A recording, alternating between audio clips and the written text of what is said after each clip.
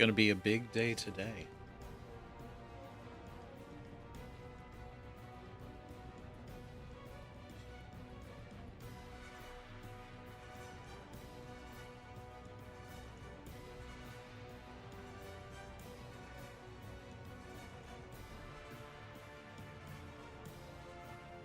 Countdown 11 minutes. Hello, everybody.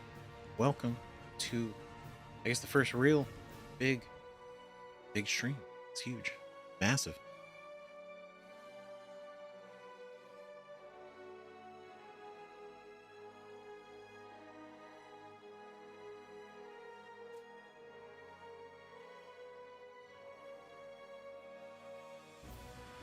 Gotta make sure everybody got water, some kind of drink or beverage, some snacks.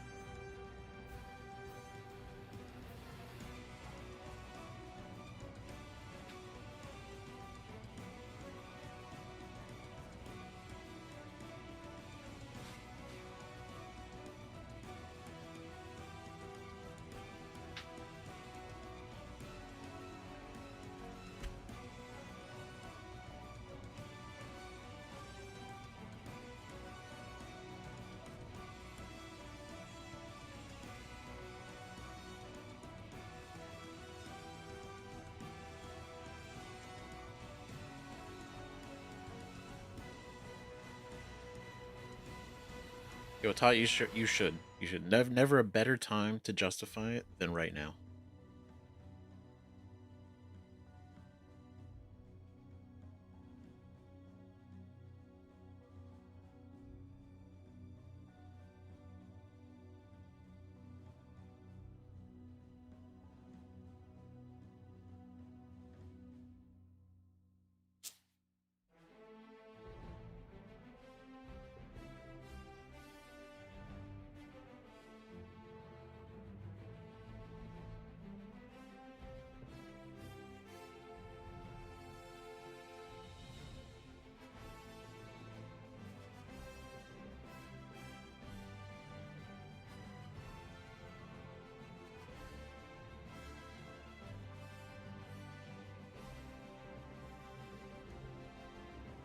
All right, huge 10 minutes. The countdown has begun.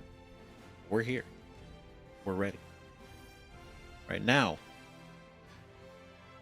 that statue thing, I don't think we've really figured it out. Not true.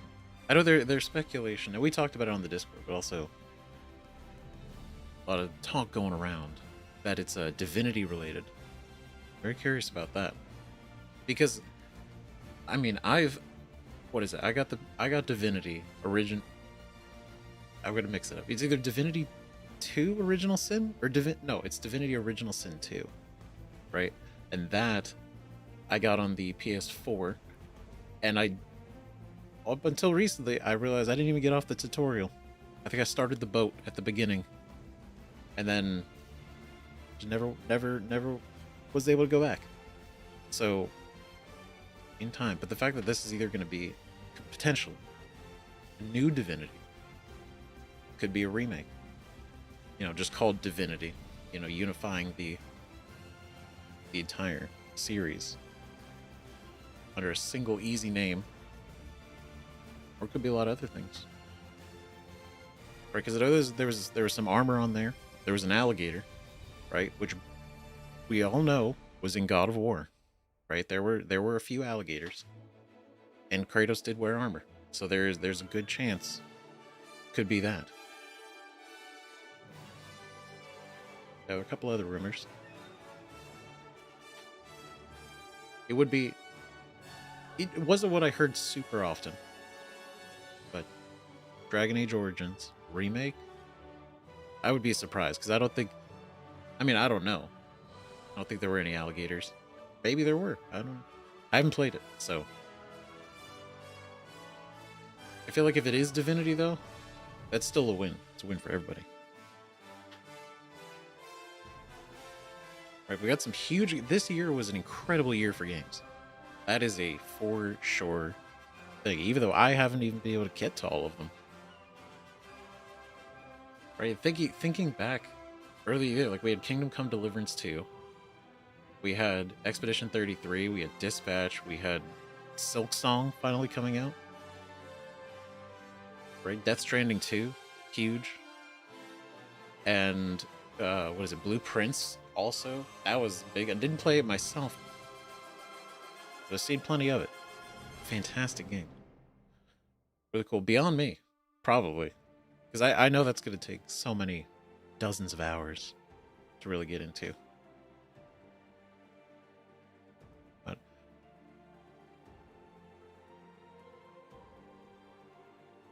we talked about it. We talked about it before. My game of the year has been picked, but it wasn't an easy choice. Not at all. Wild lineup. But hello everybody. Wow.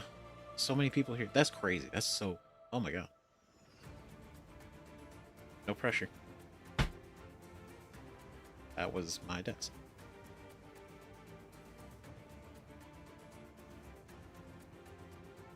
Play DOS2 for the first time right now. Really hope it's DOS3. Heck yeah. Nice. California King. Hello. Confirmed by Larian. Doesn't mean not another Divinity. True. Right? And I'm leading on the fact that maybe they're lying. Right? Because it's not like there's any, like, a law or anything against them from just, you know, saying, no, it's not. We have no plans to reveal that. But also, if that is, you know, to be genuine, it could just be a remake of maybe the first Divinity, or something in the realm, or brand new. I don't know. Right, E33 Sweet Boys. Right, this is the E33 Awards. That's really what it is. Featuring other quality games. But can we? It's wild how much of the Game Awards is made up of indie games this time around. It's majority, which we love to see. We love to see it.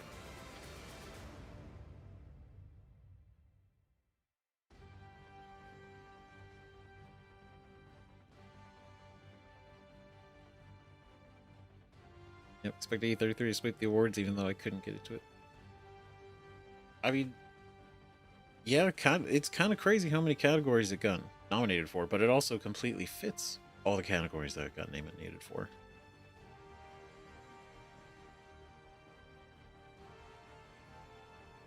Yeah, I watch you play Baldur's Gate 3. Love your enthusiasm in the game. Thanks for checking it out. I'm glad. I'm still day to day blown away by how much y'all enjoy the Baldur's Gate 3 playthrough. For real. It's super cool.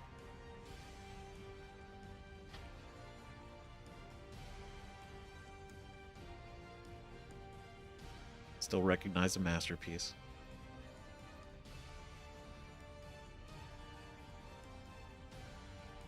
Death Stranding and Thronebreaker?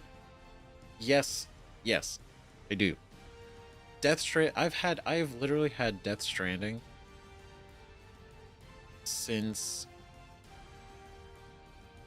oh my god. I've had it on my PS5, I think, since when we were playing The Last of Us Part 2. So, yeah, like 4 years ago, almost 5 years ago. Crazy. And it's just been... We've been bombarded with so many quality games to play. There's not enough time in the day. There's not enough time in the day, and all these games take like 40 plus hours sometimes. And like with most of them, don't wanna just shovel out any series just for the sake of it. So I want to give them their due time. So Death Stranding, definitely, and Thronebreaker. Thronebreaker, from what I've seen, is basically Gwent, so one of the best parts of Witcher 3, and story, which is wonderful. So definitely.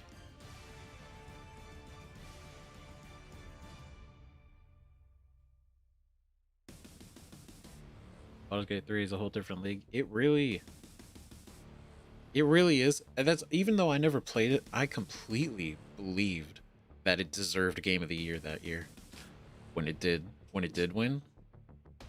And is one of those things that just reinforced, like, no, this is, whenever I do play it, it's gonna be totally worth it.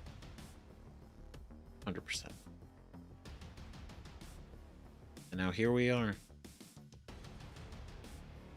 Let's see, to play Baldur's Gate 3, you get some ideas on how to be a better dungeon master. Like, about items or events. I'd say I love that it did. Right? Has me rethinking, maybe not rethinking, but sort of thinking more into, like, certain encounters, like surprise encounters, but then also how to, like, the way that it weaves in inter-character relationships, right? Even if you're playing with, like, multiple people, and these are, NPCs in the game, it's the idea that you can have, it's been very rare in any of the games that I've been a part of, whether player or DM, right? The interpersonal relationships between the characters, because everybody seems to very default to, it's me against the world, and I need these other 3 people in the party to be here, to get there. And sometimes it never really evolves past that, which is kind of a shame. But when it makes sense, it makes sense. But it is absolutely, it is every single mission, quest, interaction we have in Baldur's Gate 3 just reinforces love for the D&D. Right, happy to catch a live stream. Welcome to the live stream. Need to move the YouTube time. To be honest, I'm still waiting for the continuation of Barbie Horse Adventures. It is due. It is due any day now. Barbie Horse Adventures. We're going to finish it. Whole playthrough. We're going to save those horses. Right. Do you like camp supply system? I do like the camp supply system. Because well, you could say, like, you could do without it, and you'd get the same result. Welcome to the 2025 Game Awards opening act. I'm Sydney Goodman, here to start us off on gaming's biggest night, streaming all around the world. We are coming to you live from the Peacock Theater in Los Angeles to celebrate the year in games, with special performances including from the Game Awards Orchestra and Evanescence, surprise guests, and world premieres like Resident Evil Requiem, Ready. Phantom Blade Zero, Lego Batman Legacy of the Dark Knight, and many more. Lego Batman looks amazing. Plus, over 20 brand new games you haven't heard about yet. It will make you believe the universe is conspiring for you. And you know what? I don't think I can wait any longer. Let's just get started right now. There we go. Getting right into it. 20 new reveals, Tonight is a very special Game Awards because 3 of our Game of the Year nominees are from indie studios. So we're going to start things off with the announcement of a beautiful new game from the Burlington, Vermont-based Frame Interactive Studios. This is The Free Shepherd. Here we go, right? First one. Captured on PS5. And oh yeah, Evanescence is playing today.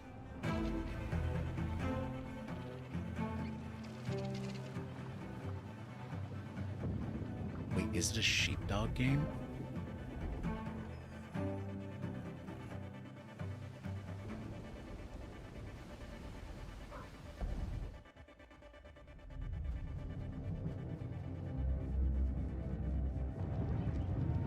Okay, this actually looks like super chill. Yeah, he's fast. Speed. 2027. Free Shepherd. Okay, I'm in.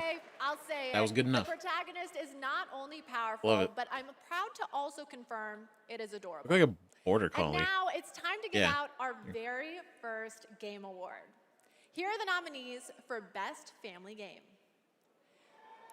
Donkey Kong Bonanza, Lego Party, Lego Voyagers, Mario Kart World, Sonic Racing Cross Worlds. I feel like Donkey Kong is going to take this category, right? And the Game Award goes to Donkey Kong Bonanza. Yeah, well, they are. I mean, that game blew up. I didn't get it. On behalf of But all of us at Nintendo, and especially the Donkey Kong Bonanza Mr. Bowser. development team, thank you. With this game, the team had an objective of creating a thrilling game where players could feel the strength of Donkey Kong as he smashed through obstacles and discovered how music would shape his overall journey. As a lifetime fan of Donkey Kong, I think they delivered on that and so much more. We're grateful to the fans and to the Game Awards for this honor. Looks like smashing things is kind of fun. Thank you very much. I mean, tech-wise, it was impressive. Like, you could destroy like 90% of the levels. And now we have 2 more. Congratulations. I think that's all I really heard about. We have 2 more world premieres ready to go. Up first is another independent game that hails from a solo developer in Sweden who's a hardcore Souls fan. He's built a brutal melee combat experience backdrop. Spooky. This is Decrepit. I think their live stream's lagging a little bit, right? It's not.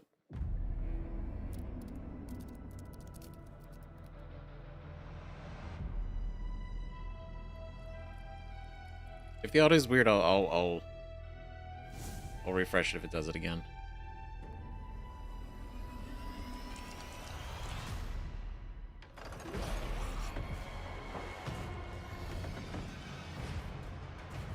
Break the curse. Okay. Oh, okay. Hold on. Wait a minute. Rise again and again.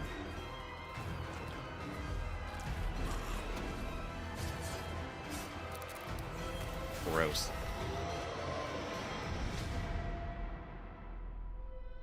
Decrepit. Right? Pretty sick. I mean, I hope there's a demo one day. But that looked great. I hope I could see more.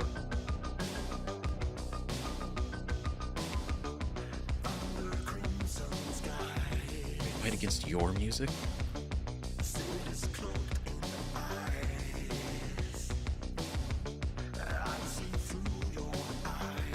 I don't know how long I could watch this if I was playing it. It's very bright. A lot of lights, but aesthetically, reacts to music. That was cool.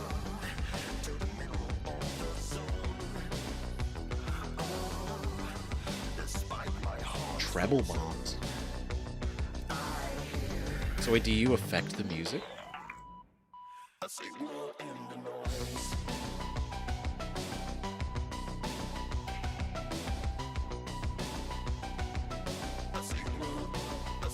Music is your nemesis.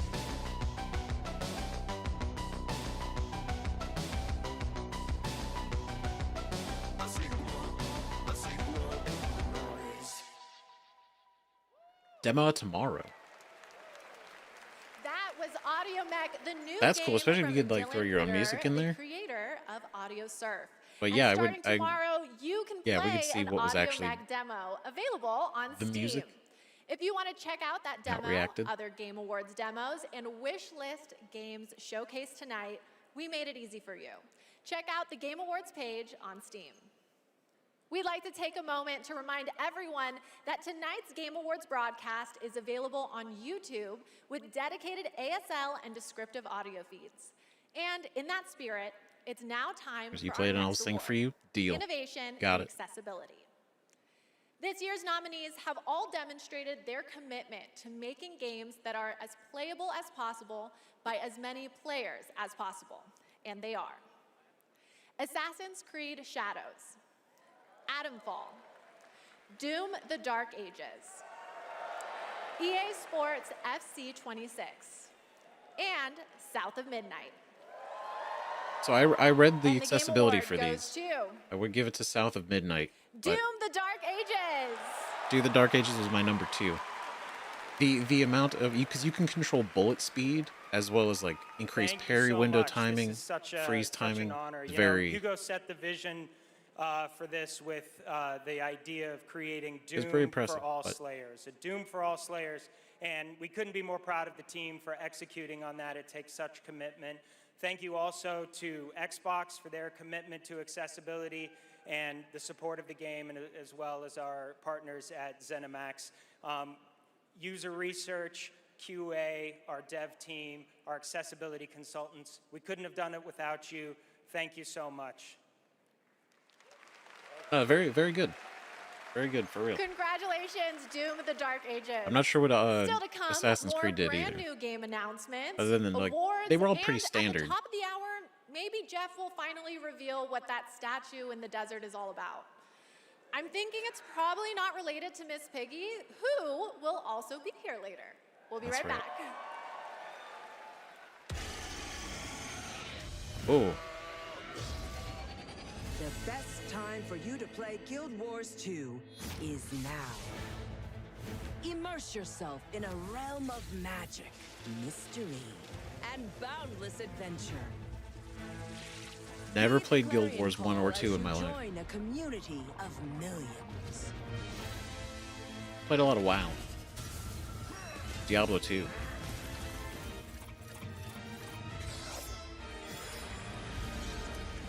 Dive deep and explore a wealth of lore. Guild Wars have been for years? Really? Celebrate cool. the release of Guild Wars 2's newest expansion. I feel like Guild Wars has been out Visions of forever, Eternity. hasn't it? It's like a long time. Download and play now. Still going strong.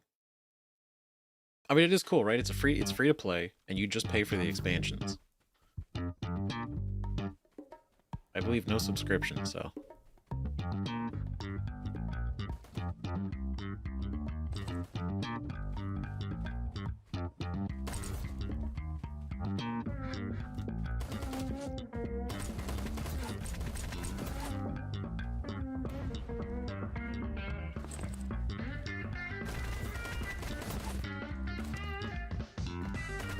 Next Storm Rise. So wait, this is like a full battle royale.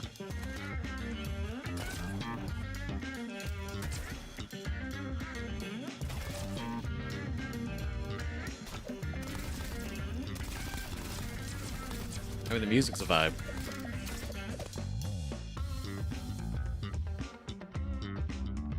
That's fun. Escape from Tarkov. Okay, it's a extraction, top-down extraction. Okay, that's Welcome kind of back quirky. To the Game That's Awards fun. opening act. We are counting Silly. down to the big show, so I signed an NDA, but I'm going to risk it all just for you. So here's a hint about what's coming up. There will be lots of new game announcements, including Lara Croft's return in the next Tomb Raider, a deeper Okay. look at Resident Evil Requiem, the announcement of the release date for Phantom Blade Zero, and the Game Awards Orchestra, conducted by Lauren Bouth, will pay tribute to our 6 Game of the Year nominees. And rest easy, I'm able to confirm Flute Guy will be back. He will be, thank God. Flew But guy for back. now, it's time for our 3 esports Music awards. saved. The first up is Best Esports Game, presented by Game. And the nominees are Counter-Strike 2, Dota 2, League of Legends, Mobile Legends Bang Bang, and I feel like for the Valorant. sheer number And the of Game people, Award goes has to be to- Counter-Strike 2. Counter-Strike 2.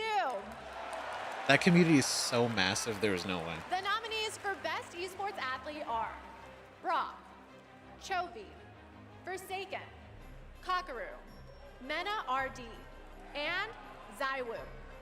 And the I Game don't know Award who any of goes these people to are, out of respect. Chovy.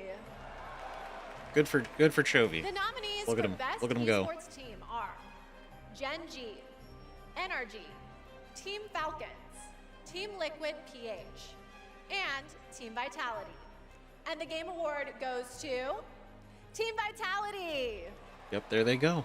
Congratulations did it. to all our winners.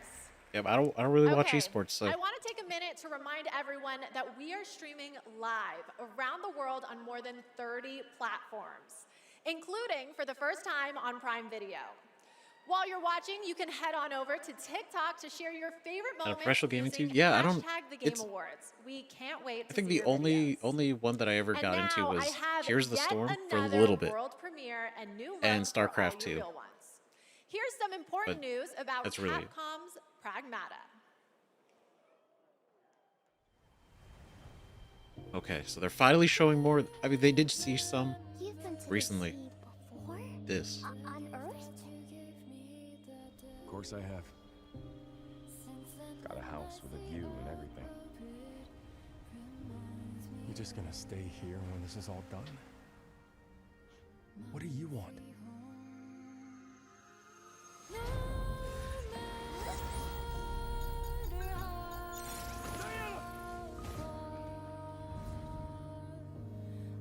Very cool.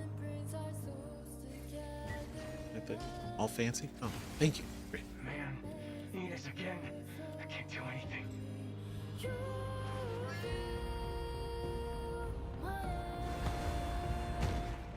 Hello, unregistered guests.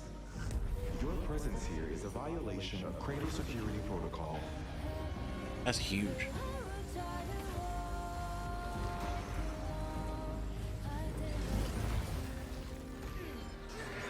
Okay, that's kind of cool. Okay, hold on. Is that gonna be it? Is that where we're? Is that where we're ready? Oh wait, no.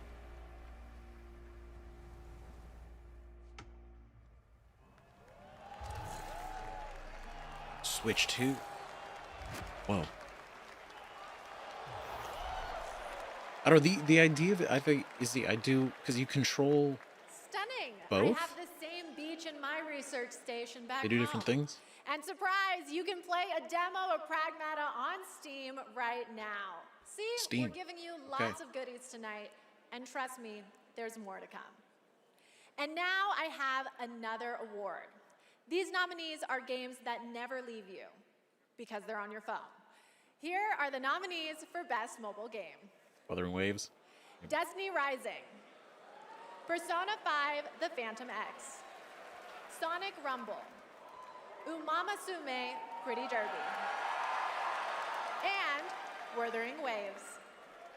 And the Game Award goes to It's gotta be Wuthering Waves, right? Umamasume Pretty Derby! Uma Musume made it? Wow, that's what a turnout. What a twist. It is a tremendous honor to receive this amazing award. This was only possible with the support of our fans. I deeply appreciate all the Uma Musume trainers out there. To the people who are not familiar with science, we are dedicated to being the best entertainment. We will promise you more wild contents coming, so stay tuned. Thank you so much. Thank you. Alright, what a game, what a win. Congratulations. All right, I think I have to take Forgot a about quick Destiny break Rising, and bro. play Umamasume. Heard about that for like a It's minute not my and never ADHD. again. It's professional development and my ADHD. But there is so much more to come, including 2 brand new game announcements from 2 brand new game studios right after this. Uma Musume's memes, it really is. It's so funny. My dear children, I write this letter to you as testimony of my undying love. Deorcus, my beloved, you will honor our goddess more than I ever could. Rickard, my cherished, find your father's steel and face the challenges ahead. What happened? She knew Maraike was coming for her. Never forget, the bonds that tie the 6 of you will be your strength.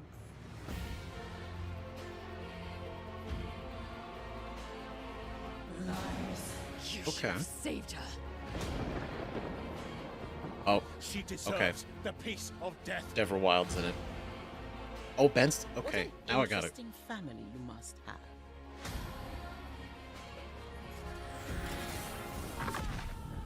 Is that fear I sense? Amelia Stay Tyler. in the light. They just got everybody in this. Never give into darkness. Okay. Your loving mother, Mahin.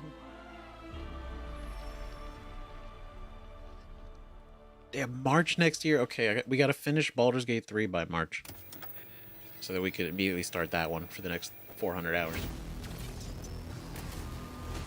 Really, I was like curious, and then they slapped those names on there for the cast. It's like, oh shit. Okay, all right.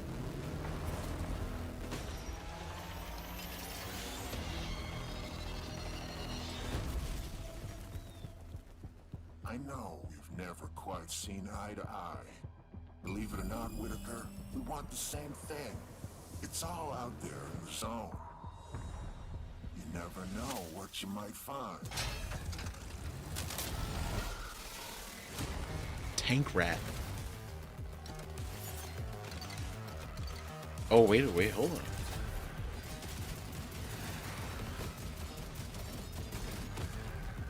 Okay, this actually looks kind of neat. Right, so you're like this little drone, you go out there, you pull apart parts, and you put together some kind of janky tank. Welcome a jank, back. if you we will. are so close to the top of the That's hour. cool. Everybody, go tell your friends to tune in and get ready for a night of awards, world premieres, musical performances, and lots of surprise guests we haven't told you about, because then they wouldn't be surprises. But now it's time to honor another game studio with an award. And it's one of my favorite categories, Best Independent Game. Oh, here we go. This year there Okay. have been so many Some serious incredible awards now. independent titles from studios around the world, and our global jury of media selected these 6 as the best. Yeah, the council has decided. Absolum, Ball Pit, Blueprints, Claire Obscure Expedition 33. Hades Not a 2, bad game on this list. and Hollow Knight Silksong. And the game award goes to Claire Obscure Expedition 33. Of course it does.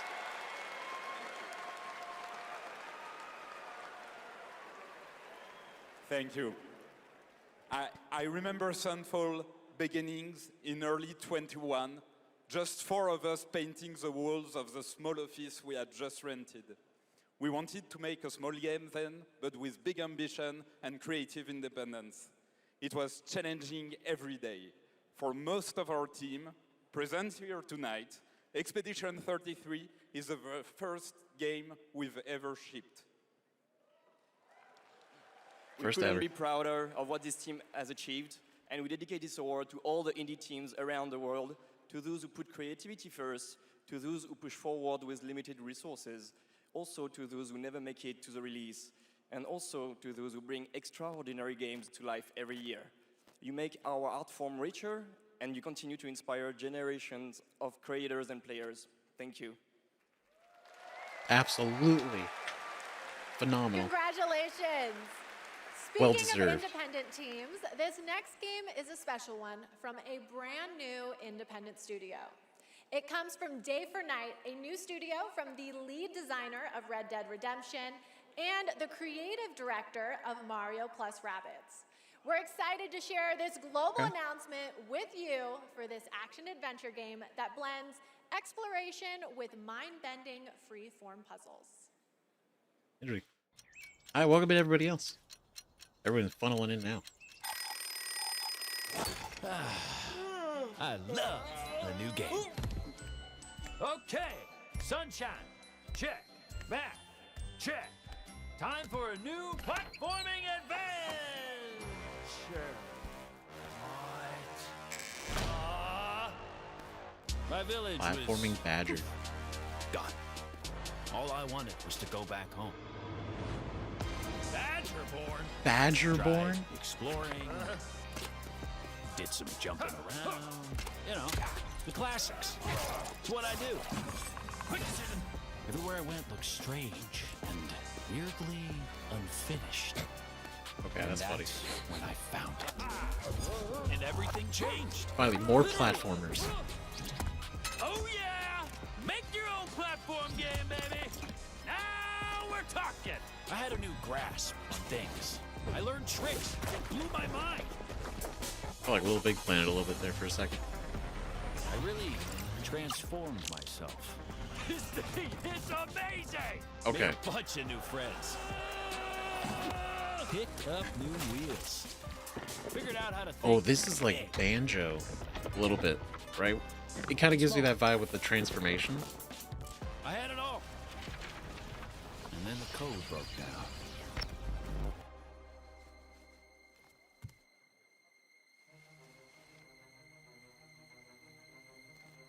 He's real.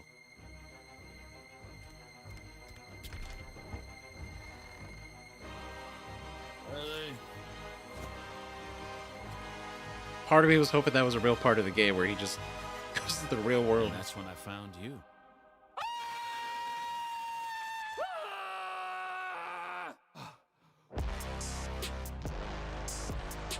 Bradley the Bat. Okay, that's the real name? That's funny. Okay. I was on board with Badgerborn. Okay, so I always expected it to be the AI chatbots that achieve sentience first, but I'm down for an animated Badger singularity. And yes, that is actor Evan Peters playing the role of Bradley the Badger. I have one more world premiere for you. It comes from an Looks fun. incredible brand new studio in Osaka, Japan. This is a wholly original new world coming in 2026. And we're excited to share the announcement and the first look at gameplay with you. Wholly original.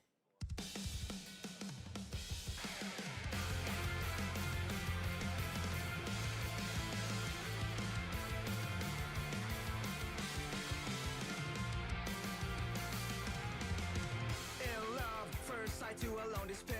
Fiercely blaze my heart, even these frozen air. Dark and cold, the place that's on your face, I fell in love. Don't even know I got your name, girl. Angsty anime zombies.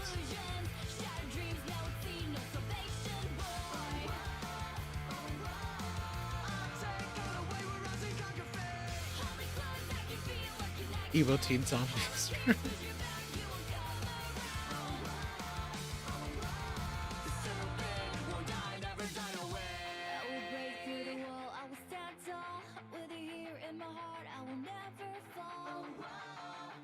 Like, the music's a vibe, but I have no idea what's happening.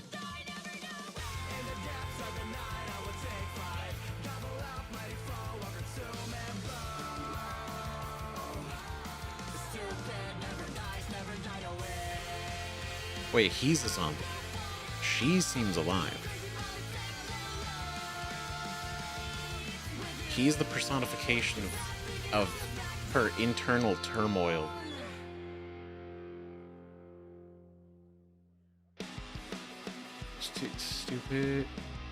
Stupid never dies? Is it? Okay, here we go.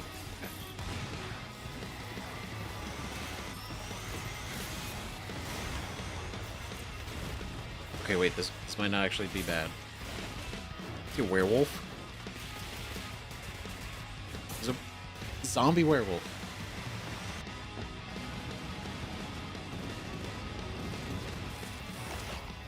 Okay, that was kind of cool. Okay, wait. It's like a hack and slash. How's he? I don't eat humans. He doesn't eat humans. Okay, so he's... Okay, if that doesn't get you hyped for the main show, then maybe you're the problem. That was Stupid Never Dies from GP Track 50, a studio made up of Warm action bodies? game No, lovers literally, that who was have kind of the worked on vibe I was titles getting. such as Devil May Cry, Dragon's Dogma, and Resident Evil, creating action games for action game fans. Okay, we're minutes away from the main event. We have one more award for you. A category that celebrates other media that took video game IP and made movie and TV magic. Here are the nominees for Best Adaptation. Okay, here we go. A Minecraft movie. Devil May Cry. Of course. Splinter Cell Death Watch. The Last of Us Season 2. And Until Dawn. And the Game Award I feel like goes Devil May Cry is like... The Last of Us Season 2! I had a feeling that was actually going to win. Gabe? Oh, they're here. In person. I want to thank all the original devs that worked on The Last of Us Part 2, all my homies back at Naughty Dog, our outsourced partners, our fans, our video game fans. This opportunity wouldn't exist without you. Thanks to all the support we got from PlayStation Productions, Sony Pictures, HBO. Do we need to thank Netflix or Paramount or whoever our streaming overlord is now? But most of all, I really want to give a big shout out to our crew, our incredible cast led by Pedro, Bella, Isabella, Gabe. They really threw themselves at this and did their best to bring our world to life in live action, and we're super proud of what they've done. Thank you to the Game Awards. Thank you very much. Congratulations, The Last of Us. Okay, my guys, Hey, we not have bad. reached the end of the opening act, which means it's time for a new beginning. The Game Awards main event is imminent. With big awards, even more world premieres, and amazing performances, surprise guests that even I don't know about, because if you guys remember, I violated my NDA earlier, and they decided I couldn't be trusted. But you know you can trust me to be absolutely losing my mind when we get to Lara Croft's long-awaited return, the announcement of the next Tomb Raider, which is just minutes away. And Not that's played just Tomb Raider one myself. Of the announcements we've told Any you of them. about. There At any are point. a lot of other There's ones never been that are so secret. something that has come to me. All I get to see completely serious. Anyway, thank you for going on this journey with me, and congratulations again to all the winners so far. Oh, Trust I me, definitely the need fun to. is just Like, there's never beginning, been a so reason buckle not up. to do it. The It's more just like I've never 2025 gotten the Game game. Awards starts now. And like, I loved Uncharted. We played all 4, and it's one of those that I think was in the same kind of spirit. But man, it was so good. Wait. Hold.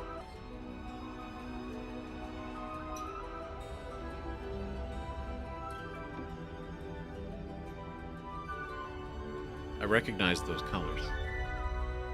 Like a core memory.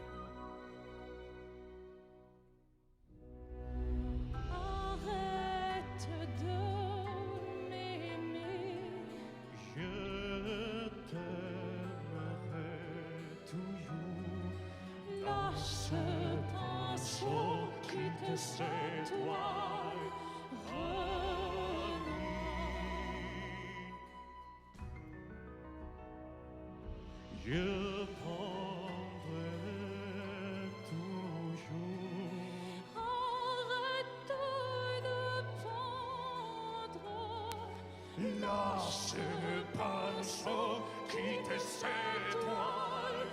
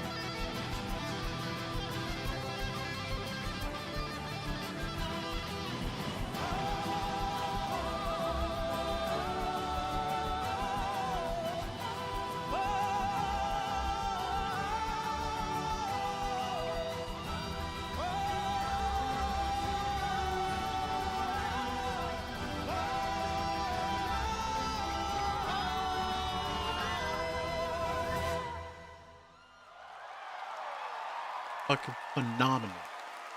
Oh my god. Lorian coming out like a rocket. That solo. Nuts. Casually. Just like, Ben.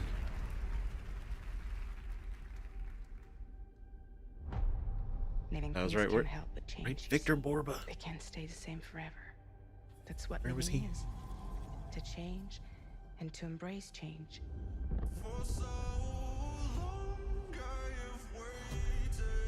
The guy in the dress, he was not one of the singers on the soundtrack. Out of respect, I don't know who he is exactly. Maybe I'm missing it, but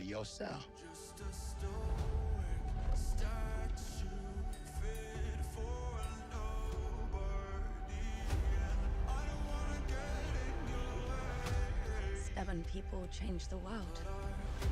the bot stole the ticket. Some bullshit.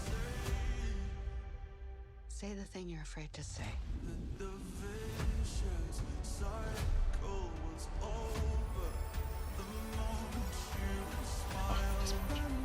We can work with this. To new beginnings. Ring the bell, sharks, baby! Video games. You want to get nuts? Let's get nuts. You know me, headmistress. I know enough to get me into trouble. Is this what my tomorrow will be? For those who come after. Welcome to the Game Awards 2025. What an opening. Now, here's your host, the creator of the Game Awards, Jeff Keighley.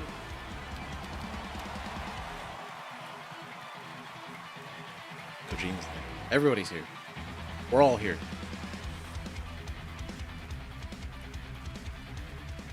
Let's go. What's happening? Good evening, everyone. Welcome to the Game Awards, a night to celebrate the best and discover what's next in video games. Tonight, we are connected through our love of games.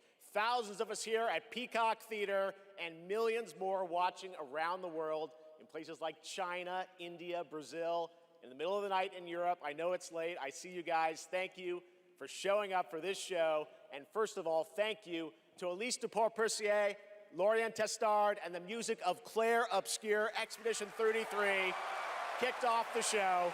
An amazing performance. And of course, that is the most nominated game in the history of the Game Awards.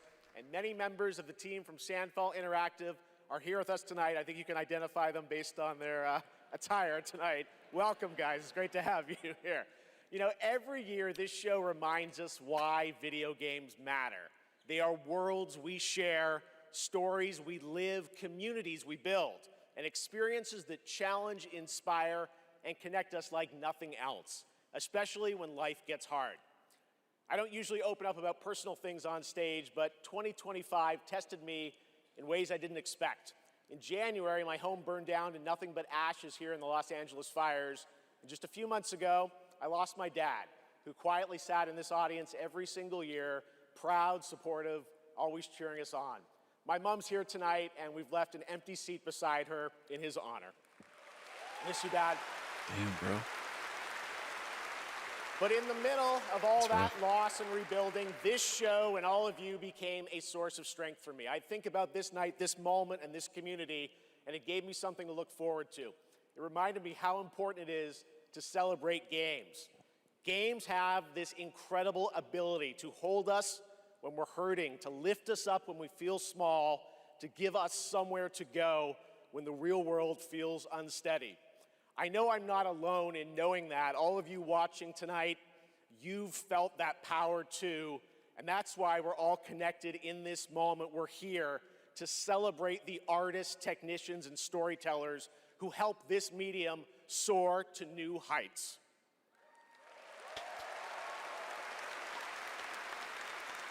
Tonight, we're going to honor over 100 nominees and celebrate a record-setting 3 independent titles up for Game of the Year. That's right. And We are going to have some fun, of course, too, with a whole slate of brand new game announcements that will hopefully get you excited about the limitless future ahead. So let's get going. To present our first award, a father and son, two remarkable actors. He is one of the finest performers working today, from Isaac in The Last of Us to Chase in Dispatch, and his son brings young Chase to life in Dispatch as well. Please welcome to the Game Awards, Jeffrey and Elijah Wright. Hell yeah. But no, in Dispatch, when it's like the younger version of Chase, it's actually his son. Where they both voice Chase. And I think that's so cool. Wow, this is incredible. I'm so excited to be here tonight in the company of so many incredible artists and gaming fans. Particularly as games increasingly explore new frontiers of storytelling. But the reason I'm here really is standing next to me, my son Elijah. It was Elijah who brought me into the world of modern games, emphatically encouraging me to join the cast of The Last of Us Part 2. Perfect. And now he's joined me in voicing Chase and Trackstar in Dispatch. Honestly, such a perfect casting choice. Some Dispatch fans out there, I think. Yeah, cool. If it weren't for Elijah, I'd still be playing Pong on an Atari. That's right. Keep up. I can't believe I'm standing on this stage today. As an artist, I'm thrilled. I grew up with video games, and getting to work in the world of gaming has been a dream of mine. I mean, I guess it's nice that you're here too, Dad. Thank you, Elijah. I got you. Got him. The next award honors games that are high octane, high action, and combat heavy. Here are the nominees for the Best Action Game. Hades 2. Best action game. Been playing Battlefield 6. But I'm also just a Battlefield guy. Haven't played Dark Ages yet. Hades 2. Haven't played it. I've seen enough of it. I know it's amazing. I gotta play Ninja Gaiden. I've only heard about Shinobi. It's gotta be Hades 2. The winner is Hades 2. There it is. It's just like the combat looks so good.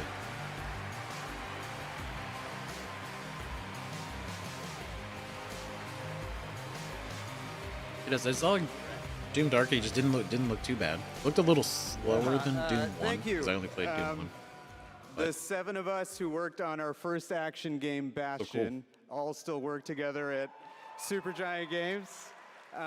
We've been joined by so many people who helped make Hades 2 and the original Hades what it is. On behalf of the entire group of us who worked on the game, we just want to express our gratitude to the other teams who make such incredible work in this industry and inspire us. And we want to say thank you to our players who literally helped make this game what it is through its early access. Thank you so much.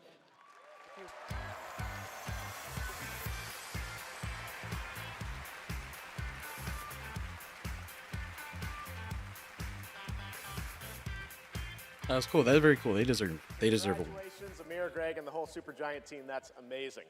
All right, now we move into one of my favorite and, yes, sometimes very dangerous parts of the evening. The moment where we look ahead at what's coming next from some of the world's most talented game creators. All year long, there's speculation online about what may or may not appear on that screen tonight. And as always, my only advice is enjoy the journey.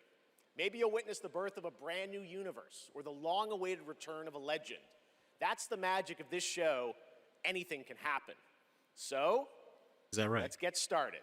It's time for our very first world premiere, something truly special that we're honored to debut here at the Game Awards. Okay. Pal World Dating Sim. What is this? Space.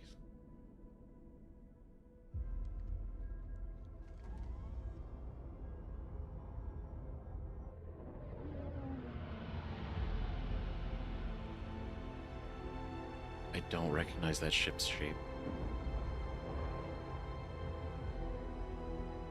Baldur's Gate in space.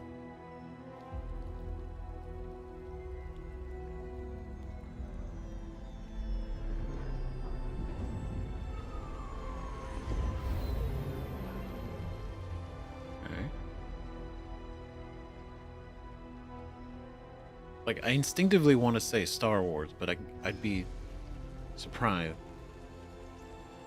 It is Star Wars. Oh my god. Okay. I recognize the droid shape. Unless this is not Star Wars, then it's very... What? What's that? Is it a relay?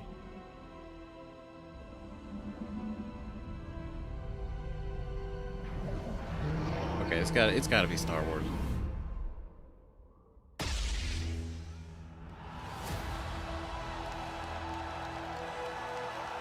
Oh wait, Fate of the. What is this? It happens so fast. Fate. Boom! Star Wars Fate of the Old Republic is a brand new single-player action role-playing game set in the Old Republic era, of course, and directed by Casey Hudson, who's joining us here tonight. Casey was, of course, the director on Star Wars Knights of the Old Republic and the Mass Effect series. My God. We and Star Wars are back together Legend. again. All right, we have many more game announcements to come. It actually might be good. Single-player action RPG Star Wars. We have a very special guest I'd like to bring out. Please welcome Miss Piggy. Oh, thank God. Okay, here we go. Hello to all of you gaming fans out there, and hello to you, my little Jeffy Poo. Piggy, it is so great to have you here at the Game Awards, and thank you for accepting our invitation. I really appreciate it. You know I would never turn down an invitation from you. Not after Bora Bora. Oh, God. Which, by the way, was certainly not a Bora. Right, icon. Piggy, come on. This is a public event. Oh, American icon. shy. Miss Piggy, I said in the open, my mom is right there. I mean, more importantly, let's move on to what you're going to do something later. You got a really special moment later in the show. You're going to be doing something, right? Yes, that's right. Especially for Vu. And Vu, Jeffy Poo. Okay, well, I can't wait, Miss Piggy. We'll see you later. I am so excited. Yes, gotta run. Want to make sure this performance is just perfect. Kissy, kissy, everybody. Miss Piggy, everybody. We'll see 10 you out a of 10. little bit later. Let's go. And you guys are going to love it. All right, we have so much Game Awards ahead. The surprises do keep coming, I promise you. More awards, and later, Evanescence rocks the stage. Here for survival training? Oh. Of course you are. Pathetic! Now, we've compiled some valuable training materials. Oh my God, Max So is you there. can stand a chance against the hungry undead. We can just run around those, right? Silence! Both of you. Out there, you'll need more than your foolish instincts to escape the monster's claws. Or to pick a fight with a martial arts master. Well, I do love a good fight. But do you like winning them? Dude. You'll face samurai and demons and viruses. I'd like to talk more about the samurai and demons. Well, this is survival training, not survival talking. And lucky for all you helpless half-wits, we've cut the price on some top-notch materials. So study up, fools. Let's jump! This isn't Conquest. All right. It's Red Sec. It's a lot of fun. Yeah, and it's free. Free Red Sex? Do you think anyone here said sex? He said sex. You said free. Redacted Sector. Really? Yeah. Is that the name? It is. We gotta jump! Am I supposed to have a big gun? No. You're gonna find big guns down there, and we might even get a tank, noob. Oh, a tank? We're not getting a tank if we don't jump! Oh, we need to jump. Yes! Go, go, go! Yeah, Red Sex! It's Red Sex! Oh my God. God damn it. Okay, so it was a little animated short.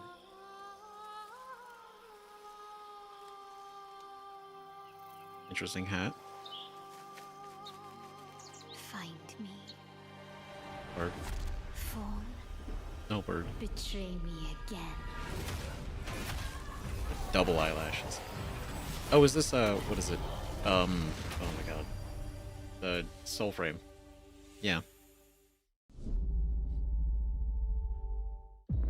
I've got bad news for you. Yeah, of course you do. Zombies are real. And I need new pants. Famous last words in a zombie apocalypse. They can't hurt us if they can't catch us. We gotta get out of here right now! Let's go, Commando! Okay, yeah, this is like the 4-player co-op zombie, or the, what is it, like Left 4 Dead kind of esque.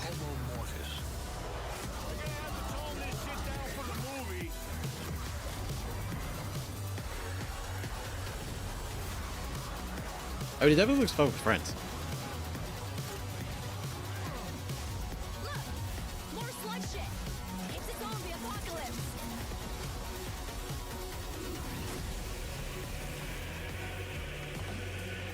Fuck that. Toxic Commando. John Carpenter's All right, Toxic Commando? Now it's time to put an end to gaming's most controversial mystery.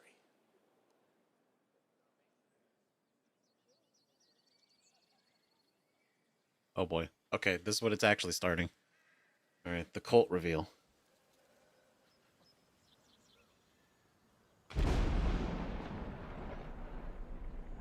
Knew it had to happen eventually.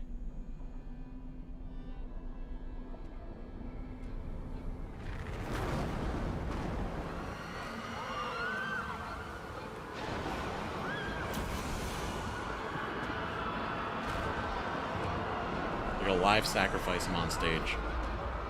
Bold move. Oh, 2. Okay. 3.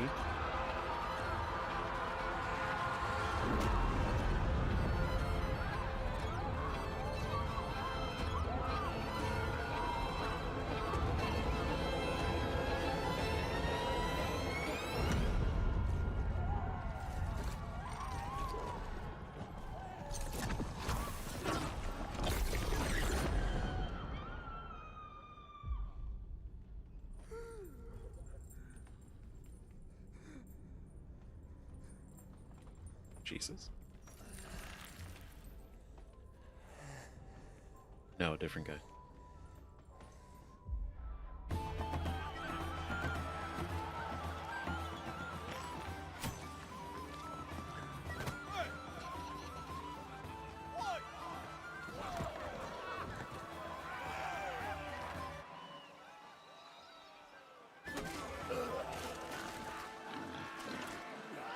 Pre-rendered, not actual gameplay.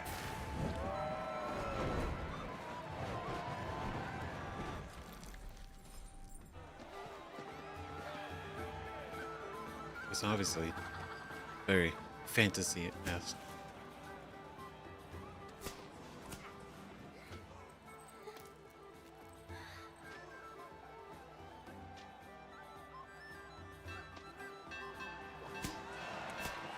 Very intrigued. Gives me Midsummer vibes. Convergence.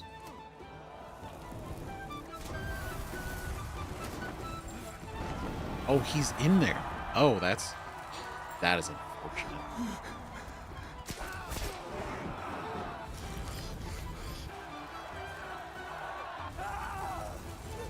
Ugh.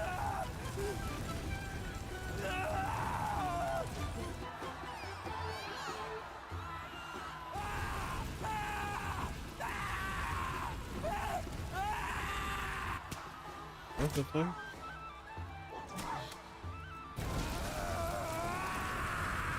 Hello?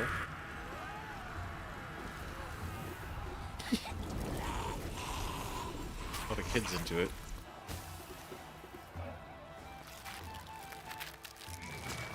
Ooh, alright.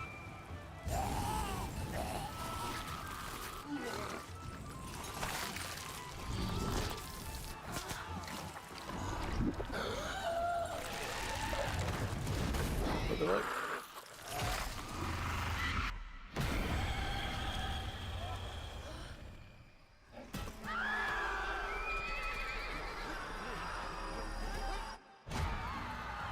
All right.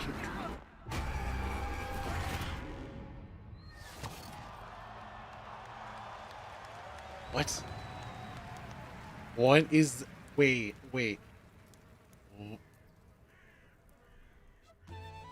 Fucking...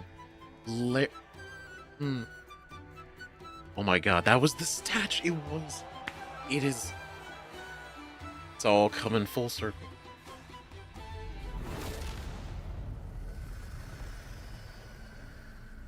Brutal. In the best way. Fucking divinity. Oh my god. What a moment. That statue Holy monument shit. that has fascinated the internet now has a That's name, so cool. the Hellstone. And yes, Larian, winners Disgusting of Game of the and Year in 2023 brutal. for Baldur's Gate 3 are hard at work on their next role-playing game, a continuation of the Divinity saga. Divinity is their biggest game ever. That's right, even larger than Baldur's Gate 3. Continuation. Promising more breadth and depth than ever before, and we cannot wait to tell you more in the future. To present our next award, please welcome two previous winners of Best Performance here at the Game Awards, Maggie Robertson and Neil Newbon. Yeah, so we got that and Celasta too. We will not be hungry. There they are.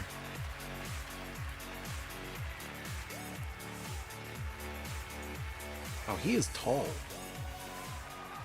Woo! For the record, Neil said that he was wearing the dress this year, so I wash my hands of this. Anyway. I liked his I don't know coat. why they keep pairing us up. All right. Right. Acting. She plays They Dimitrescu say acting in Resident Evil is the Village. art of pretending. Well, actually, Mags, I personally think it's the highly disciplined craft of being dramatically truthful on purpose. Convincing strangers you're someone else and then winning awards for lying. Listen, I actually based my entire career on this. We really need to have a chat. Neil, it's called comedy. Lock in. Okay, so we're here today to recognize the amazing performers who convinced us through their lies and deceit, really, that they were warriors on a quest for vengeance in feudal Japan. Dashing archaeologists with a penchant for fedoras and whips. Pseudo-French revolutionaries holding baguettes for some reason. And teenage girls forced to survive extraordinary psychological and physical terror. The point is, acting is serious business, and we are serious actors here to talk about acting seriously, really. Just do the thing. Okay. Here are the nominees for Best Liar. I mean, Actor. Best performance. I didn't make the rules between you two. I was gonna say, of course. We'll break the cycle so she can't steal anyone else's future. I'll find every member of the Yote Six. I swear it. I thought I was used to losing people.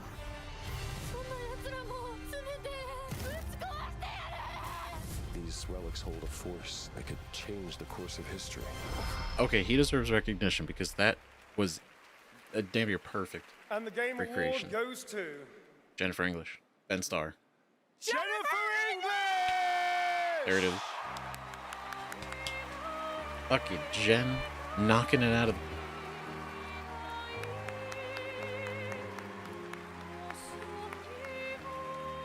Fucking incredible.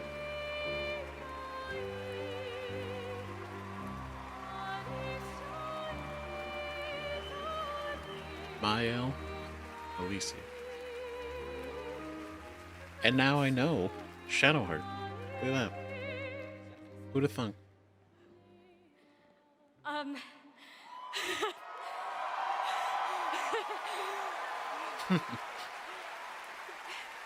Thank you to everyone who voted. Wow, this is loud. This is not just my award. This takes a village. And oh my God, I love my passionate, beautiful-souled, artistic, clever, beret-wearing village. Every single one of you. Guillaume, Jen, special shout-out to Charlotte and Adeline, and of course, my wonderful Ben, who has been my ride or die throughout all of this, my big brother, thank you. Thank you to my beautiful girlfriend. And I just want to say to every neurodivergent person watching this in this room, because I know there's probably quite a lot of you, and at home, to all of you that feel like life is stuck on hard mode, this one is for you, and thank you so much to the games community and industry for giving us, so many of us, a home.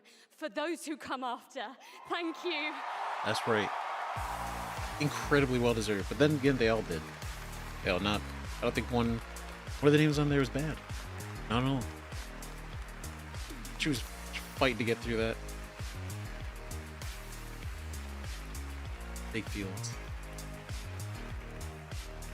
I know, shout out to the NDs, right? Let's go.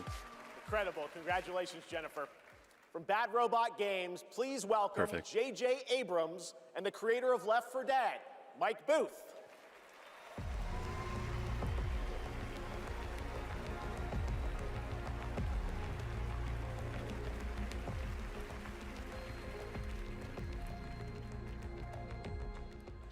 We've been so lucky at Bad Robot to get to work with some incredible artists to tell stories on stage, TV, and film. And it's been an absolute thrill and honor to have spent the last few years working with a brilliant Mike Booth on an original universe that brings our passion for great storytelling to the PlayStation and PC. Thank you, JJ.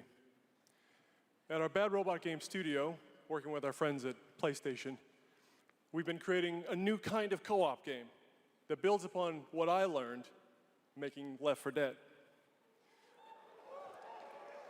The result is something entirely different, an unpredictable, challenging combat sandbox where you succeed through cooperation and improvisation. And now I am excited to share a glimpse into what we've been working on.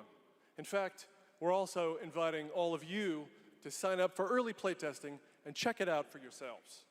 But first, welcome to 4 Loop. 4 Loop. Welcome back, team. Now, I need you to brace yourselves. Earth was invaded. Right, hasn't aged Lost a day. in less than a minute. All of this was our fault. We're the only ones left who can fix it. And you must use our machine, the same machine that broke the world, to unbreak it.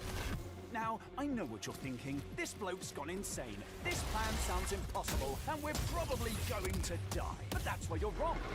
You're definitely going to die. Reprinting. It's all part of my new plan. Every time you fail, I will use our machine to bring you back. Reprinting. So, like, roguelike? If you can relentlessly experiment.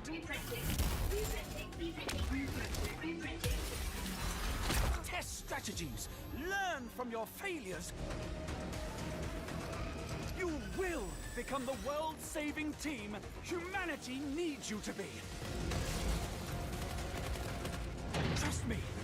The voice in my head hasn't been wrong yet. From now on, nothing is impossible. Now get out there and fail to save the world. Interesting. Up next, we have a new game announcement from some of the I'd developers have to who see helped more put of The the Last actual of Us and gameplay, Uncharted into our hands. This new, small, Could be independent studio is charting its own course, focused on crafting uniquely styled, artful games that are pushing the evolution of companion characters. Enjoy.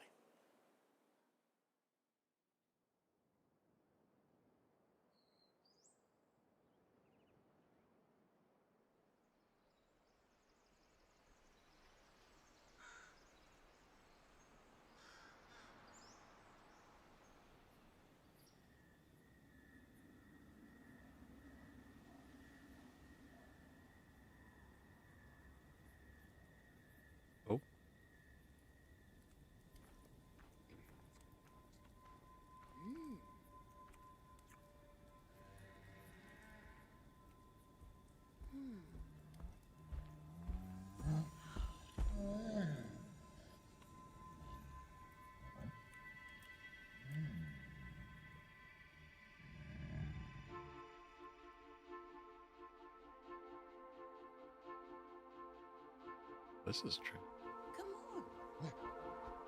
We actually play as her. Okay. And this is our... Oh. Definitely gives me Last Guardian.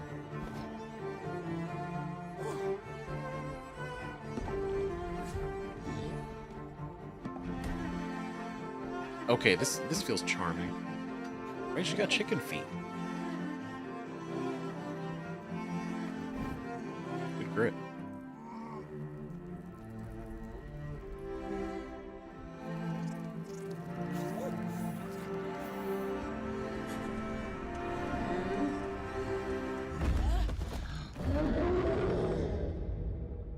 Coven of the Chicken Foot.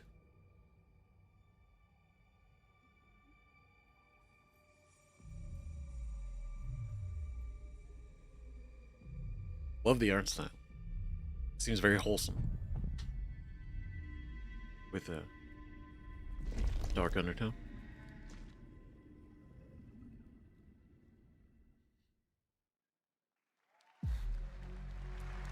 Curious. Very cool. I mean, we're moving on. That was fast. But, Come neat. talk to me first. I can explain what's going on. Creators of Soma. Oh, so this could be fucked up. Okay.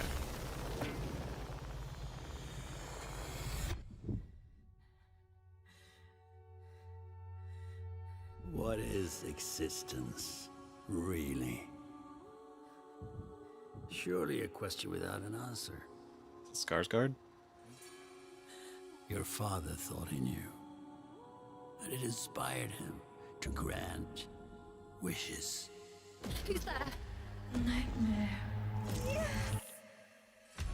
That's why all of us are here. You want to understand, to know. Then you have to step beyond the walls surround you. Play your father's game.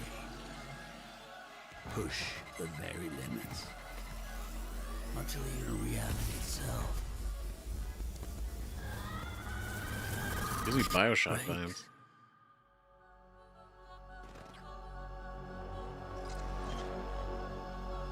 Twisted.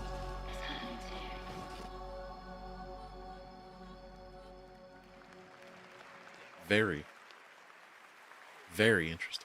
That was Ontos from Fractional Games, a sci-fi mystery and spiritual successor Especially to the makers of Soma. set on a repurposed hotel on the moon. And yes, the Not that I played it, but I unmistakable understand the Stellan Skarsgård reputation. will star in the game.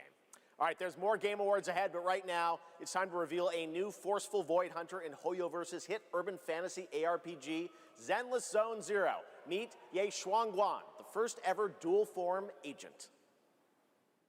Here we go, ZZZ fans out there. Rise up. Every chosen heir of the Qingming sword is expected to become a hero. Tread carefully. One step further and you may shed your mortal sins. But the gate to the final domain does not open without I've refinement. not played. The strongest bond between people is always value, isn't it? I give you what you want, and you give me what I want.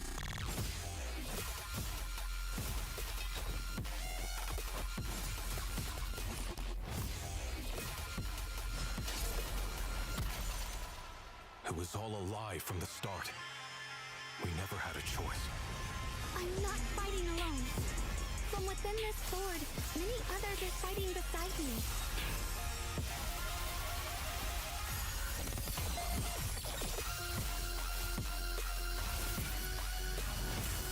I'm not following too much. The more noble the excuse, There's a lot happening. the uglier the truth behind it. One instant, 1,000 visions! But no, for real, the fact that game made by the Soma devs could be wild. Can't wait. Gotta play Soma 2 still.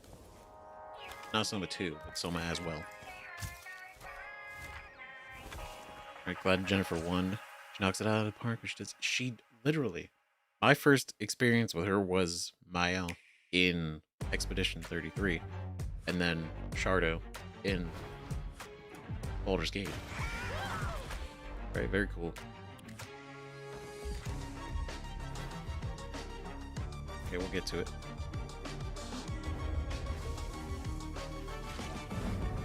No, Larian game. My God, it's gonna be fucking crazy. They didn't even say who it was by. They just started it.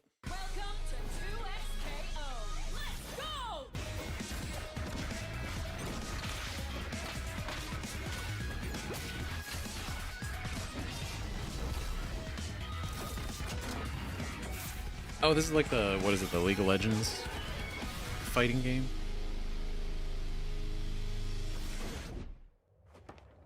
Sheriff Kierman, sighting target. Missed a Larry announcement. You subtly. For a limited time only, Prime members can go to Amazon.com Gotta go the Game check it out. Awards to save up to 25% on select nominees, including Split Fiction, Sonic Racing Cross Worlds, and Final Fantasy Tactics. I do still gotta play those 3. From the award-winning games Journey and Sky, Children of the Light, please welcome That Game Company's CEO and Creative Director, Genova Chen. Right. All right. At That Game Company, our mission has always been about creating the experiences that will inspire human connection. And tonight's Game for Impact nominees embody that spirit. Through stories of nostalgic childhood memories, diverse culture and identity, and grief and healings, these games remind us how interactive art brings us closer together. Here are the nominees. Games for Impact.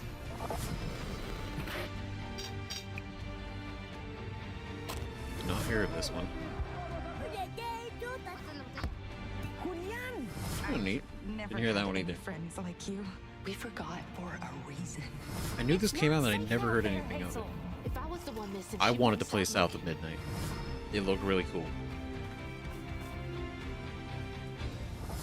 And Wonderstop looked whimsical.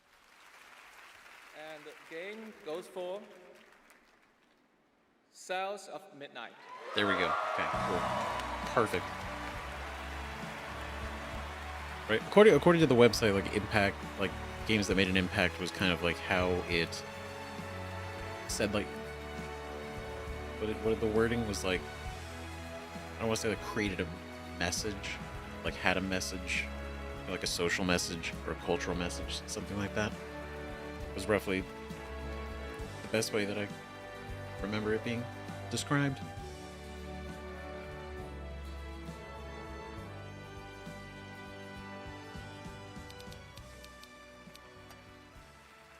Thank you so much to all the nominees.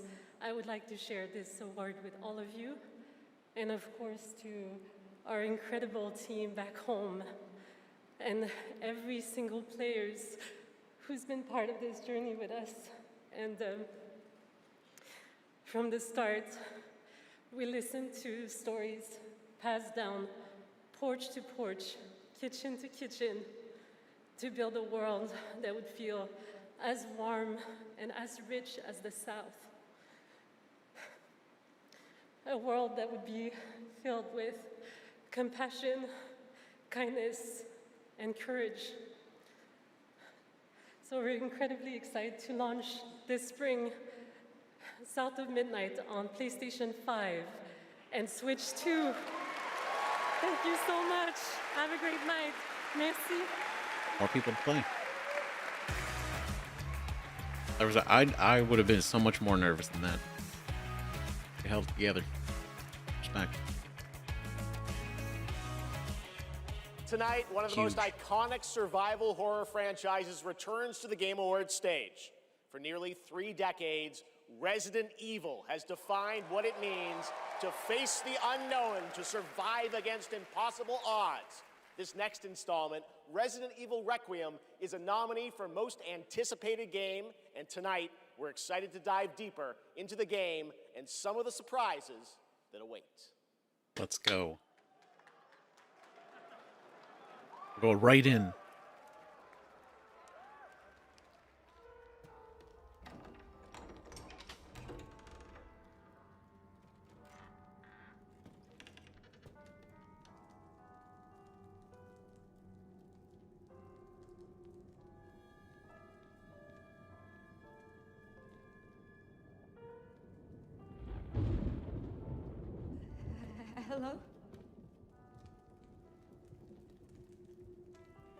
It hasn't been easy.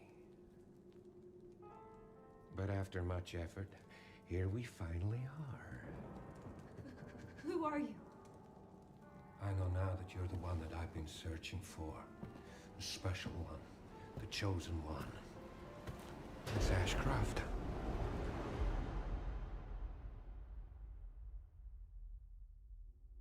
Who is this guy? Talk to me. Is this one like the others? And it's not post-mortem lividity.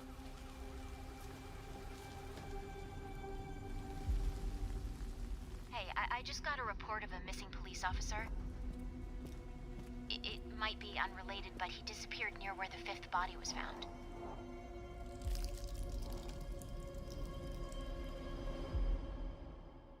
Through you, Elpis can finally be set free. Elpis. The team has settled on a person of interest. Someone with ties to Umbrella. Victor Gideon.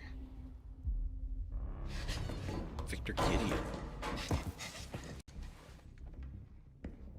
Grace! Grace! So he worked for Umbrella. Purchased a building after Umbrella went under. I'll send you the address.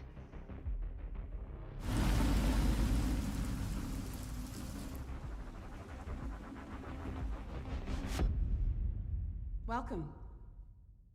Dr. Gideon has been expecting you.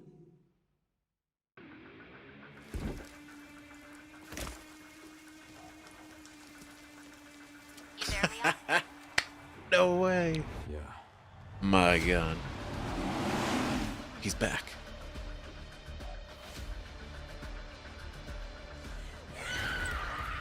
Hey, over here. Oh my God, he looks great. What are you doing here? Would you like to see what's hidden under the hood? Fucking Don't do anything stupid. Leon. Me? Never.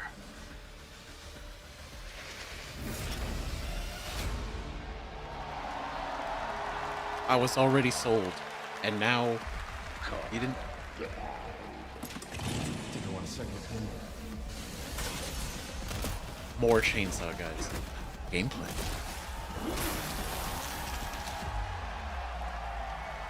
Absolute so good.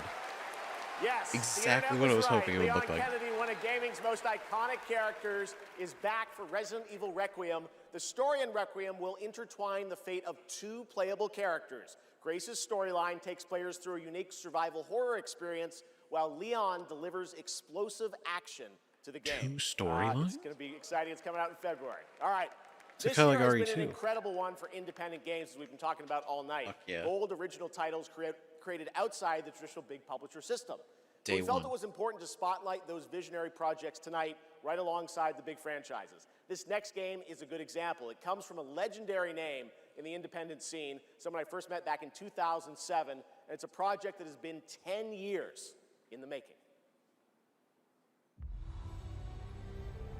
Let us begin. Template for Combiner. North. A world of heroes. Can you charm that goblin? It's too far. I'll swap him out. East. The Mirror Isles. Will the mirrors repair my soul? Will I pass the test? West. Endless caverns. Beams of light. Technical puzzles. Nobody else could get this old mind suit working. So all the rewards go to me. Skipping stones Trip. to lonely homes. I'm close to the treasure. Just a few more minutes. If you don't get back before that storm hits, we're both dead. Fuse and grow.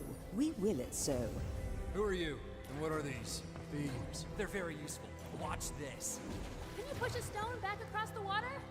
That's water?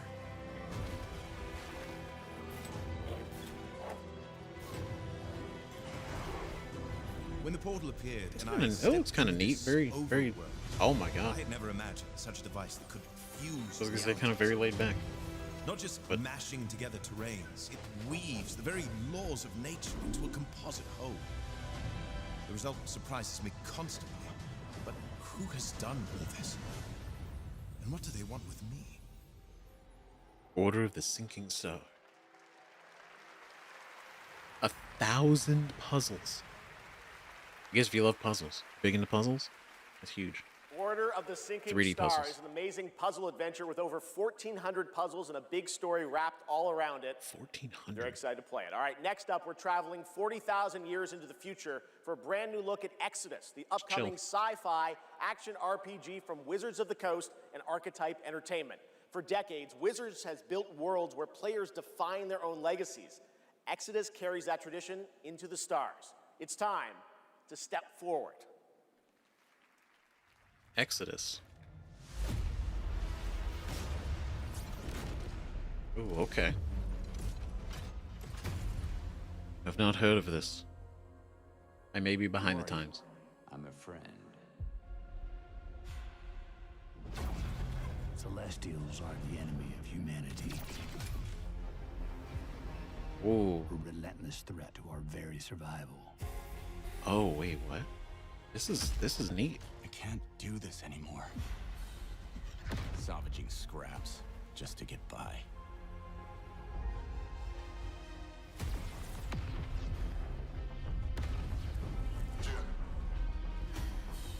Child of Orion, fulfill the purpose for which you were crafted, and seize your destiny.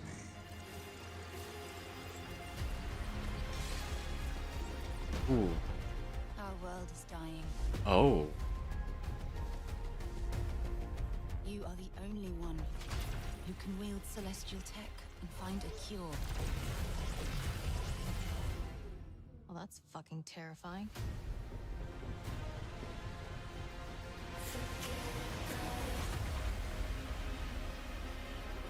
This gives me like Mass Effect vibes. But with the right ship and the right crew, Like thematically. Crew. you could save all of us. I was on an alien Covered. world. Felt like I was finally doing what I was made for. Thank you, June. We are the defenders of Leiden's future. Is that an octopus? And we will fight to protect it. That was. The fight. Okay, wait a minute. This actually might be like really good. How far are you willing to venture? How much are you willing to sacrifice to save your world? Damn, kid. No pressure there. Okay, this actually this looks really fucking cool. Early 2027. Oh, we're still a year and a half away. Still, that's cool shit. I didn't know Exodus Wizards is was coming producing in another early game. 2027, and I'm very excited to play it. But that's not all from Wizards of the Coast tonight. Now to share something brand new, please welcome Trisha Helfer. These people that left BioWare and worked on Mass Effect. Oh, okay, so we got good people at the helm. Hello, everyone, and thank you, Jeff. It's great to be here celebrating gaming's biggest night with everyone. I've been working with the team at Invoke Studios, a new Wizards of the Coast studio, where I play the main character that's unlike anything I've done before. Tonight, we're giving you a first tease of what we've been working on. Let's take a look. Her voice is so familiar. All of this magic, this pact we have forged. What is the cost?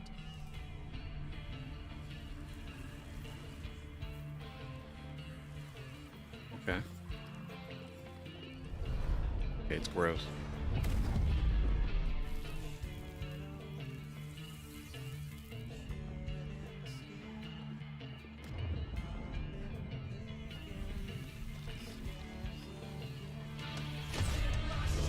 Okay, there's a sword.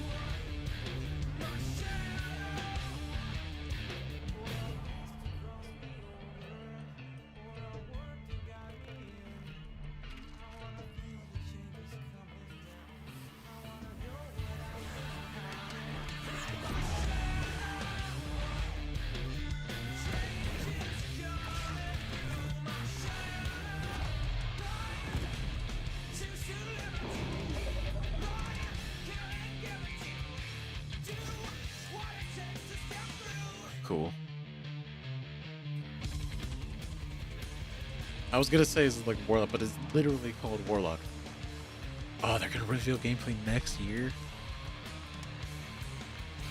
Wait, but it's Dungeons and Dragons, so it's a literal D&D Warlock. Summer 2026. Based in All right, still to come tonight, Dungeons the and return Dragons. of Tomb Raider, Phantom Blade Zero, and a performance by Evanescence, who are also releasing a new version of their hit song That could be Afterlife really cool. today on Spotify, alongside new video game-inspired singles from Labyrinth with Sonic the Hedgehog and Bill Murray, not that Bill Murray, a different one, with Cyberpunk Edge Runners. Here's your first listen. Oh, they made D&D, exactly. But the thing is, it's a D&D. She looked like a pack of Blade Warlock. She had the sword. It's like a full, almost like FPS action Warlock.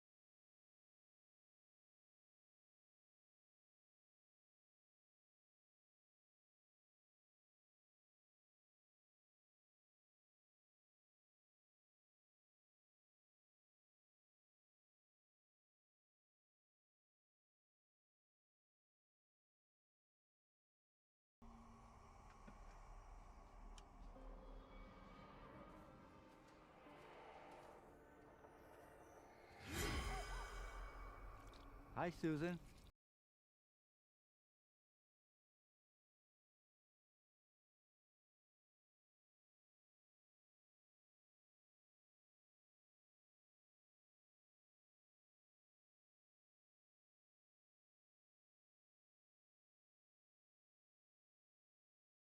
All be for Game Pass. It just clicked right at the end. I'm like, wait a minute, hold on. He's here. Gears It's of War. him. It's Gabrielle.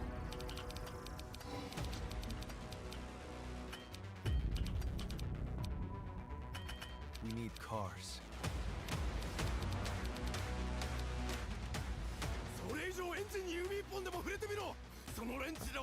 Behold, the Echo. We have touched your anger, tasted your fury. It has sharpened you. Who it is your greatest weapon.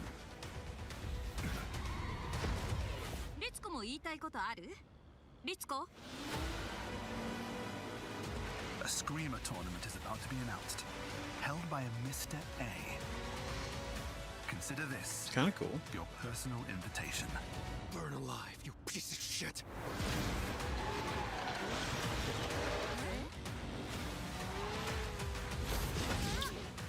Is this like a whole game, or is this like a part of an event? Oh no, it's a whole flat out, just straight up. That's cool. Anime racing game. Welcome back to the Game Awards, and now it's time for a game announcement from a studio that continually pushes the limits of storytelling. They captivate us with worlds that bend reality and stories that blur the line between ordinary and the impossible. They're one of the most distinct voices in our industry, and whenever they show up, you know you're about to see something unlike anything else.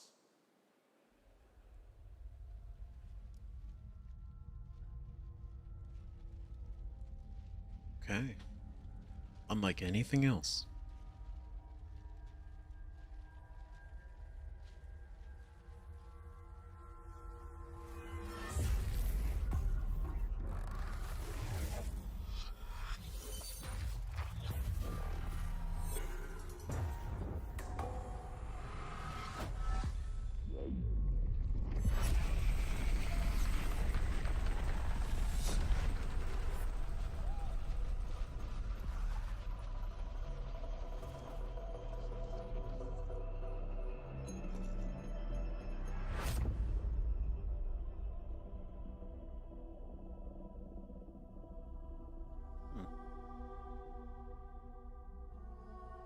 Oh wow, they're really using the stage this time.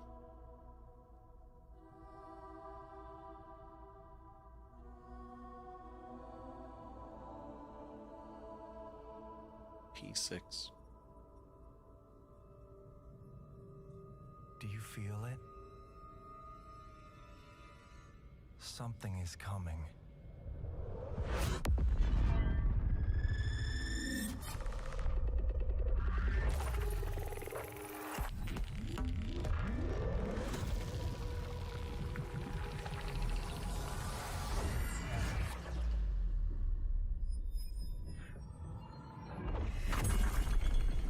This must be a trip to be in the audience.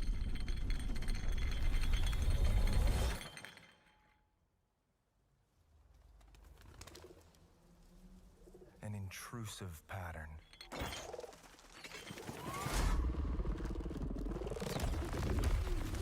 Of staggering power. The fuck? Reshaping reality as we know it. Everything we tried to keep inside eventually worms its way out. Ooh.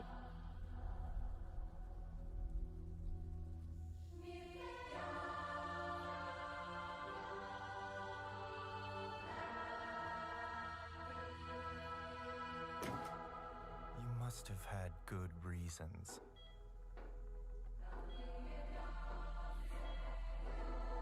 But we were not prepared.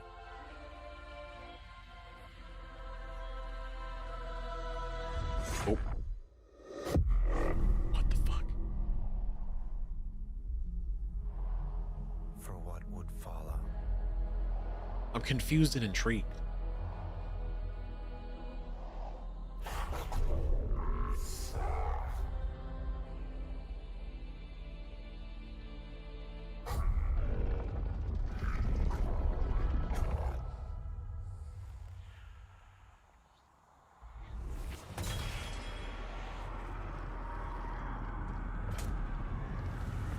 Okay.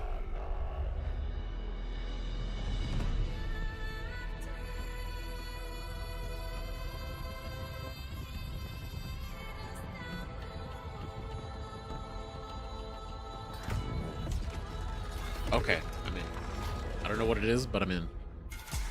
Remedy. Okay.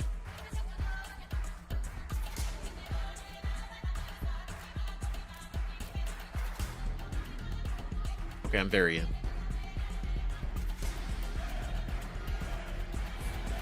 Sold. This looks cool. Whoa. Control resonant. Pace yourself. It's gonna get weirder. Next year. I still gotta play the first one. But that's that is cool. a good That one. looks, Control that Resonant amazing. is coming in 2026 from the Masters at Remedy Entertainment in Finland, whose last game, Alan Wake 2, won multiple awards here at the Game Awards in 2023, including Best Game Direction. It is always exciting to have past TGA winners return to our show to showcase their upcoming Nope, I projects. have not played Control. Still to come tonight, we'll have I think a I have performance it. from I think Evanescence, I own it. plus awards including It was Best on Scoring PlayStation Plus Music, at some point. Best I think I Narrative, might. Best Game Direction, Or it was on and Epic Game Games for of the free. Year. Plus, One we'll of the two. introduce you to this year's TGA Game Changer recipient. And of course, There are more new game announcements ahead as well from studios big and small, including an extended new look at Phantom Blade Zero and Lara Croft's return in Tomb Raider. But right now, we've got a brand new original game to share with you. This global announcement comes all the way from Tokyo, Japan, and a legendary game developer. He's working on an ambitious new project, and we are honored he chose TGA as the place to share the first details and in-engine footage with the world. Okay. All right.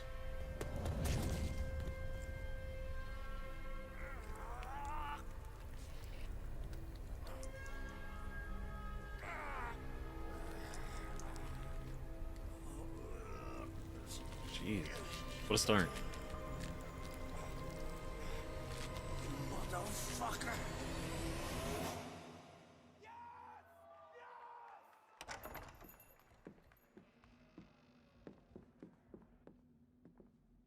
It looks good.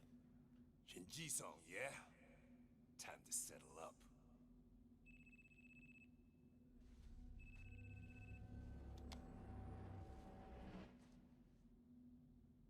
Hey, Daiki. When'd you make it back?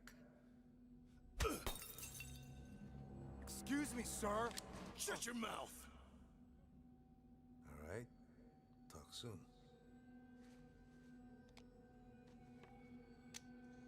On your feet, now.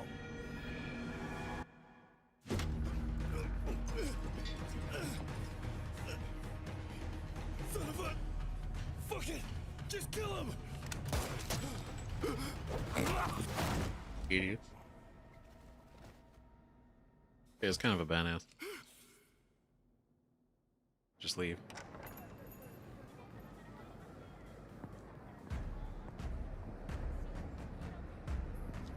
I don't think he left.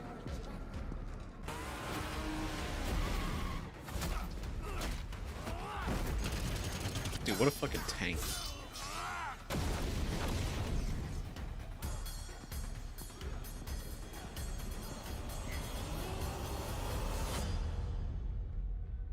Gang of Dragon. Very Gang cool. of Dragon is deep into development. Nagoshi-san, thank you for that announcement. All right, next up is something very cool and very unexpected. No, Get literally, your dude, quarters look ready fucking because sick. one of the most iconic game series of all time is coming to the big screen. We're taking it back to the 90s when the ultimate rivalries were settled in the arcade. Right now, we have a special sneak peek of Street Fighter. Let's take a look.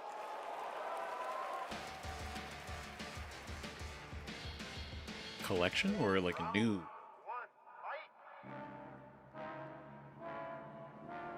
Oh wait, the movie.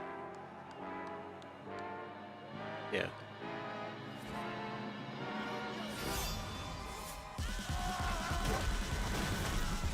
Okay, we're actually seeing them in character now.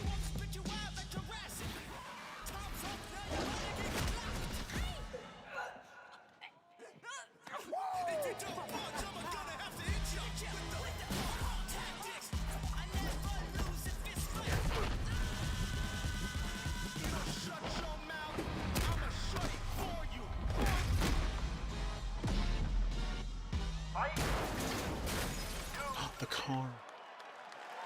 Across the globe, the fiercest fighters have gathered to stake their claim. Now, Okay, it's it time to looks like meet it'd be a some fun of the movie. warriors stepping into the ring. Please welcome to the arena, Noah Centineo as Ken. Fight. Andrew Koji as Ryu. Hadouken! Kalina Liang as Chun-Li. Joe Roman Reigns Anawai as Akuma. Perfect. David Dastmalchian as M. Bison. I mean, I like the cast. The casting looks pretty good. I'm just waiting to see like how it actually Andrew Schoen goes. as Dan Hubicki. Bid Yu Janwall as Dalcine. Was it? I remember there was a. Orville Peck as Vega. Was the original Super? Olivier Not new. Richters Super. as Van Geet. Street Fighter movie. There was an old one, right? Wasn't it with Jean-Claude Van Damme? Mel Jarnson as Cammy. I think was that Street Fighter? Momoa as Blanca. Ladies and gentlemen, the cast of Street Fighter. Oh, wild casting.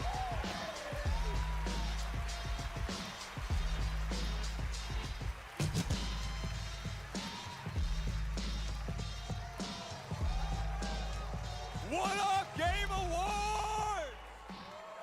Yeah, it was 1994 Street Fighter. Yep.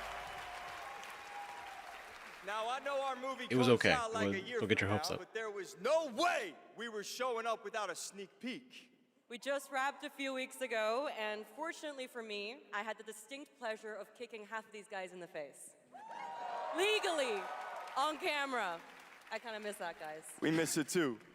As a lifelong Street Fighter fan, like legitimately obsessed, it's the only time in my career where I threatened to kill Kale if he didn't hire me to play Blanca. True story, words matter. Fucking believe it. Tell him, Ryu. It's Ryu! It's Ryu! Not Ryu, Ryu! Ryu. Okay, we're also here tonight It to is so present the many award people for have Best said Ryu Ongoing in my Game. life that I can't. The games in this category are the ones that never quit delivering all year long. They keep us looking forward to what's next. Cody, I told you, the dedication, the passion, the resilience. We need more presenters. This ain't enough, you know what I'm saying? David, guys, it's so important damn, that he we is tall. appreciate you all here for being great patrons of Street Fighter, okay? If you played the game, make some noise in your life. Come on! Let's go. First 3 Street Fighters, and that's about it. Possible without you guys. We are so grateful, and we're not the only game that appreciates your patronage. There's another game out there. They also flew from around the world to be here because they appreciate you. So give it up for the whole cast of Mortal Kombat 2! They are here too. Yes! Yeah. I'm just kidding. They didn't come. They don't care about you. They only care about money. Oh yeah, fuck 'em. We care about money and you. Street Fighter forever! That's funny. That's actually really funny. God damn it. He's joking. All right, okay, so They don't these care about are you. the nominees for Best Ongoing Game. Best ongoing game. I'll protect my people's happiness to the last. Fortnite. Yep. Helldivers 2. Marvel Rivals is fun. Marvel Rivals is a good time. No Man's Sky. There it is. 100%. No contest. Helldivers 2 had a great start, and then Sony kind of fucked that up. But Oh, the mic's not coming out of the floor. I thought it was coming out of the floor. And the game award goes to No Man's Sky or Fortnite. No Man's Sky! There it is. That's exactly perfect.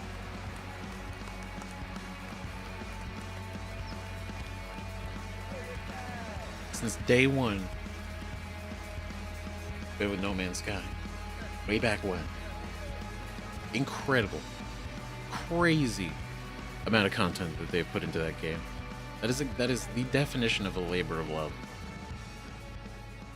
Okay, well, this is wild. I guess, so thank you. I would say a massive thank you on behalf of the whole team at Hello Games who have poured so much into No Man's Sky. I also want to especially say a thank you from Sean, who for family reasons wasn't able to be here tonight. But I know he's probably watching this in whatever time zone it is where he is. I'm slightly jet-lagged myself. And he'd be very sorry he isn't here. And I'm also slightly sorry he's not here because this is way more nerve-wracking than he makes it look when he gets up. But, you know, just that our tiny, massive, impossible space game still means something to so many people that we get to keep on making a game that we love. That is a real privilege.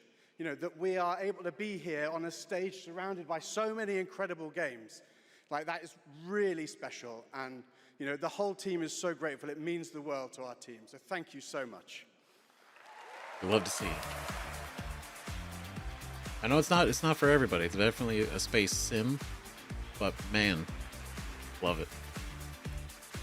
The team behind it, crazy.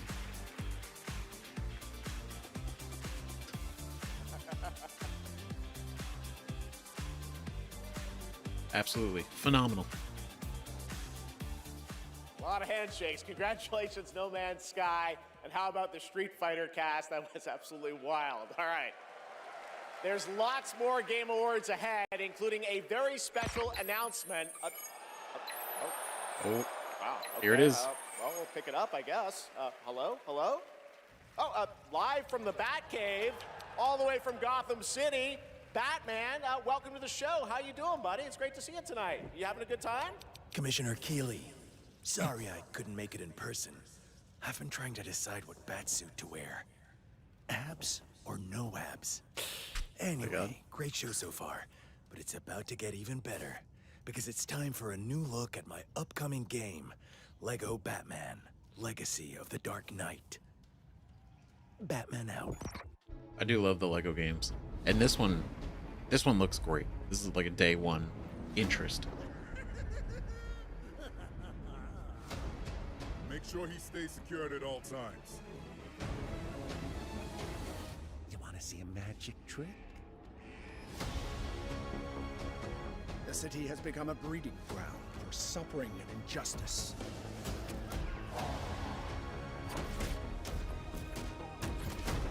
It must be destroyed.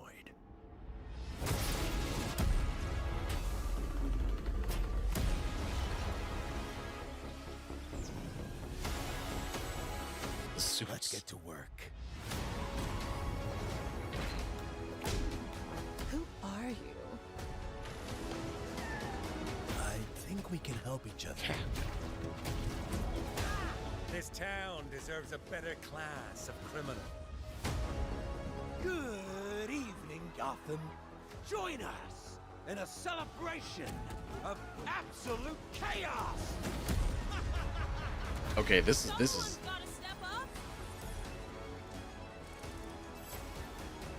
Oh, cool. Let's get to the root of the problem. We don't do that. Sorry. Let's focus. The freeze is coming. Perfect. This is my favorite part.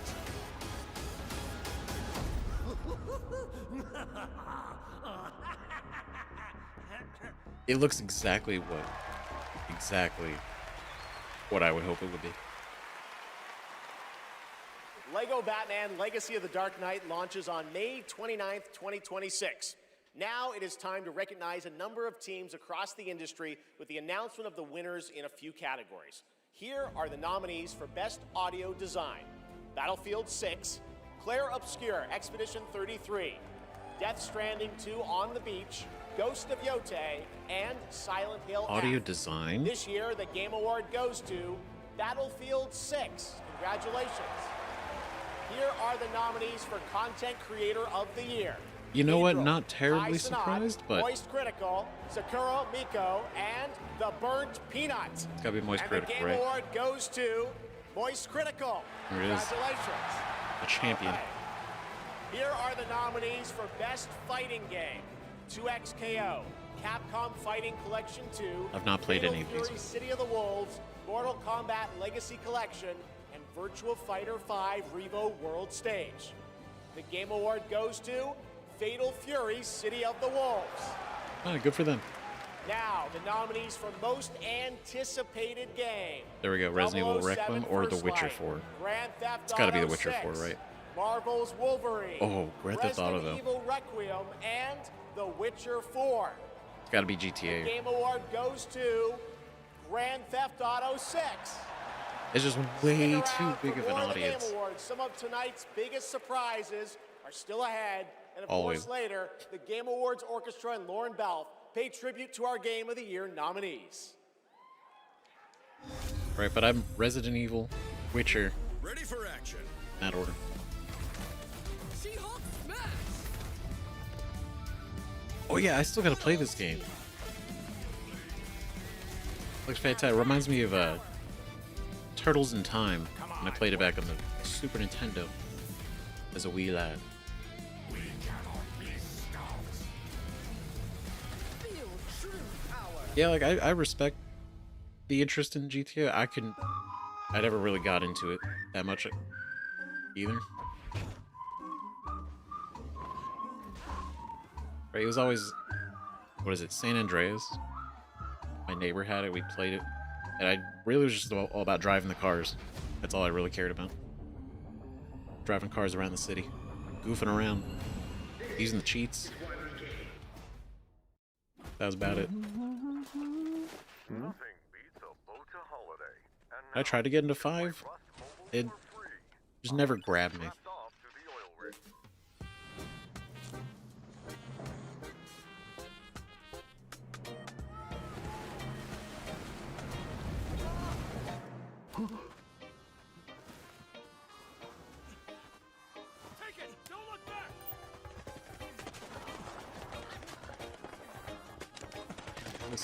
What is this?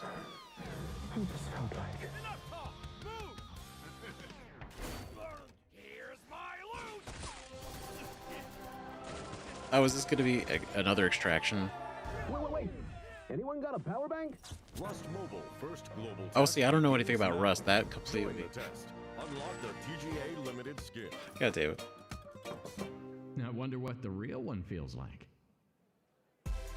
Please welcome actress, writer, and gaming creator, Felicia Day. Felicia Day. Herself. In person. Hi, friends.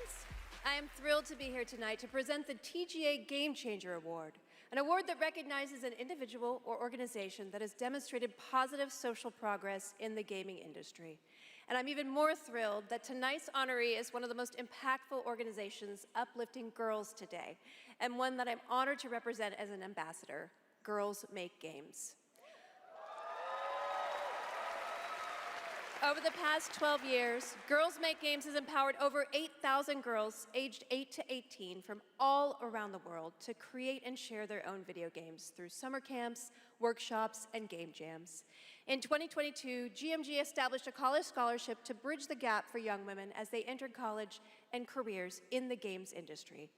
True to their mission statement, the founders of this incredible organization chose 2 inspiring members of their community to accept the award on behalf of Girls Make Games. And I'd like to invite them to the stage and hear how GMG truly has been a game changer in their lives. Please welcome Ellie Friedman and Monica Paredes.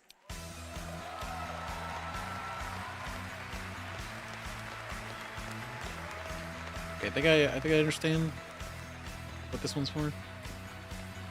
It's for a specific organization. Hey, you guys. Right? Hi. So, Ellie, Like you've been going to who GMG wins? summer camps for several years now. And this past summer, you and 3 friends created a game that won the grand prize. Is that right? Yeah, our game is called Paper Trail, and the premise is you're a kid who's stuck in the hospital with a broken arm. You draw when you're bored, and your drawings that you've made have now come to life and start attacking you. You have to go from room to room solving puzzles in order to escape. And we wanted this game to be creepy but not too scary so that everyone can play. I love it. And what is next for Paper Trail? Soon we're going to start working with professionals to fully publish our game on Steam and PlayStation. Very I mean, kids' first game, that's pretty not bad. I mean, you gotta start somewhere. I'm personally super excited to see the prototype we made at camp turn into a full-fledged game. I mean, it sounds amazing. I can't wait to play it. I mean, hopefully with my daughter, because she is actually the brave, scary games girl, not me. I like to play cozy games and grow virtual turnips. Do you have turnips in your game? Who doesn't? Okay, you can work on Not that. turnips. Casual games. So Monica, Or your turnips. journey is a little bit different with GMG.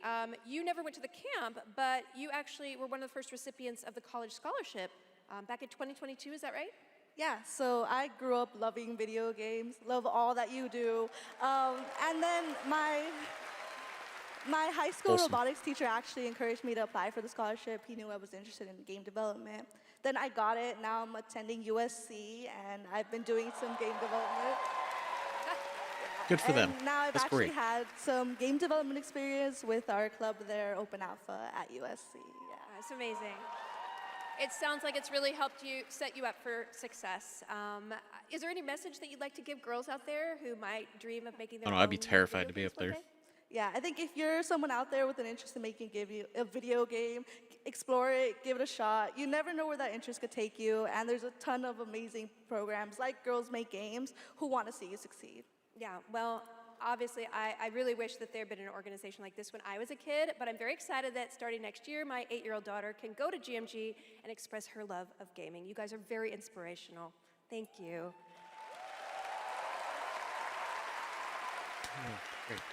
And now, Love to oh my see it. God, she's thick. Okay, it is my honor to present the TGA Game Changer Award to Girls Make Games. Congratulations and a huge thanks to Monica Paredes and Ellie Freeman for accepting on behalf of GMG.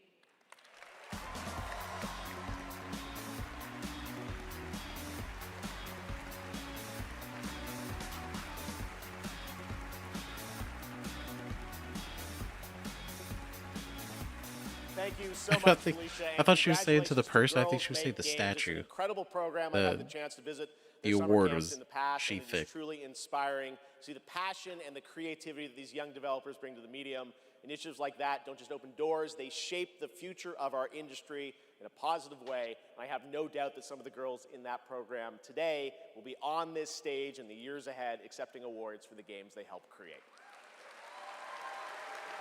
Yeah, one day, Now, baby. It's time to move on to our next. It's nice to see the announcement for passion. Game Awards.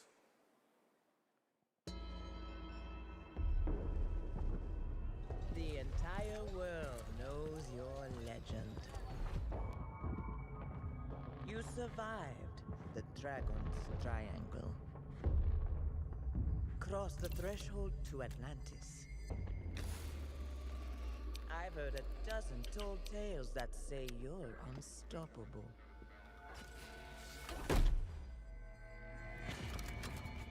But I say, It's the all Tomb Raider. legends must come to an end.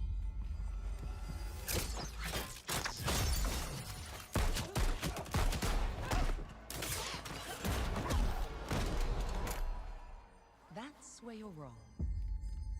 I'm just getting started.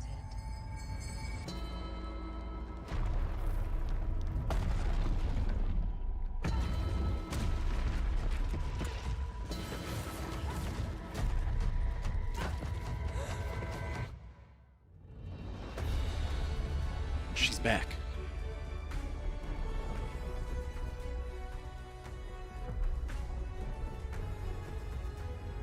Oh, that's kind of wild. Tomb Raider Catalyst. There's a flying structure. As I looked out at an ancient world reawakening, my mind traveled back to where this story began. I'm intrigued. And everything changed.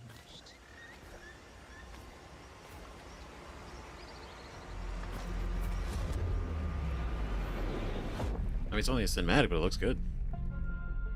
It's been years, but the events are still etched in my Oh wait, never memory. mind. Here we go.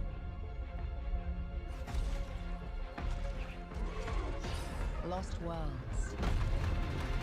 Frozen in time. Okay, I'm in. New discoveries. Waiting behind every door. Across every chasm. Okay. I didn't know then the path this adventure would send me on.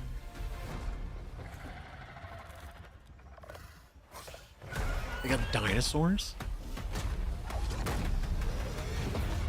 Or was it It slow was mo? a fire that still burns. I need to see more. Okay, if this is how this plays, this is super. Somebody who's never played Tomb Raider, but has played Uncharted, I'm into it.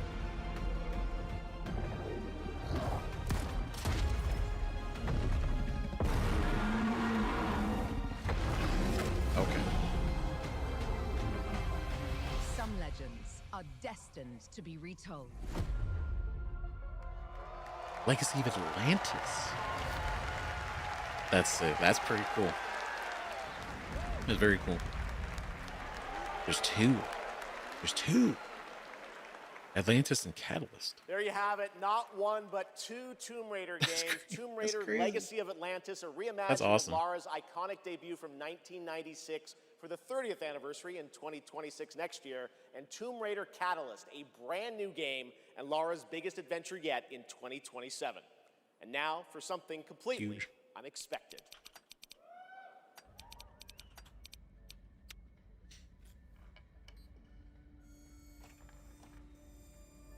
But plus, so many of you played Tomb Raider, so that's pretty hype. Crunchy Munchies.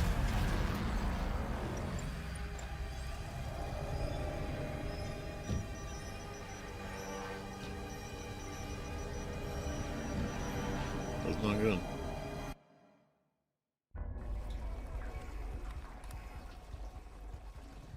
Oh yeah, that's bad.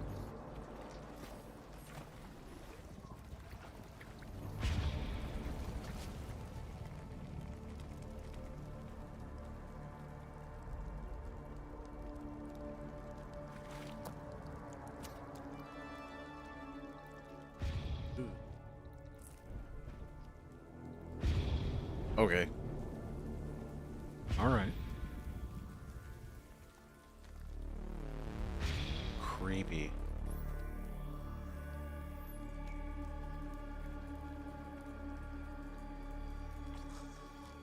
That's fucking...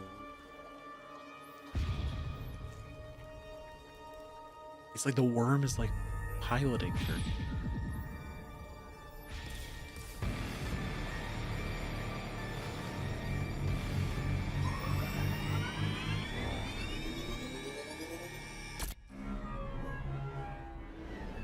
Freaky.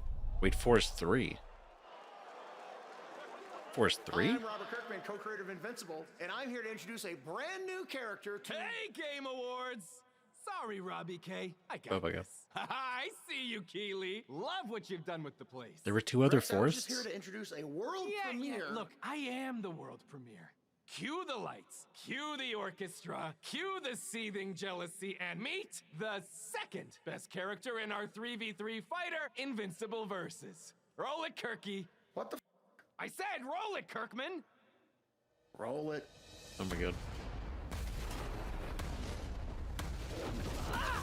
You don't know my name now, but you will once this is over. The Force and Son of the Force. Oh! Okay. I see. I've not played. Who is she? I do know Sons of the Force from Markiplier played it. My name is Elemental. You seem pretty cool, but that won't stop me from kicking your ass. Oh, this is the Invincible fighting game. You call this minor?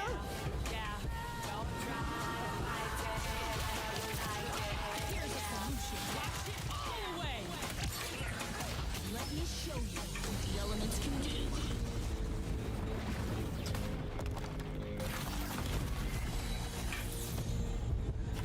You want to skate? I feel like I'd have to play it. Like it doesn't look bad. Looks like it'd be fun. I wonder how many characters there would be able to shove in it. The global announcement of an upcoming game coming exclusively to Nintendo Switch 2.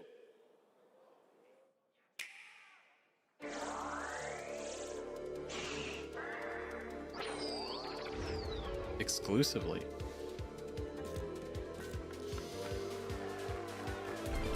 So not Switch 1.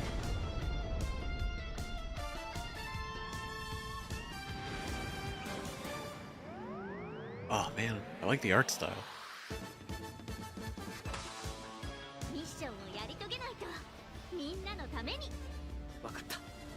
Oh, it's a co-op game?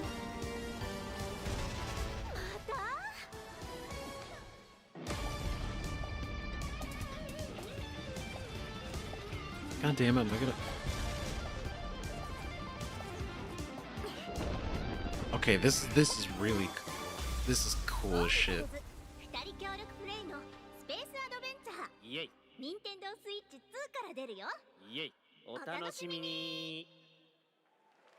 I love, yeah, no, like Split Fiction and that old retro anime style. God damn.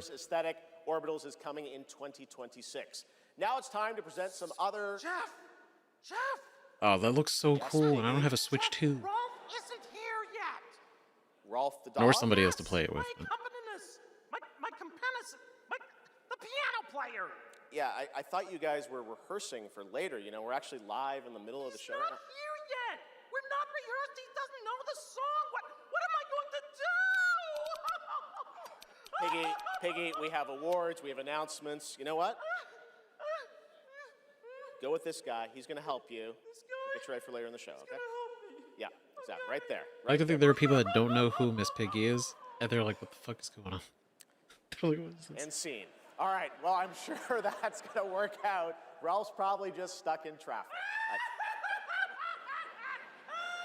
It's okay, Piggy. It's okay. All right, more of that later. Now we're here to honor another group of nominees and winners. First up, here are the nominees for Best Action Adventure Game. Death Stranding 2 On the Beach, Ghost of Yote, Hollow Knight Silk Song, Best Action Indiana Adventure? Jones and the Great Circle, It's gotta be Silk and Song, Split right? Fiction. And the Game Award goes to Hollow Knight Silk Song. Of course it is. I don't even need to play it to know that. You guys won. All right, here are the nominees for Best Art Direction. Claire Obscure, Expedition 33. Death Stranding 2 On Hades the 2 or Beach, Claire Obscure. Ghost of Yote, But I feel like Hades 2. and Hollow Knight Silk Song. And The the art Game is so Award good. goes to Claire Obscure, Expedition 33. We'll take it. We'll take it. Still Now fucking another genre. beautiful the art nominees direction. for Best Sim Strategy Game. Those are Final Fantasy Tactics, The Evil East Chronicles, Jurassic World Evolution 3, Sid Meier's Civilization 7, Tempest Rising, The Alters, and 2 Point Museum. This Tempest year, Rising the Game is good. Award goes to Final Fantasy Tactics, The Evil East Chronicles. Congratulations, Square. Yeah, Now it was, I was gonna nominees say for either Best that or. Debut Indie Game. Oh, Blueprints. no, we're moving on. Claire Obscure Expedition 33, Despalote, and Dispatch. And the Game Award goes Dispatch to or Blueprints or Claire. Obscure Expedition 33. Congratulations to all the winners. Any of those would We'll have deserved much it, more Game 100%. Awards ahead, but right now, here's a first official reveal of Wuthering Waves 3.0 coming on Christmas Day, and a nominee tonight for both Player's Voice and Best Mobile Game. Because like, how do you like Blueprints, Expedition 33, and Dispatch? How do you pop off with 3 incredible indie games, and then have to pick the best debut when they're all debut? I don't know. All I did was add a turbocharger, tweak the suspension, and upgrade the brakes. Hardly a violation, wouldn't you say? So, this trip's theme is back to school, huh? Welcome to Star Torch Academy. We did promise to witness it together, didn't we? I want you there to witness it. The rise of the new sun.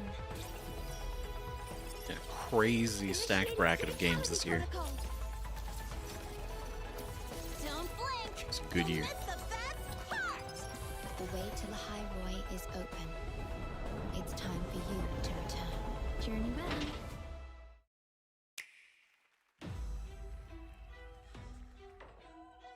Oh god, they're showing it.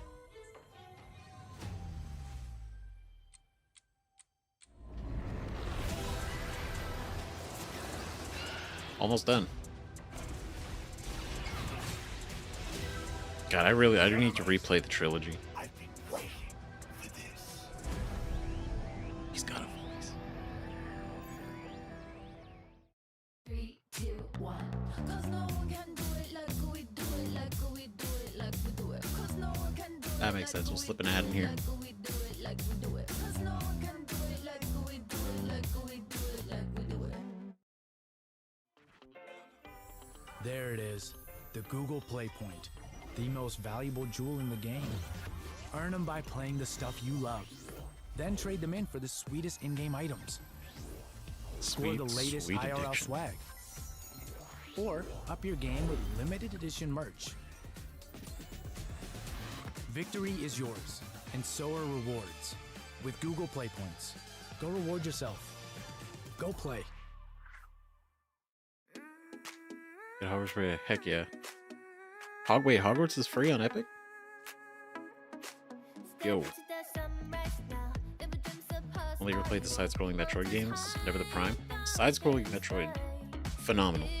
Big fan of Fusion, huge Fusion fan. Zero Mission, and Dread, obviously. Prime, God, I love Prime 1 and 2 so much. They're so good. It's been a long time since I played them.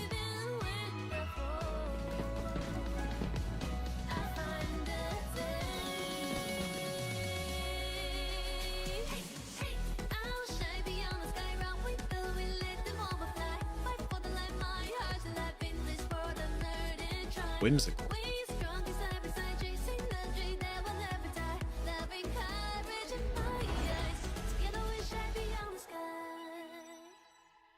Second close beta. I know they had a first one. Enough! With every celebration of hubris, your hatred grows. Look around would-be heroes, influencers, executives. You! How far would you go for that trophy? Death? Decapitation? And you streamers are no better. Riker, Shroud, you've corrupted more minds than even I can imagine. Oh, if it isn't Jeff Keighley, creator of this crucible of jealousy. Impressive. As for the rest of you, who of you is worthy of facing me? For I am Mephisto, Lord of Hatred, and you are nothing. Diablo 4.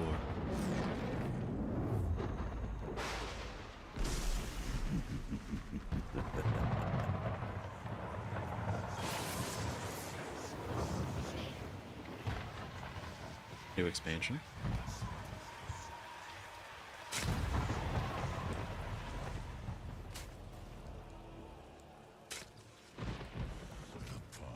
To domination is paved with the souls of the willing. Soon They finally putting the paladin in the game. Sanctuary will be bathed in hatred, and none shall escape the flood.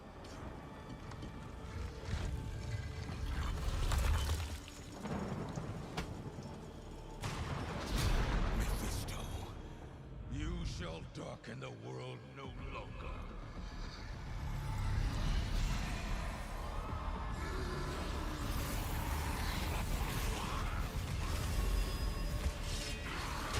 Very happy to see it. Definitely haven't played Diablo 4. Definitely fell off Diablo 3. But as a huge Diablo 2 fan, love to see it.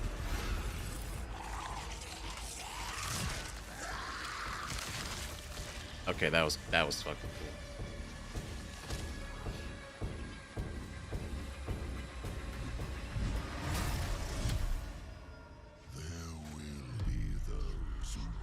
Doomslayer vibes. Diablo 2 is still the best. It is.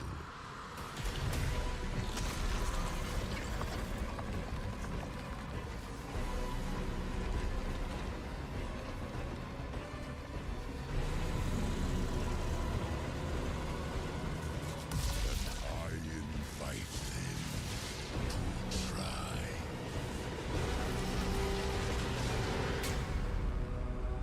Lord of Hatred.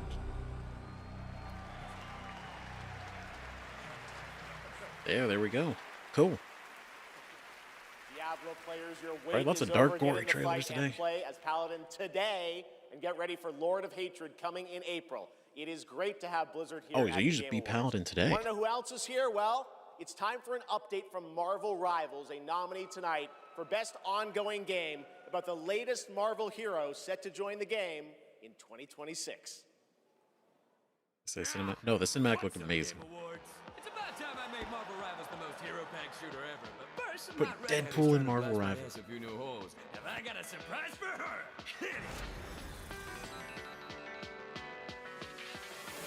Okay. Boy, this is gonna be fun. Whoa, easy now, fellas. I'm the one who set you free. Oh, hey, this was not the Oh my god, they got Frog Thor.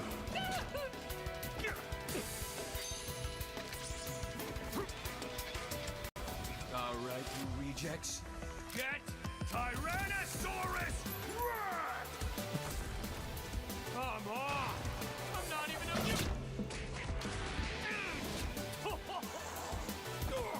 What's this game's tagline? Ignite the battle!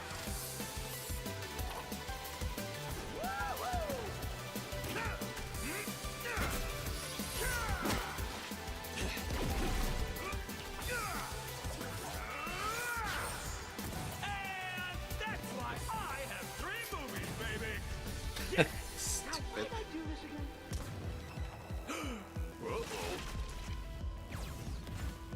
Oh, right. She's my rival. Night at the Museum. Honestly, that was a pretty good trailer. Please welcome was actress, fun. producer, and activist Gemma Chan. Definitely here for Frog Thor.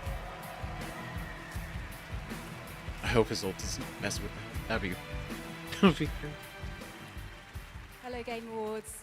I have the pleasure of playing Dr. Selena Tan, head of the tactical simulations for QLab in 007 First Light. James Bond has long had the fortuitous, some might say daring habit, of crossing paths with rather dashing antagonists. And this one is undoubtedly unforgettable. Take a look. It looks neat. It looks like Uncharted a little bit, gameplay-wise. So interesting. We'll see. So this is a left. We're in the lion's den, Bond. Try not to draw attention to yourself. Me? Never. I am sometimes asked, Bafma, how is it that you hear every whisper in every corner of Aleph? And I answer, I built Aleph with my will, my blood, my whole self. This city is an extension of my being. My body, today, I recognize that voice. became infected. Easy girls, plenty of meat for everyone. Some big alligators. Of course.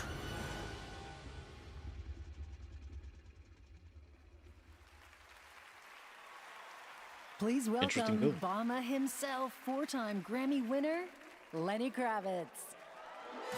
Uncharted with investigation mechanics. I'd be down. That's out. Because I don't know a whole lot about James Bond. Right. So Casino Royale, that's about it. That I remember playing 007 GoldenEye Good evening. on the N64 so much. It was a great honor to be asked to join 007 First Light for my first voyage into the world of video games. When Same IOI outfit. invited me to play Bavma, a wild, unpredictable pirate ruler of Africa's biggest black market hub, I knew I was stepping into something special. Where others see chaos, Bavma sees freedom. He rose from nothing, broke free, and built his own kingdom of Aleph, and his story is just beginning. Every world we build needs the power of rhythm through music. These musicians can turn violence into beauty and silence into tension. Here are the nominees for Best Score and Music. Best Score in Music, leveled up by Spotify.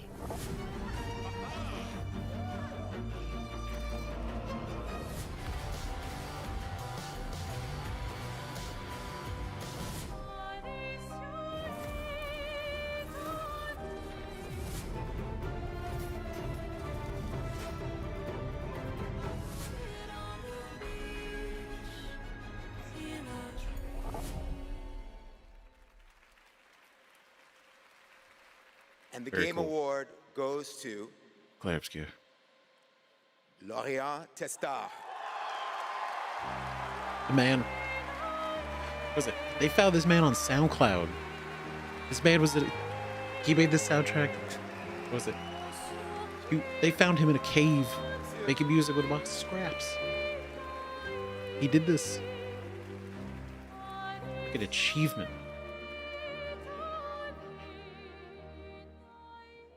For the love of the game. We're so happy to be here tonight. It was incredible to play in Viateme in live with you.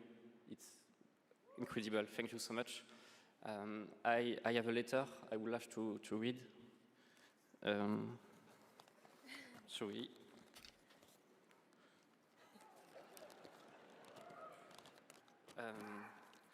I would really love to start by thanking all the musicians who work on the soundtrack with us, who give their soul and their hand and their voice to the sound of the music. I also want to thank you, Alice, to standing by my side.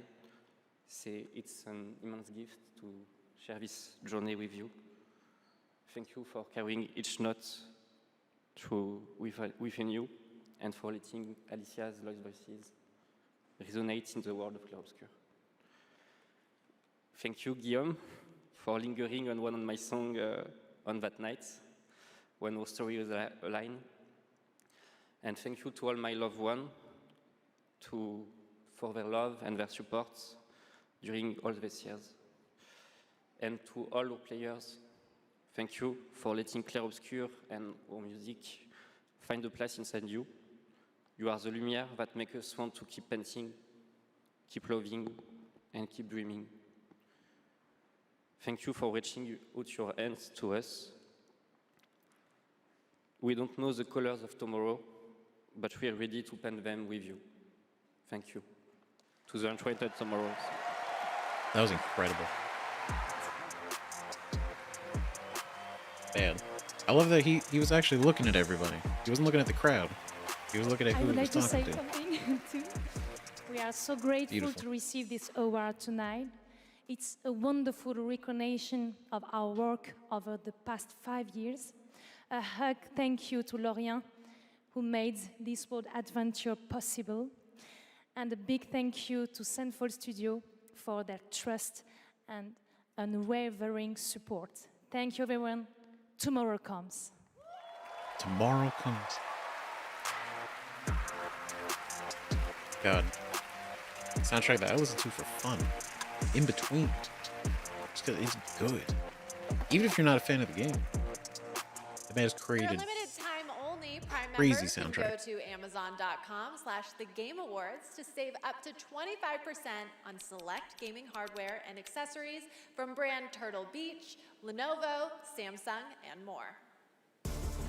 Please welcome from Warframe, Community Director Megan Everett and Creative Director Rebecca Ford.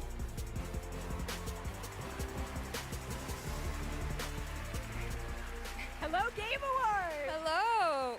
Reb, how many registered users is Warframe at? No, that's an inside joke for Warframe Twitch chat, Megan. All right, hi Twitch chat, hi Game Awards. We're here for Warframe.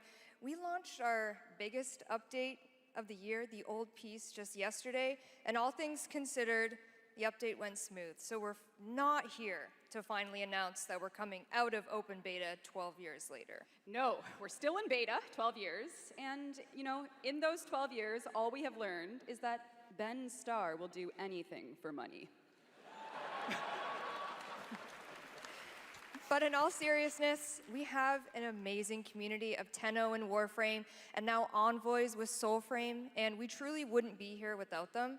So Reb, why are we actually here? We are here to outsource the question of what is Warframe. We have completely given up answering it ourselves. Warframe was once ninjas in Ben is space, the which best. it still is, and we clung to the tagline, ninjas play free. But it's time to let a legend tell you what is Warframe.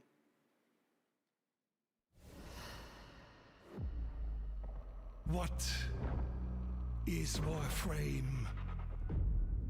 Cursed to walk through this senseless universe in living metal. Haunted by dreams.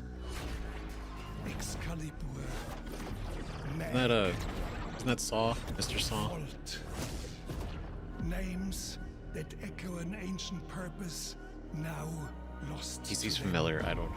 The war they were created to fight is long forgotten. And yet, they wake. They stir. What drives them? Their residual instinct or some separate conscious force? We may not know, but there's one who does. Oh my god, no, that's not who I'm thinking of. Oh my god, what's his name? Blanket against the horror. I just saw something with it. And its worth, even in the face of ultimate indifference, but with so little understanding of what they have taken, what they still owe to me. Oh. This game has changed since launch. Wake up, Tenno. This game is very different from last time I played it. After a 1,000-year-long epic battle ended, the world finally regained peace. However, the Book of Stars disrupted the flow of time, and a new darkness awakens. あの不思議なアイテムがね、なんだかトリトリに懐いているみたいなんだ。この魔物って一体何なんだろう。 Okay, it was Werner Herzog. I don't. What was I watching that I saw him in? Now, a new destiny calls to us. For the new tale we are about to create. Into the Inferno? Together we run, bound by destiny. A co-op open-world RPG for everyone. The 7 Deadly Sins Origin. I tried way back when it first came out to get into the 7 Deadly Sins, and I could not. And I don't know why.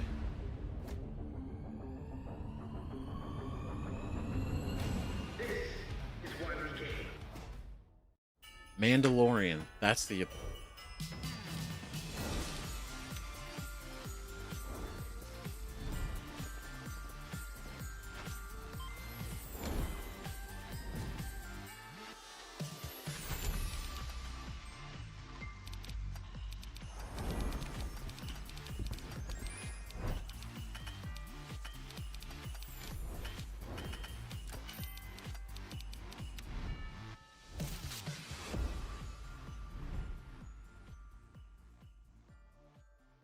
See, it says gifting, and Steam does the same thing. I wish I could gift outside of the country. What is it? Anyone outside just won't let me. Holy shit, that's crazy. I have to get...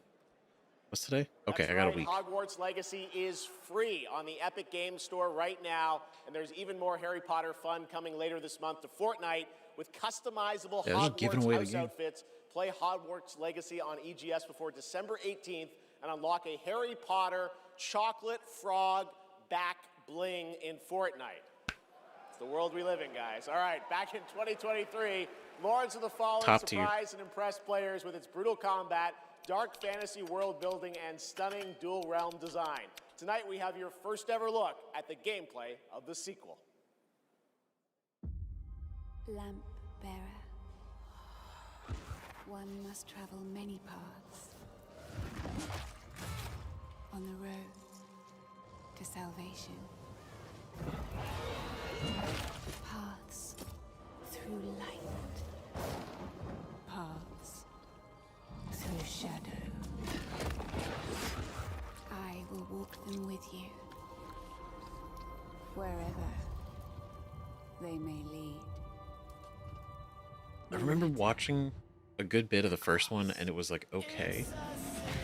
Wasn't like super great, but the sequel looks like they really turned it up.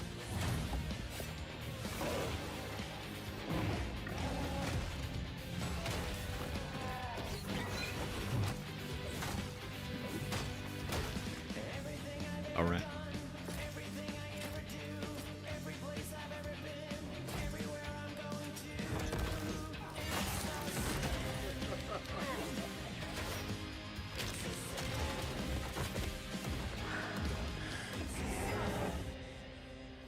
All about the bosses. Forgive me.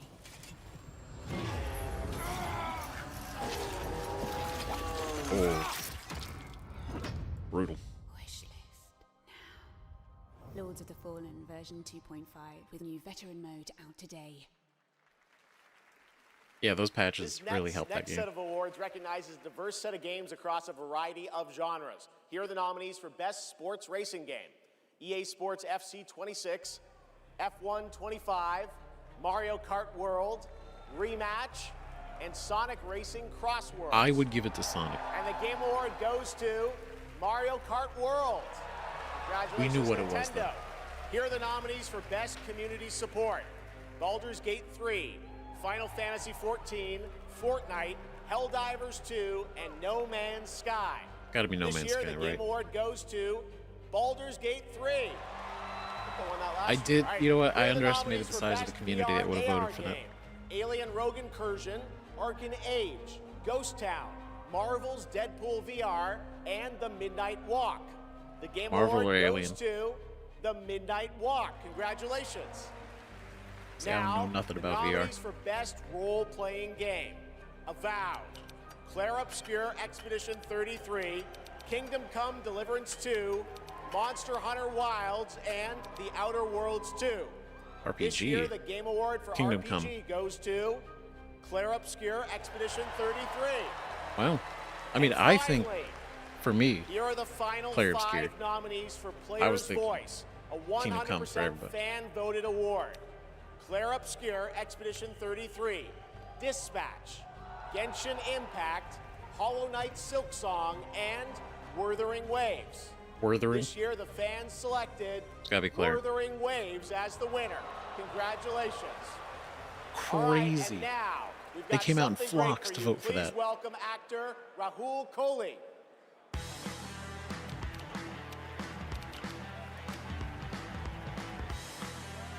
Actually shocking. Player's choice. Now again, player's choice really only counts for like 0.2% of I play Arjun Game of the Year Devraj vote, in the upcoming Saros from the amazing teams at Housemarque and PlayStation. For the last 30 years, the Housemarque name has been synonymous with thrilling action, satisfying gameplay, and of course, bullet hell. It's been an honor working with them, not just as an actor, but as a fan of Stardust, Returnal, and literally everything in between. We cannot wait for you all to play when Saros lands next year. And here's the debut of our new story trailer. See, I'm interested because I liked Returnal. Returnal was fun. It was hard, but it was fun. And this gives the same energy. We promised we'd never be apart.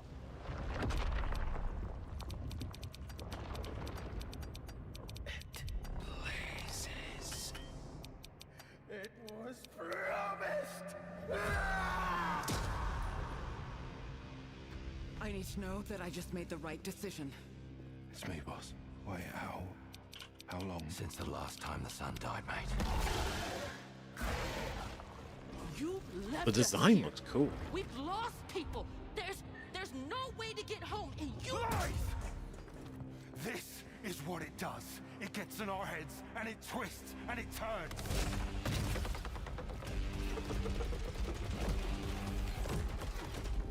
I won't break our promise. It is a bullet hell too, so bullet hell and roguelike. So if you're not into that. I know you're here. But if you are, And I will find you.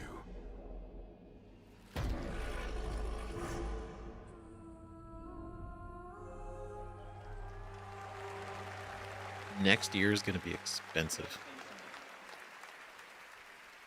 Top, Saros hold it. looks great. It's coming next April, and I'm very excited that Rahul is starring in it. To present our next award, I am honored to welcome a previous TGA winner. He's the writer and director of some of the biggest and most critically acclaimed video games of all time: Grand Theft Auto 3, 4, 5, Vice City, San Andreas, Red Dead Redemption 1 and 2, and Bully. He's the co-founder of Rockstar Games and now the founder of a new studio, Absurd Ventures, where he is busy writing and creating novels, comic books, animated series, and yes, two big upcoming unannounced open world games. It is my honor to welcome to the Busy. TGA stage for the first time an industry icon, Dan Houser. Putting in the work.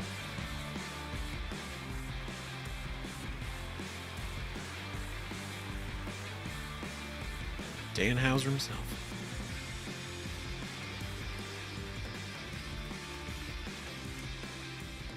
No pressure. Thank you. Good evening. It's a real pleasure to be here.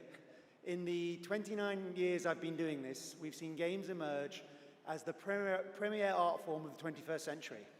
More than any other medium, video games have the power to take the audience on a journey, both physically and emotionally. Games don't just tell us a story, they let us live it. The story becomes the experience, driven and shared by the player's choices. It's a level of shared authorship that's unique to video games. And when that all comes together, it's almost magical. And so here are the nominees for Best Narrative. Best Narrative. One stroke. Yep. And everyone of that age vanishes. To me, into without a doubt. nothingness. This thing between us, it was a mistake. I've avoided everything because I don't want to get spoiled. Every But look, last member of the Yote Six, and I will bring you peace. I always dreamt of leaving this place. I've heard nothing but amazing things about this one. I hate it all. I'll destroy it all. Solid lineup. And the Game Award Absolutely. goes to Expedition 33. Claire Obscure, Expedition 33. That's right.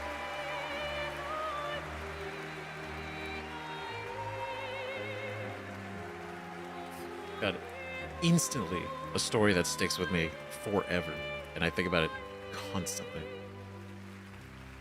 God, so good. I don't even want to talk about it because it's so. I don't want to spoil anything. Wow, there are a lot of people here. Hi. There are so many people to thank, but first and forever is my husband. He is my light in the darkness. Thank you to our beautiful player community. Thank you for welcoming our characters into your hearts. In games, a story is a shared creation. It starts with words on a page, but the player experiences it through the work of each of our teams. Character and environmental design, quests, combat, UI, cinematics, acting, music, VFX, and through localization into other languages. All of that is supported by our producing and our technical teams. The last ingredient is our players, who interpret the story in the context of their own lives, and who keep our story alive through their own creative expression and discussions. The marvelous thing about games is that we create that experience together, our team with our players. Thank you so much. Beautiful. Absolutely. Definitely Kingdom Come Deliverance 2. Probably the next one up. For a limited time only, Prime members can go to Amazon.com/thegameawards to save 20% on the new active play system, Next Playground, bundled with a 12-month play pass and travel case. Oh yeah, that's the console Next, that outsold I have Xbox. the honor of announcing a world premiere. The next game from a small studio in Uppsala, Sweden, Neon Giant, known for The Ascent. This is No Law.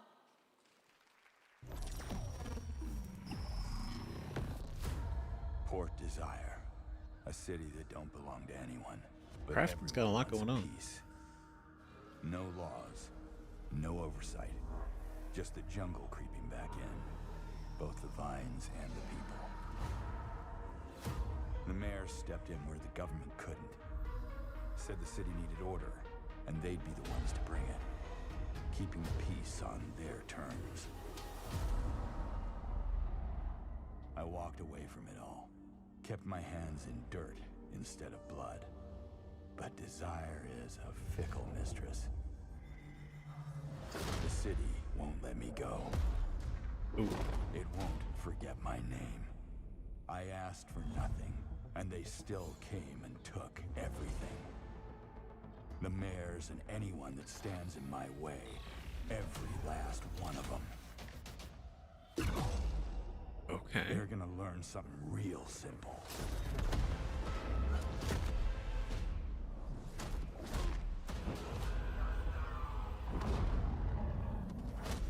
The world seems very interesting.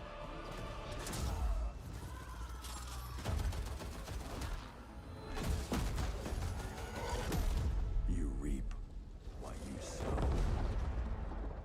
No law.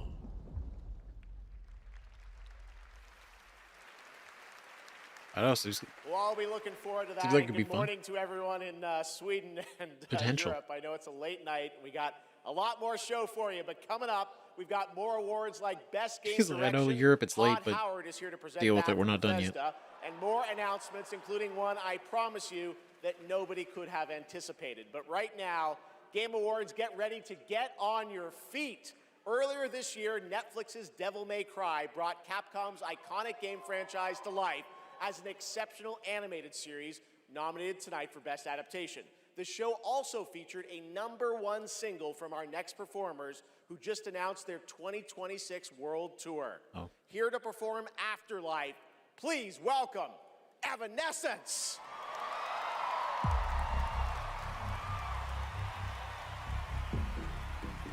Stacked.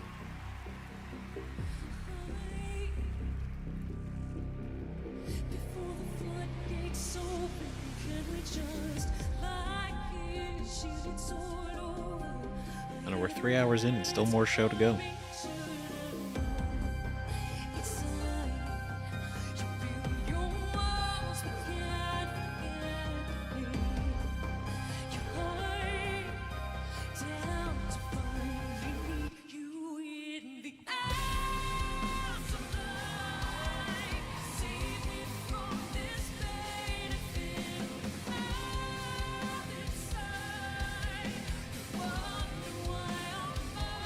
Still got it.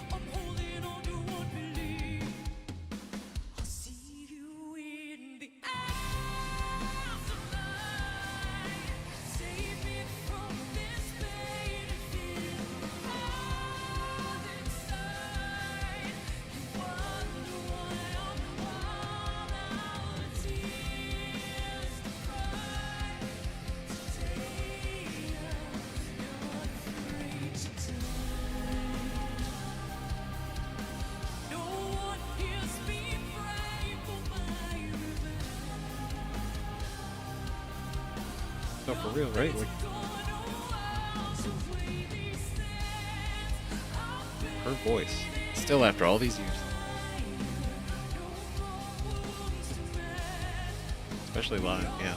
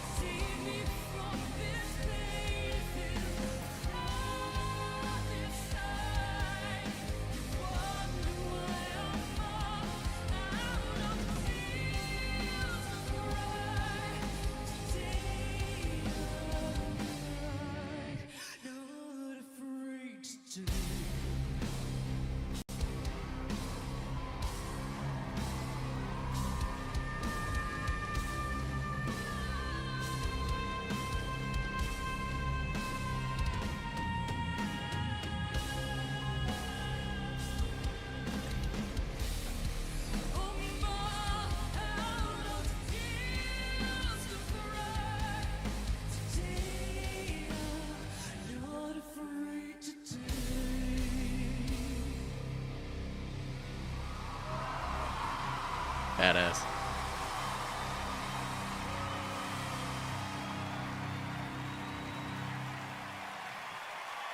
Season 2.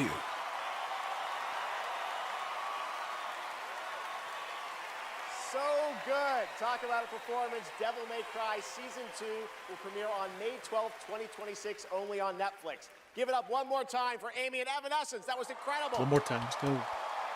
All right, there is more Game Awards ahead, including more new game announcements and, of course, Game of the Year, presented by last year's winner. Which game will take home the trophy this year? Stick around to find out. Lauren Balfe and the Game Awards Orchestra are tuning up.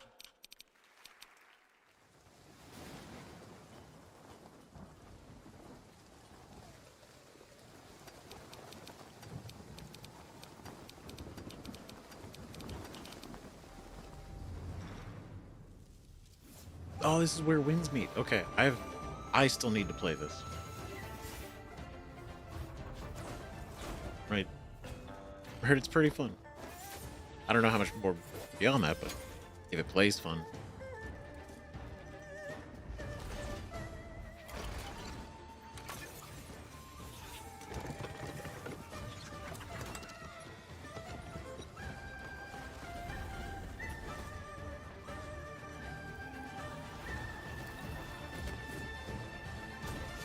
It's a wild design.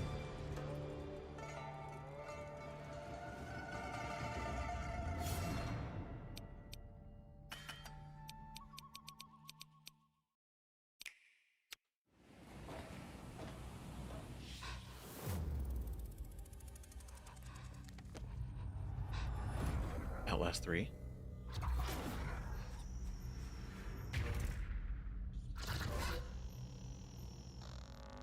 Oh wait, no. Wait. A haunting experience. Okay, this isn't Phasmophobia, is it? Holy shit, it is. God, that game looks so good now. If you That's give a crazy. gamer a game, they're gonna want to play. I played the If hell they out of that play when it came they out love it. for like If they love 2 it, years. They'll want to play other games they love too. So you'll build them a place. Big fan of Phasmophobia. More than that. Perfect. Looks great. But then they'll want to play those They've games done good anywhere work. and everywhere. Like here, or even on this beast. And if they can play everywhere, they're gonna want to keep tabs on those games and everything else they love in one Christ, place. it's so long since I So played you'll give them a U-tab, Phasmophobia. a home base But the fact that it's on the tracks all Switch, so their you play, no know matter how how they play, portable with one souped-up profile portable to rule them all. Phasmophobia. Whoa. You play with your friends. So, if you give a gamer all the games, the freedom to play anywhere and Fascinating. everywhere, and a U-tab to keep it all in one place, they're definitely gonna want to go play. 47. An urgent threat has emerged in Dartmoor. Kill One that can Eminem. have catastrophic consequences on a global scale. Careful. One touch can be deadly. Please welcome the actress behind Hitman's next elusive target, Mila Jovovich. Oh my god, that's the lady from Resident Evil. The movies. Let's see. I think she was also in the Monster Hunter movie. But I know Hi, her Los exclusively Angeles! from the Resident Evil movies. And hello to gaming fans around the world. I'm thrilled to be making my debut in a video game as the next elusive target in Hitman World of Assassination. Oh my god, Fifth The hunt Element, that's right, begins yeah. February Jesus. 2026. I've thought about that Now, movie in a I'm long happy time. to present the Game Award for Best Multiplayer. Modern multiplayer represents a monstrous challenge in game design. I mean, imagine having to develop games that account for the absolute unpredictability of thousands of live opponents, or even worse, the persistent dumbness of a human teammate. Yeah, It's right? no easy Like, task. And believe it? tonight's nominees all pull it off in their own inspiring way. Here they are. Best multiplayer game. They said the world above had ended. Oh, great. Heard nothing but incredible things. I do enjoy Battlefield 6, but Tragedy must be averted. I've wanted to play Night Raid. I haven't even finished Elden Ring. Peak looks great. I need to play Split Fiction. It's been sitting on Steam, waiting Wow. for player 2. I see people have a lot of favorites out here. Who do you want? I feel like it's got to be Arc Raiders. I feel like that community is. All right. I got it right here. And the ready. game award goes to But Peak is fun. Arc Raiders!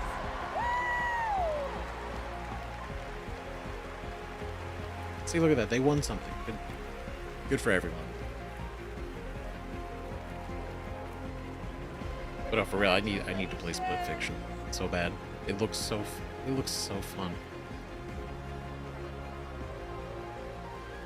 I haven't played Peak, but from all the clips I've seen of Peak, Incredible. looks With this fun. list of nominees, who would have thought? First of all, thank you all.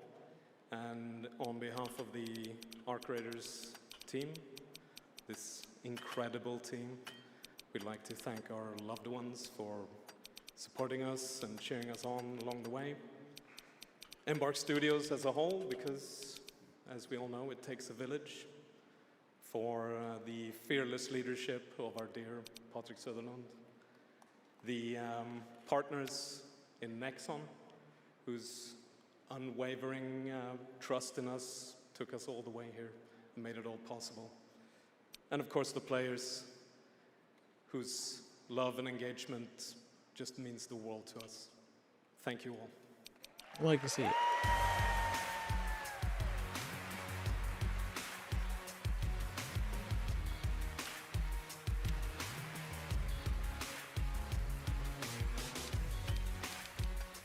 Congratulations, Arc Raiders. You know him from the Marvel Cinematic Universe and Stranger Things. Please welcome to the Game Awards, David Harbour.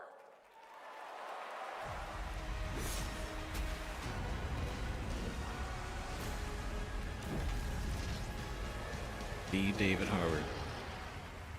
Known for Hellboy. And also... What was the Marvel one? For Red Star, 25 years, Creative Captain America, Assembly has Captain Communist. entertained What was his name? I forget. millions of people all around the world with the Total War franchise. And Stranger Things. Today, I'm here to help announce where Total War is going next.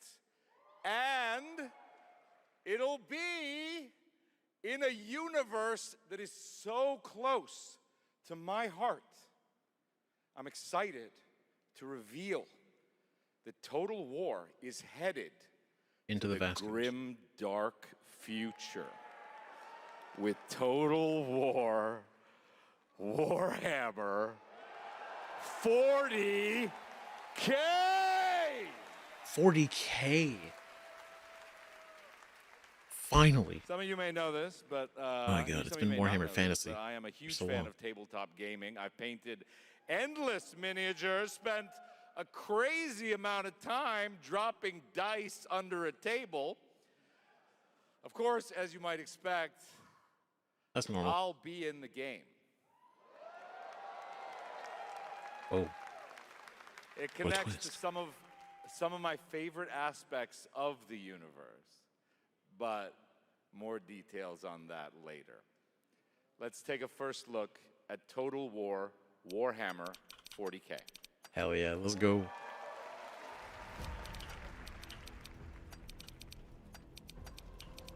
In the grim darkness. Hell yeah. I still gotta finish Space Marine too. Every soul's survival. There's so much to do. hangs by a thread.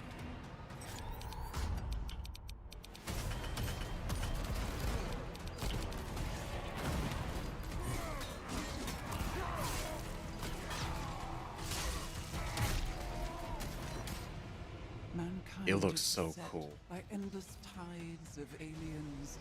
Yeah, Warhammer is so fucking cool. And demons. I know virtually nothing about it, and I love it.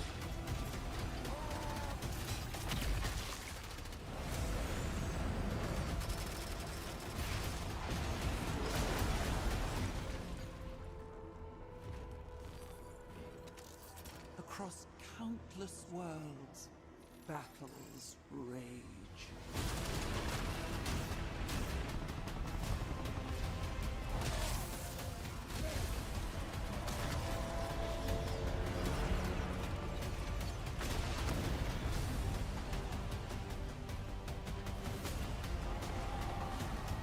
Dude.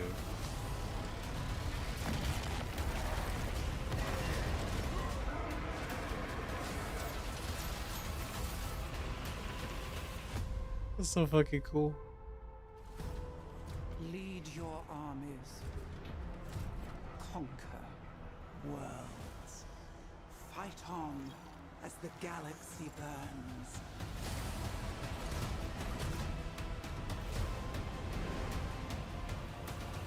For there is no peace amongst the stars.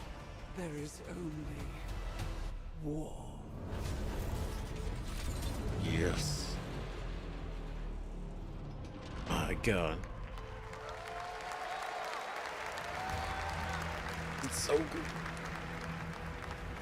Wait, we're actually seeing gameplay? Hold on. Oh my God.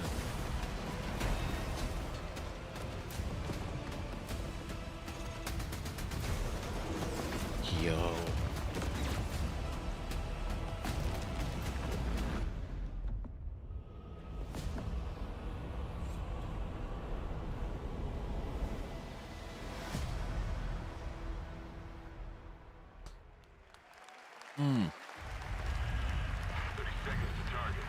That looks smooth.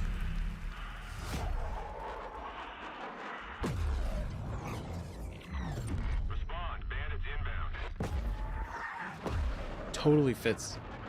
'Cause I played Total War Warhammer 2 for a little bit. I wanted to get 3. But now 40K is coming to. Oh my God. Take a look. What a sight to behold. Whew, it's all over. The last lands of the FCU, the Federation of Central Usia. First of all, thank you for joining us on this ship. Hello there, my dear newcomer. You are very lucky, you know. Yes, we are critically undermanned on this ship. Don't worry at all. The man in front is Jan Rexco, the Wings of Thief. You're riding shotgun with the legendary Ace of Aces. He's a mass delusion fabricator. Oh, the Ace Pilot series. Of social media. Radar contact. We think it's the shadows. Our lone target is Wings. All dogs fire. Time to pull out, 22. Roger that. God damn it. Start swimming. Oh, dude, fuck that. Oh God, not. I hate the ocean. I respect the ocean. Let's keep at it, Rex. This is neat.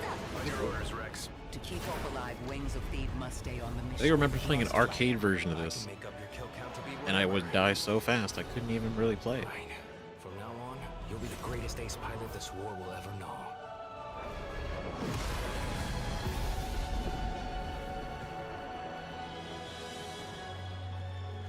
Wings of Thief.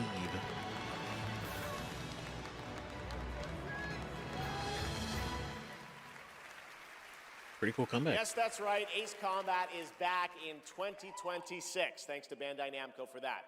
Over the past few weeks, fans have been visiting the Game Awards vote in Fortnite to help us select the best creator-made island of the year, and Genesis Squid Game came out on top. Congrats to that team, and head over to the Game Awards island now live in Fortnite to play all the nominees with the island code that you're seeing below. All right, next, from the creative minds at Fuse Games, some of the key folks behind Burnout and Need for Speed, comes an all-new racing experience. I want it back. No way. The way it was before the Empire shut it down. Massive engines. Pod racers? Lightning fast. Lives on the line. The pilots were incredible. Best of the best. I'm focused. I was a huge fan of N64 pod racing. Star Wars. Fucking great. Star Wars racing. I'm interested.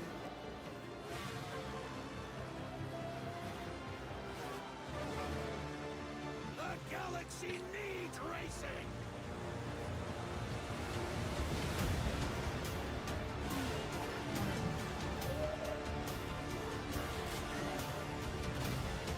Oh, speeder bikes too.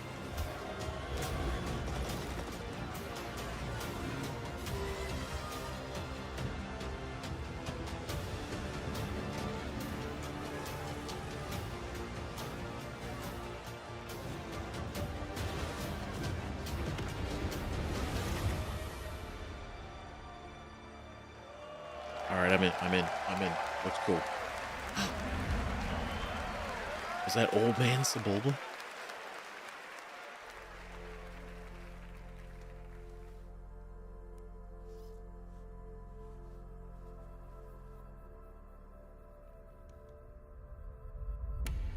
You? What were your names again? Well, I can't call you and can I? I shall give you names. Namey. Name or namey? Yes, Naomi. And you, Backboy. Yes, children, I have a feeling. It's a feeling of destiny. Follow me, Naomi and Bagboy. Destiny awaits.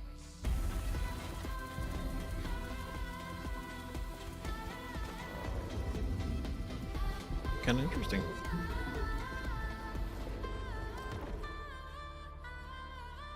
I love that we're seeing so many co-op for twos.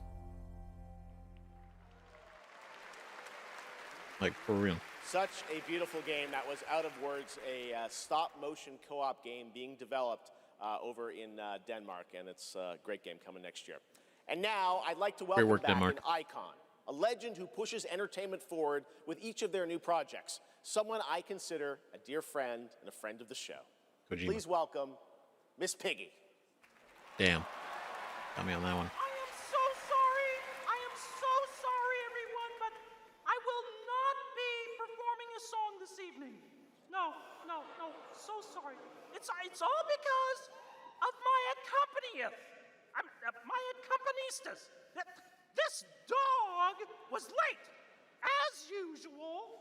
Hey, sorry, I lost track of time. I was out taking myself for a walk. Oh, ha. Same old excuses and jokes. Hey, they liked it. Let's go. It's time for you to sing, Pig. Sing? Sing what? We haven't rehearsed anything. And where's the grand piano, huh? Yeah, wouldn't fit in my hatchback. Listen, what are you worried about? Lord. You know, we'll just, we'll wing it. Wing it? Sure. Who knows? Maybe it'll all work out. How about, something like this? In a world where gaming games are so exciting, waiting all year long until the time will come. Your turn. What? I can't just make up any words without some meaning. Pretty good. This is stupid. This whole thing is really dumb. Hey, you got it. So if you're looking for some friends, just stick around. Oh yes, the Game Awards will... Never let you down? Good luck. Excuse me? As we all now come together across the Great Divide. Oh, from Tokyo to London, we're all watching side by side. So if you're looking for some fun, the time is now. Here we go. Oh yes, the Game Awards will never let you down. Yeah, we'll see. What? Go ahead. It's a night of magic and online chats galore. Exactly. It's a shame that host Jeff Keighley's such a bore. Hey! Kidding. All the trailers and celebs and big awards. Really rigged. Oh. Don't forget about all our friends on Discord. Oh boy, I'm getting so excited about this wonderful world of gaming. Well, here's some awesome titles you simply can't ignore. Oh my gosh. You mean the names of all the games that I'll be playing? Yeah, now let's get ready, let's get set. You guys keep score. Let 'em have it. Oh, there's Mario, Minecraft, Legend of Zelda, Nominee, Donkey Kong, Bonanza, Kingdom Hearts Peak, Shovel Knight, Fortnite, Overcooked, Tomb Raider, and Tomodachi Life, Indiana Jones, Marvel Robinson, Shenmue, Fall Guys, XCOM, Undertale, It Takes Two, and I know you've all been waiting so long for the delayed release of Hollow Knight Silk Song. Oh my god. Glad I didn't have to do that. 1, 2, 3. So when I'm Princess Peach wearing my super crown. Oh yes, the Game Awards will always let you down. Stop it. Your turn. Oh, my God. I can't think of anything now. I need to know. Oh, the Game Awards will never let you down. But the pig just did. You'll have a place to wear your sparkly gown. Everyone, Oh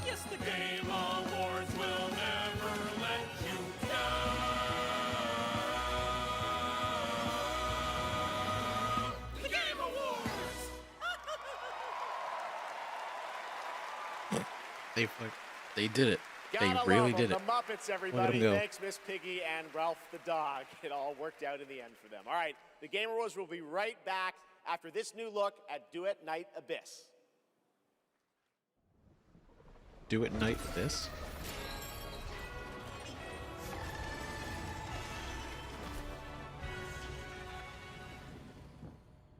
It's a mobile game.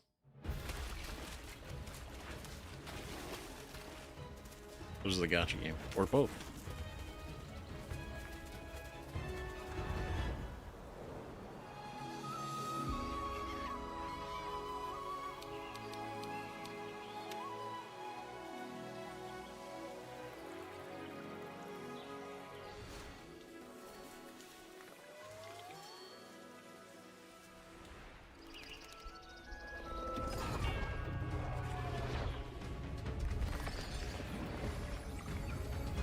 Oh, it's gotta be. I feel like they have all like that same style to them. You know? There's something about like the art direction. It's just like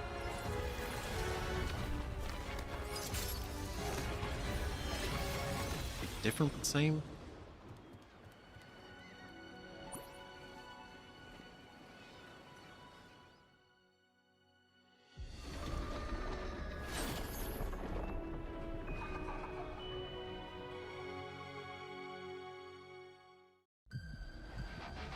Was mobile. Partly mobile. Mobile and PC.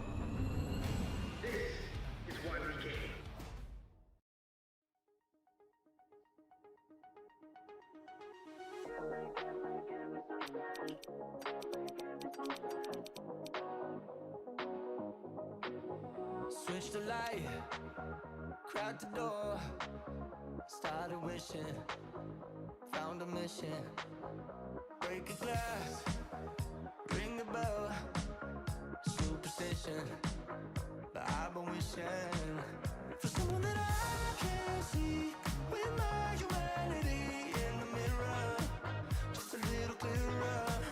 So sick of the warning signs, I see the good eye, yes, nearer. I won't shed a tear. I look for gold, then it turned to rust. I look for faith, if it leads to us. Give me something, somewhere to go, somewhere that I know. I'm chasing the glow. Give me something, someone to love, someone to count these stars above.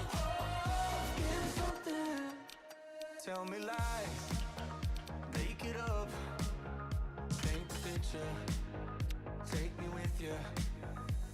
I don't care what you say, I'm making it new today. It's a new world, it's a new world. I don't care where this goes, I'm making it highs and lows. It's a new world, it's a new world. Give me something, somewhere to go, somewhere that I know. I'm chasing the glow. Give me something, someone to love, someone to count these stars above. Give me something. Worldwide release confirmed. Yeah, what a time. That was the announcement that was a of whole One song. Republic's partnership and a new song with Arknight Enfield, which arrives January 22nd, 2026 on PlayStation 5, PC, and mobile. You can pre-register now and be the first to join the frontier.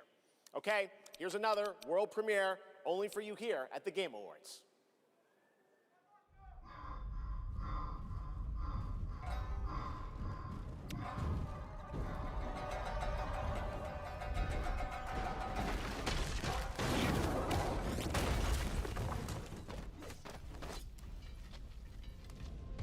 Okay.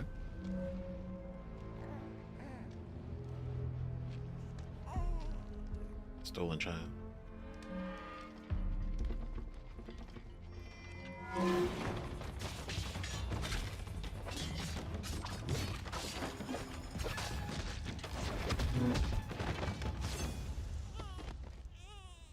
Okay, cool.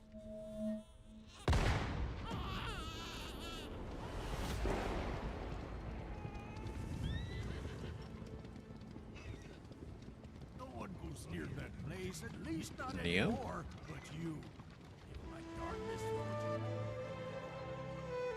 Or is this the Oh my god, wait, no, this is the new one. I knew it. Oh my god, what is it called? I don't want. It never breaks so easily. But why did you come back? I'm forgetting the name of it. The Order's blades are coming.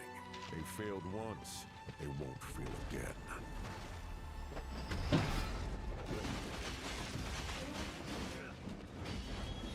Combat looks cool as shit.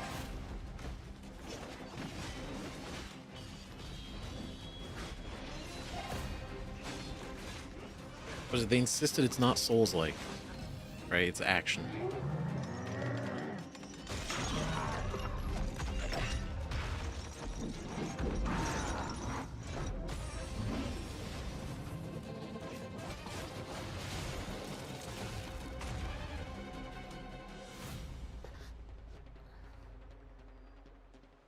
Please, take it. Save our people. The girl's nothing but a shell now. She'll never be the same. You broke my blade. But we broke your spirit. Oh, that's cool. Phantom is movement. Go fucking liquor bender. From where none expected.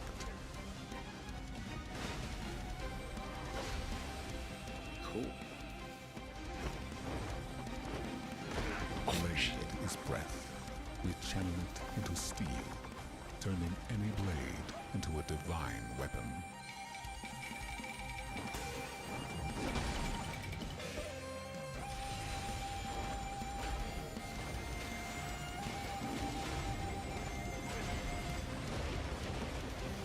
When Phantom and Blade unite, no enemy stands. Wait, he's using the Drunken Master style that the boss he fought had.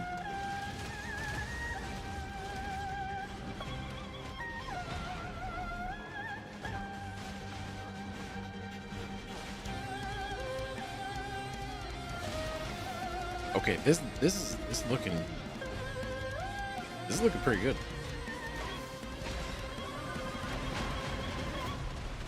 Phantom Blade, that's what it was. I literally could not remember that name. Who are you? Finally seeing more of it.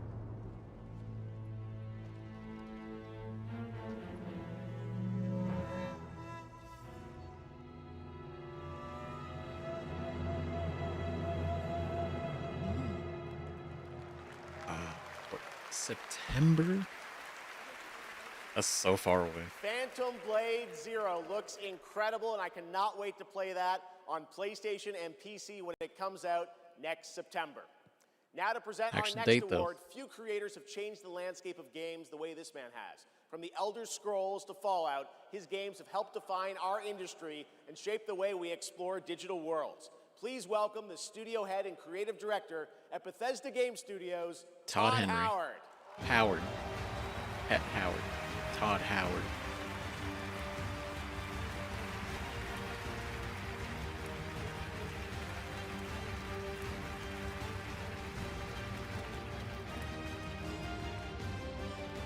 Skyrim Ultra Deluxe. Game development is the ultimate team sport.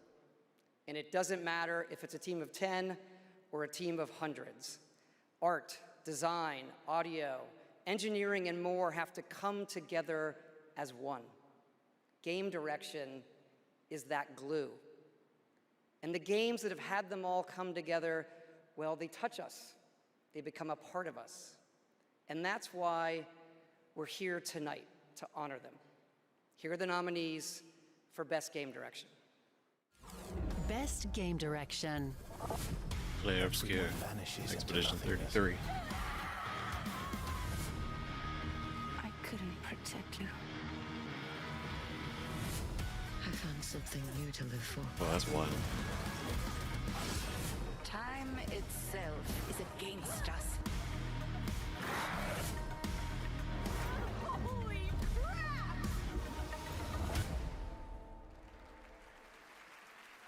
They have kind of the same And ones the that have game been showing award up. goes to Quite obscure. Expedition 33. Incredible game direction.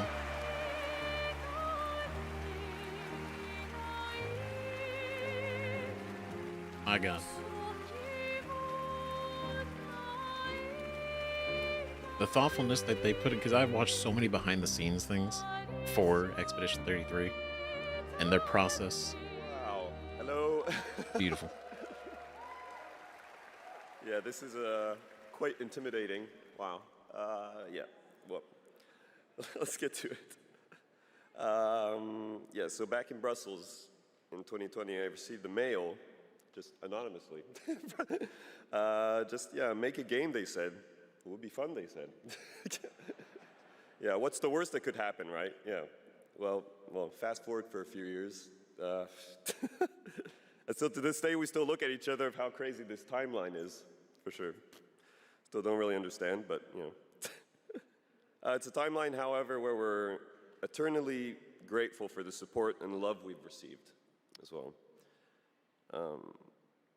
All the ones with us tonight and the ones abroad, friends and family who believed in us and made this dream come true. And yep, I love to thank my wife as well. She couldn't make it here tonight, but I think she's watching it. She's in Brazil, so the time difference is quite quite huge. But yeah, anyway, thank you all so much. Have a lovely evening. Yeah.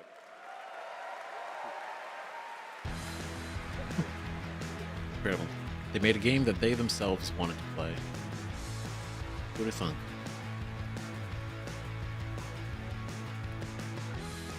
Congratulations, Sandfall. A big night for independent games. All right, we've come to a very special point in tonight's show, especially for those of us who have been playing games for decades. Over the years, there have been many games, characters, and franchises we've all wished would return, and certainly many I'd hoped that would be ready to announce at an event like this one day. Tonight, I'm excited to share this piece of news with all of you. Oh.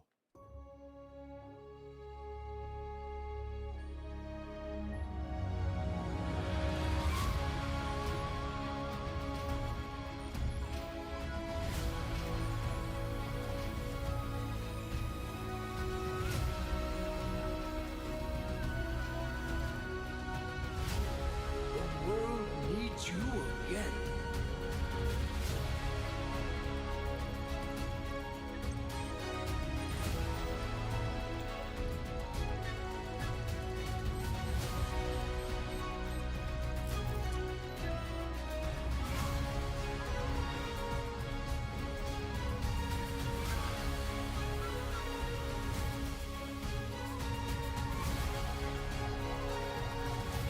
Mega.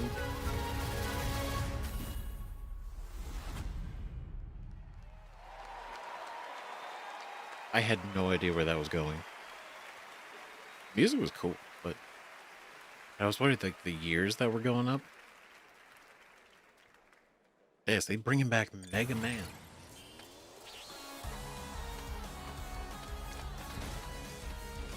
Wait, we get like a Mega Man X-esque style.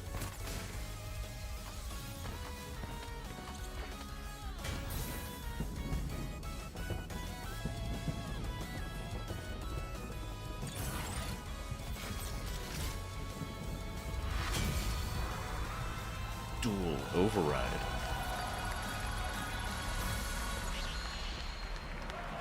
$2027. The fact they show gameplay. Love that. We love to see it. Finally, I've been asking Classic Capcom style. for years. This was the year, and 2027 cannot come soon enough. And even got a very early glimpse at first gameplay. The team really wanted to share that with you tonight to show the classic 2D style that they're returning to. Coming Thank up, you for that. Game of the Year, but first an exclusive new look at the Super Mario Galaxy movie coming to theaters next April. There was a movie? They revealed it? He's got the brush. From Sunshine. Bowser Jr. and I'm gonna be taking my father now. Hi, I'm Luigi. Bowser Jr.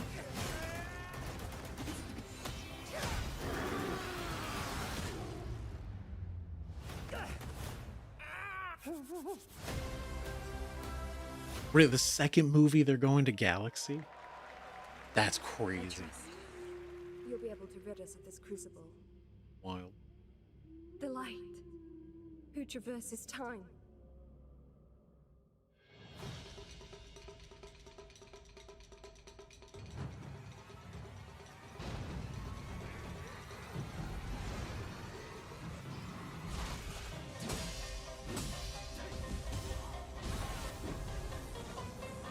I'm trying to see, like, what it could be. Me, I'd be surprised if this was Onimusha.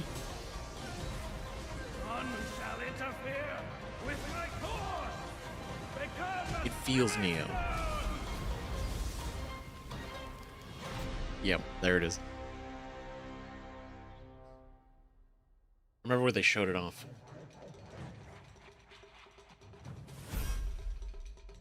We got a January demo coming in. Cool.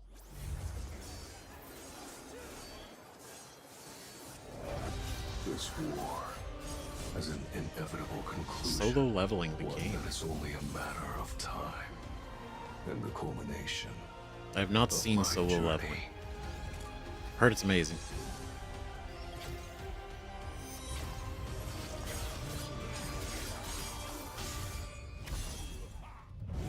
Arise. Join me in shadow.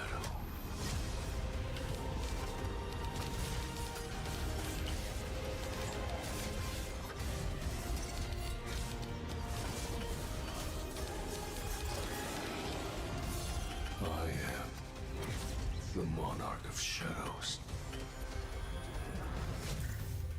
See, usually anime to game adaptations don't Available now. work. At least not to me. Like, same with like movie adaptation games. But that actually didn't look too bad. That didn't look too bad at all.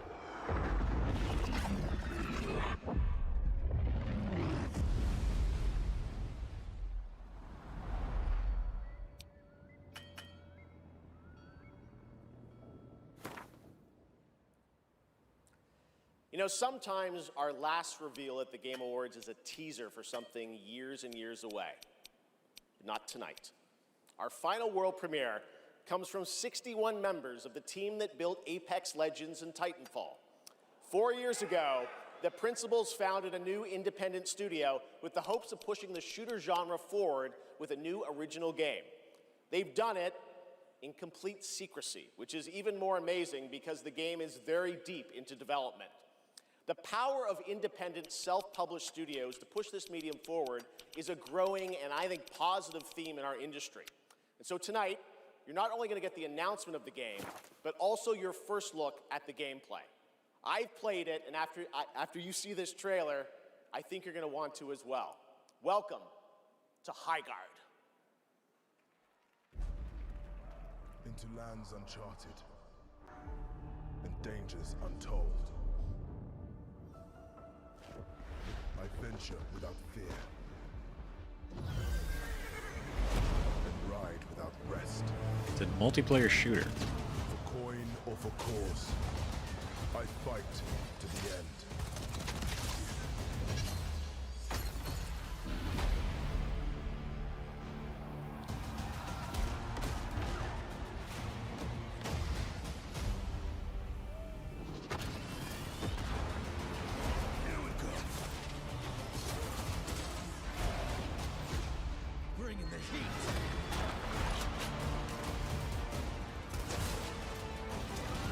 So like more open world Valorant.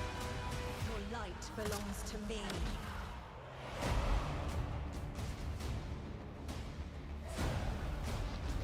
Moving in for the attack. Shield breaker forming.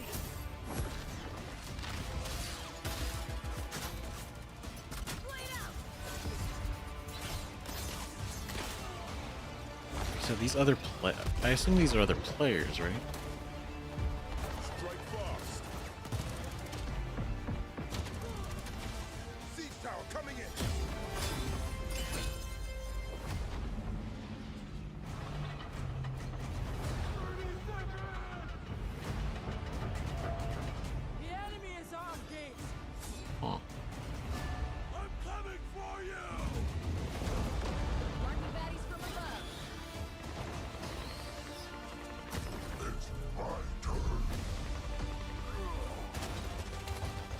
Okay, so like kind of, I guess like an bit of a MOBA-esque. The coming storm.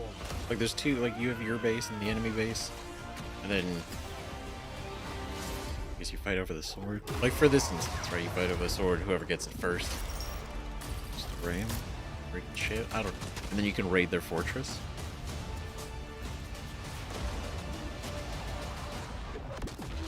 I am a warden, and this is my oath.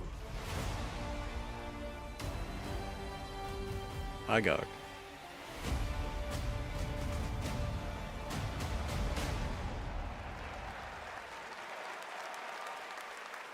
Pretty crazy, that's right. High Guard launches in just 7 weeks on PC, PlayStation, and Xbox. It is insanely fun to see, fun to play, as you saw in that trailer. And now it's time for our final award. Last year, Astrobot took home Game of the Year, and so the tradition goes, this year we're lucky to have that game's director present Game of the Year this year. From Team Asobi, please welcome Nico Doucet. I don't know, that was the last trailer. What an interesting decision. It does kind of look just like another arena shooter. Good evening or good day wherever you are. This is it, right? So last year we were blessed with a huge honor on this very stage. So it is with great joy that we're back today to pass this incredible award onto another team. Congratulations to all nominees tonight with your games. You made us travel, dream, sweat, laugh, and sometimes, very often cry, actually. From kids to hardcore gamers, there was truly something for everyone this year. And have you That's noticed? true. The games nominated this year were created by teams from all over the world. This is a testament that our industry feeds from various world cultures. And in this day and age, this is something we should really, really appreciate and celebrate.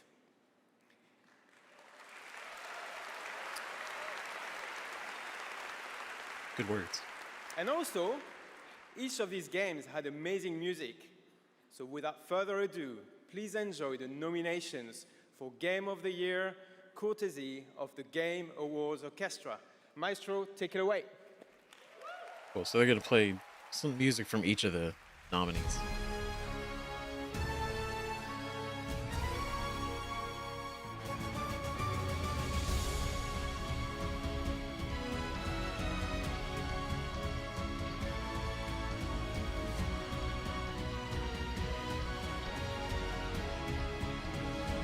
Flute guy's here.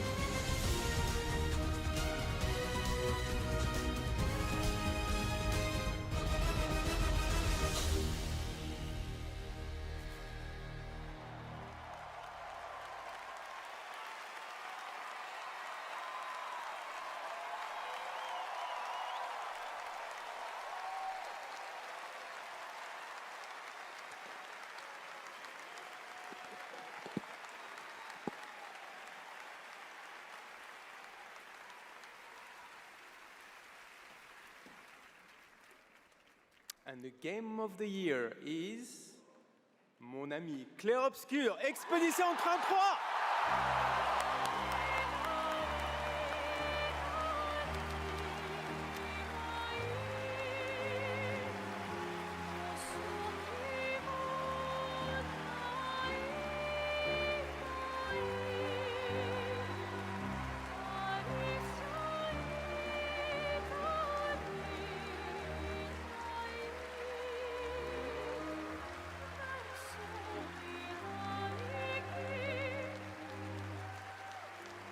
There it is. My God.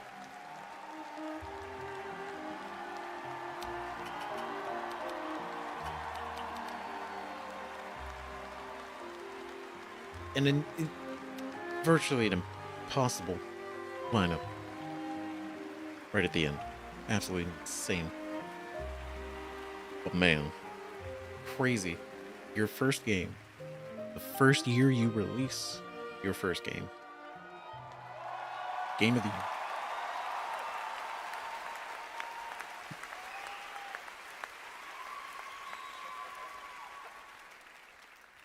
What a weird timeline for us. This was supposed to be a joke, the Berry and Narnia. I have no idea what's happening. Well, I want to thank first the incredible team at Untitled Interactive. They are not watching from home as we brought literally everybody here to celebrate with us. So I love you guys. Beautiful.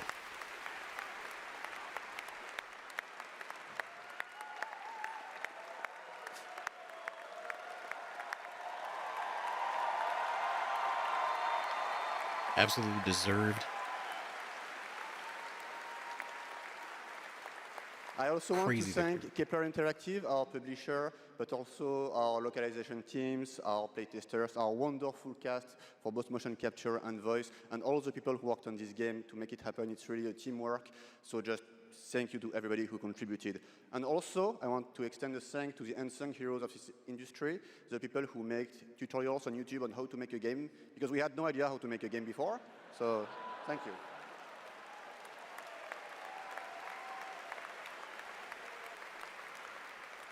And I'll extend a personal thank you to an important man in my life, Mr. Hironobu Sakaguchi, who made me fall in love with games and inspired me to become a game dev. So thank you, Mr. Sakaguchi.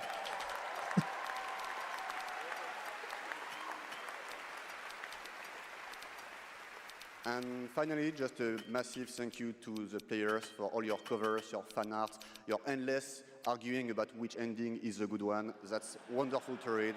Thank you so much. And I think that actions are worth more than words. So if you remember, we promised some content a few months ago. So I'm very happy to say that it's releasing now. And you can just go home and play. It's free. New weapons, new quests, new boss, just the cool stuff. So just thank you so much. You changed our lives. You changed the studio's life, and it's really wonderful. So thank you, and for those who come after.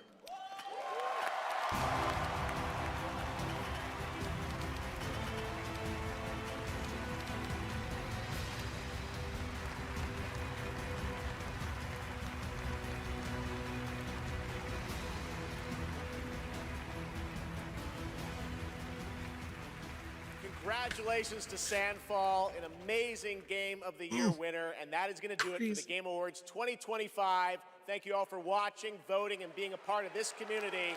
And congratulations to all the nominees, winners, and teams who debuted new games tonight. We'll see you again on Friday, June 5th for our biggest summer game fest ever from the Dolby Theater in LA. And we'll be back right here at Peacock Theater for the Game Awards next December. Thanks to our entire Game Awards team and everyone who helped make this show possible. Back Happy here, holidays. back here Good in night, June, everybody. and then a year from now, back in the same spot.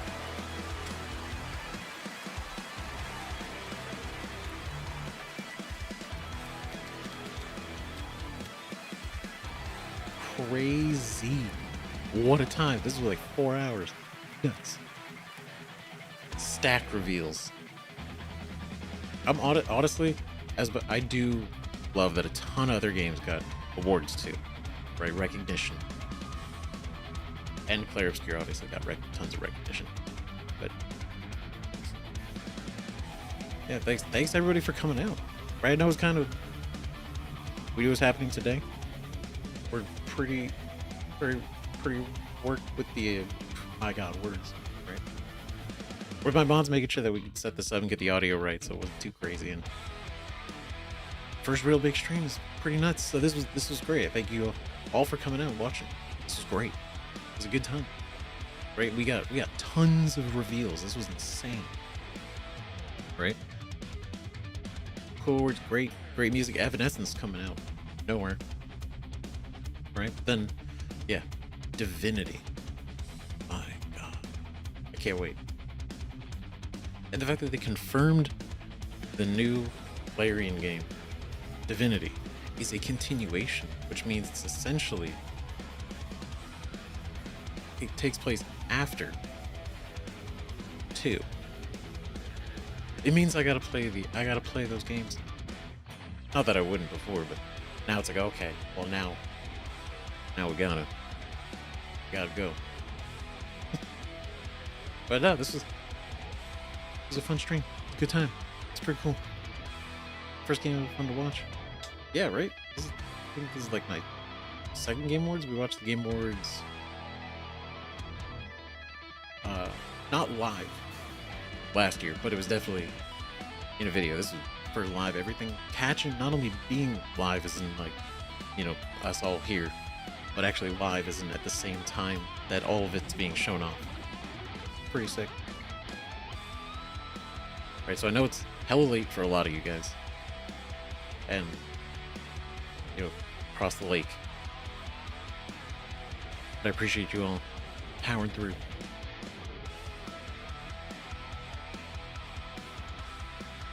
Right, I think that's the there will be another game in the same universe. Exactly. Right, because they said just for you.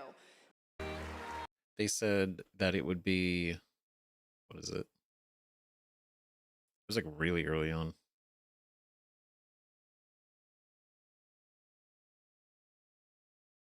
Oh no, it was after Celesta.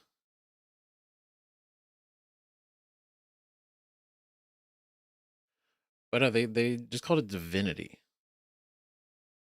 And then said it would be a continuation. So that's pretty sick. Right? It may not continue the, what is it, Divinity Original Sin 2, like whatever the original Sin plot line is. There's more in the universe. And I do not remember when at what point they revealed it, but it was out of nowhere. Like a whole dramatic performance, and then yeah, this guy.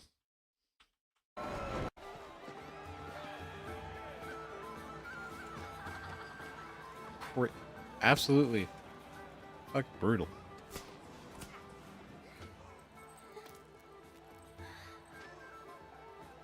Divinity and Divinity Original Sin 2 are different series.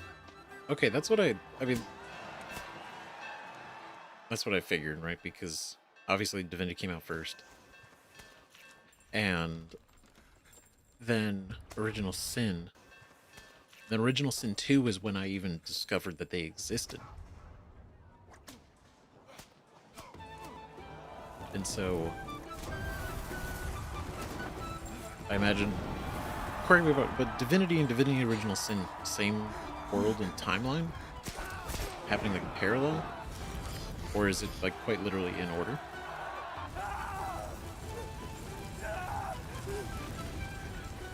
I think it's a continuation of the original Divinity series. It seems to be.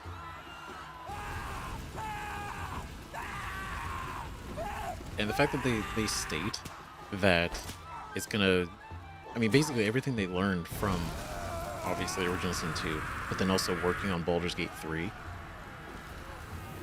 right? Being able to take all of that, plus, obviously, new ideas and new tech and everything, and then make another CRPG?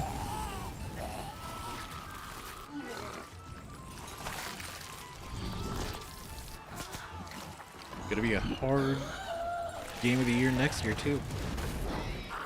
And when this comes out.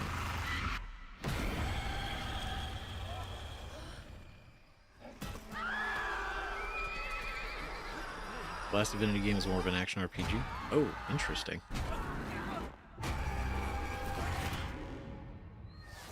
I might have to find some kind of like non-spoilery clip of that, because I'd be very interested to see the gameplay.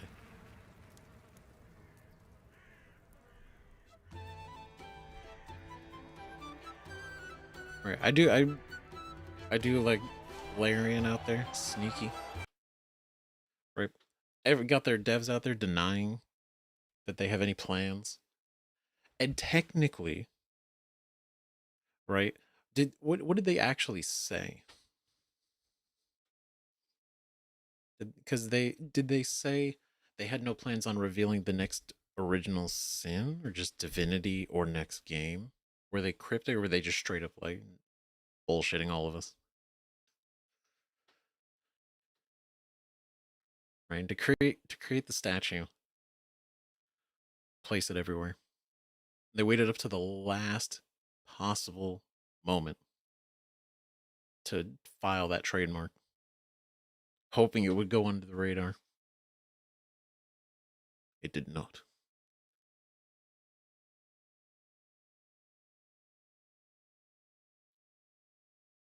Or was it they denied DOS 3, not New Divinity? So kind of like a technicality. Like they weren't technically lying. We didn't lie. We just said we weren't. It's not Original Sin 3. That's fantastic. That's so good. And to know that they knew the whole time what was going on. Beautiful. Absolutely. Right, this is more serious than Divinity has been in the past. Really? So this is a lot more, I mean, darker of a fantasy style than Divinity. They knew what they were doing. They knew exactly what they were doing. They knew. They knew damn well. And they knew people were going to figure it out. And they knew people were going to ask. Madmen.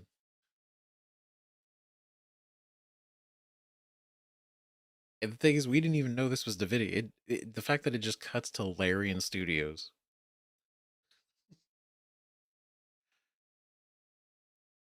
Beautiful.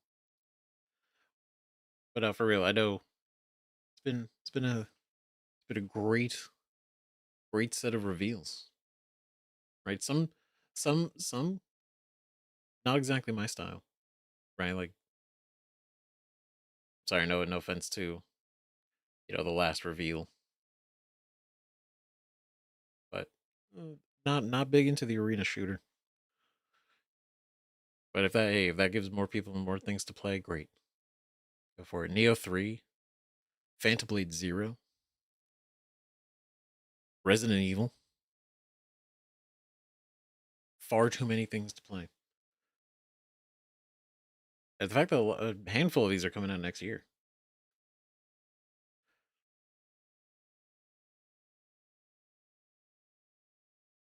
Right, early trailer, I think maybe 2028. Yeah, probably at least 2028. I'd be surprised if it released in the same year as The Witcher. But I mean, if it did, what a year. What a year.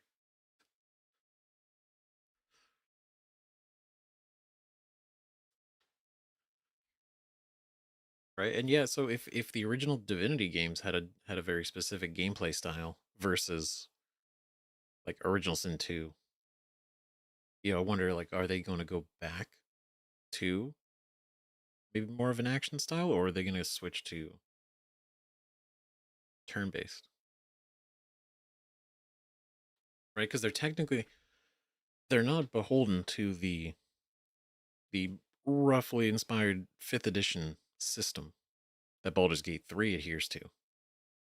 So they can do whatever they want.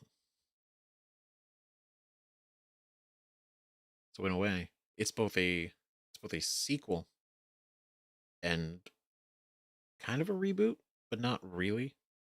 A refresh. Something like that. But a lot of you guys are dipping ass. No, for real. Thank you. You guys, go to bed. Go to get rest. Go to sleep. Thanks for everybody coming out. Really appreciate it. It's been an absolute blast. What a time. If they don't want to make only turn based, I think they will make both styles of games. RPG before. Yeah. Yeah, like honestly, whatever it is, I'm I'm on board. If they do the turn based system again, like I'm not gonna be upset. Like it works. It works and they proved that it will work.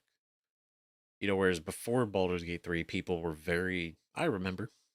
I was there 3,000 years ago when Baldur's Gate 3 announced that it was turn based, and everybody, majority wise, was like, oh man, really? Really turn based? That's what we're doing? That's not going to be fun. That's not going to work.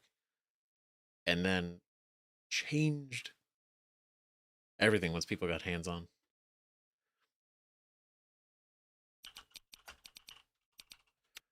And then, what is it? That's why I was surprised seeing Wizards was putting out another game. Their Warlock game, Dungeons and Dragons. I hope it's really cool. I hope it's as fun as it looked. Right? To be a what is it? Like an actual Dungeons and Dragons Warlock. I'm curious kind of how much direction they're gonna kind of work with on that one too. So I remember playing RIP Dark Alliance. Dungeons and Dragons Dark Alliance. The the new one. That was kind of rough. Kind of rough. I think that was the last time I like truly pre-ordered something because man, I was having a lot of hope, and it was kind of janky, and then Wizards basically didn't really support the team to fix it, and the team themselves was very new, so it was kind of unfortunate all around. And then yeah, and then nothing ever really happened with it after that. It basically died. So and Wizards never even talked about it either. Like the second this game came out, they just like kind of tossed them out. We're like, good luck, make it work, make it happen. And so the fact that they're doing it again, but for Warlock, we'll see. We'll see what happens. But no, 100% with the new layering game, Divinity, it's gonna be fucking awesome. Be so good. And Celasta 2 looks super cool. I bought, I think I have the first Celasta. I think I do because the reason I bought it wasn't even to play like the story mode at the time, like eventually probably, but it had a dungeon builder, right, built into the game, so you could go instead of playing through the story, you could go and create like actual layouts of dungeons and stuff and have your friends play through those dungeons. I don't think it was very in depth, but it looked cool. And that's why I got it. And so Slasta 2 basically just looks more of that. I hope they include the same kind of a feature. But it looks promising. Looks good. So I'm excited to check that out. Especially if there's a demo. All on board for a demo.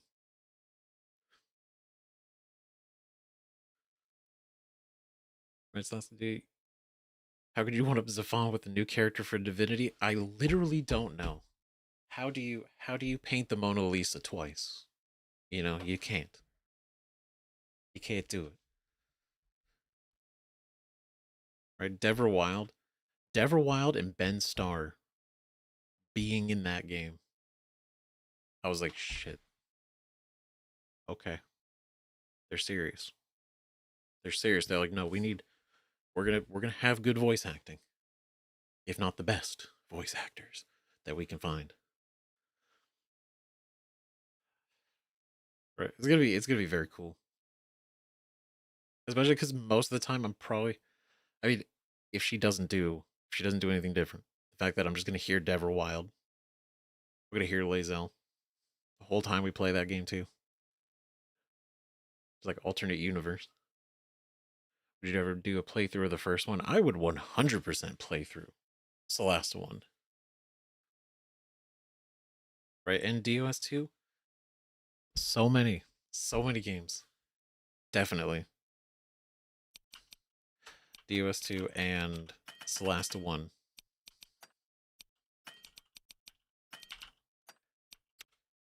Plus there, what is it? Man, this is what I mean. There's so many there's so many games. So many games. So not never, it is quite literally never short on, I don't feel like I'm ever short on games. There's nothing, I don't see a point where we're gonna hit anytime soon, at least, where there's like, oh man, what do we? I don't even know what to do. Like, what do we play? What do we do? There's so many. Plus, yeah, because we got. I don't know. Should we? Well, no, because I'll just buy it again. Yeah, DOS 2. I'll just buy it again on Steam. That works. Plus, I feel like that would be way better to do than try to. It probably isn't gonna look nearly or work nearly as good on the PS5 running the PS4 disc.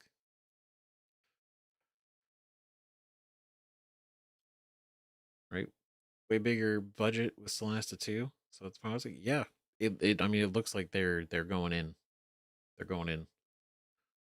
Right? Not that Baldur's Gate 3 set a standard, but it looks like they care. They care. They're gonna go. They're gonna do it. Pathfinder Kingmaker. Pathfinder Kingmaker. That's another one that a lot of you guys have pointed out too. Pathfinder Kingmaker. I know I don't own that one. But I definitely wouldn't be against it. Just like have an entire like year straight of just CRPG one after another.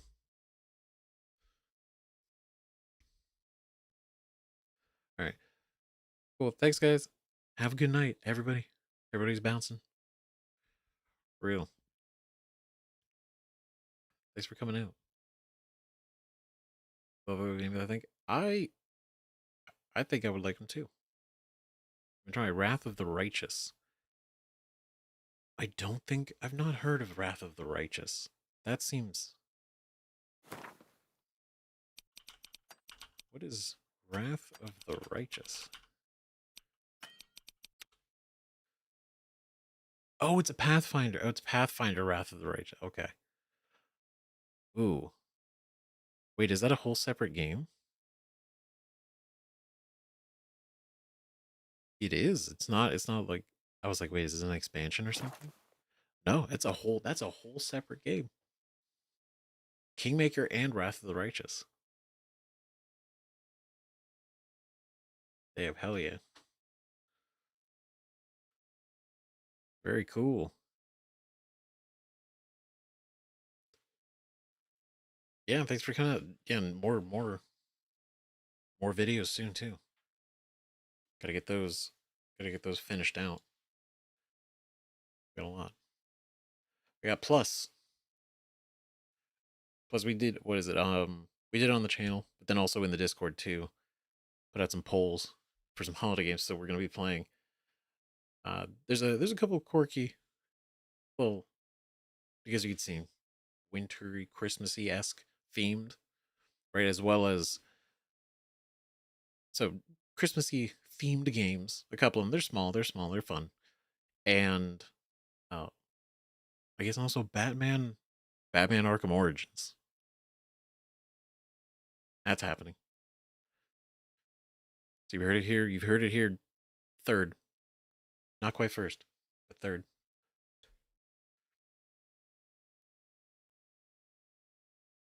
Right, the greatest CRPG that you've ever played.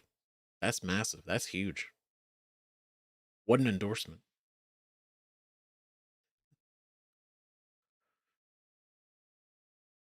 Love it. But definitely fills me with confidence. Still 2 hours left on the ambush video. Oh my gosh, what a time that was. Right, latest Baldur's Gate 3. Crazy. Small series like Portal are some of my favorite series you do. I appreciate that. I appreciate that. I do enjoy the smaller series too. It's nice. Right? Sometimes it's a little bittersweet when it's like, oh man, the game's over. Damn. But it's fun when when you just have like a good like 5 to maybe even 3, like 2 to 3 to 10 hour game. Right? Just a really focused, high quality, fun experience. Right? Single succession Monkey Island. Oh my god. I gotta finish. I do gotta go. Monkey Island, man. What is it? I did like one episode of Monkey. I think it was I don't it was like a remastered version of the original. It's on the channel. It's tucked away. I did one. I wanted to do the whole thing because the little bit of the intro to Monkey Island cracked me up so bad. And it's funny, the main reason that I did that episode was because in The Witcher 3, it's a reference to it. I didn't understand the reference at all, and tons of people in the comments pointed it out. I was like, Monkey Island reference, what is this? And so I got Monkey Island. I did one video of it and hadn't been able to go back, but I'm so down because that shit was top tier. Right? Portal series is great. I'm glad you liked the Portal series. Portal was a blast. The first one was so good. Caught me off guard. And then Portal 2. Oh my god. Easily one of the coolest games ever played. Phenomenal. Absolutely. Right? Which is kind of why it was a double-edged sword in that moment to make a 7-hour video of Portal 2 because I got so wrapped up. I was like, well, I can't stop. I can't stop playing. And then things are rolling. And then we got into Cave Johnson, and I'm like, well, I definitely can't stop now. And then after Cave Johnson, it was just like, oh wait, we're back into it. I'm like, oh man. It pulled me in and it grabbed me. And I was like, well, I guess we're doing the whole thing. And then they talked about the final confrontation. And I was like, oh, all right, well, I guess we're just gonna finish out Portal 2 today. Damn. Oh man.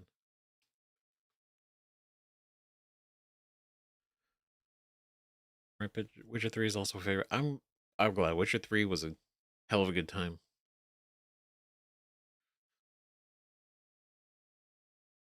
Search for the Monkey Island video. It's out there. It's out there in the wild. Among the what is it, like 1,100 videos, some crazy number of videos that we've done. It's out there. Pirates of the Caribbean. Rip off of Monkey Island. I could completely see the wonderful inspirations.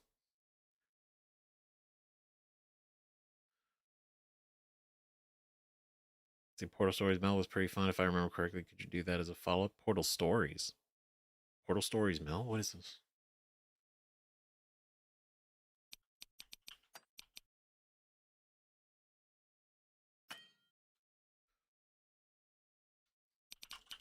Oh. Portal Stories Mel?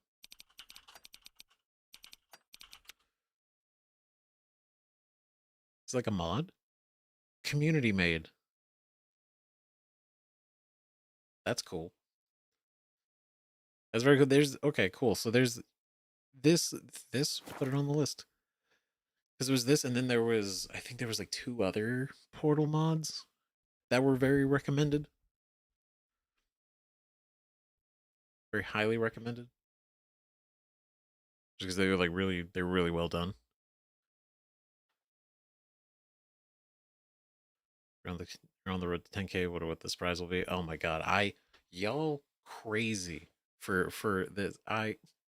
Funny enough, I had recorded, didn't end up editing and getting it uploaded, well, really quickly enough and all, for the 5K video. Literally putting out the 5K video while we were at 8K was insane. Absolutely crazy. They all popped off. I still can't believe it. Blows my mind on a daily basis. Right, that at some point y'all decided that this channel, whether it was one video, multiple, or anything, right, was worth that.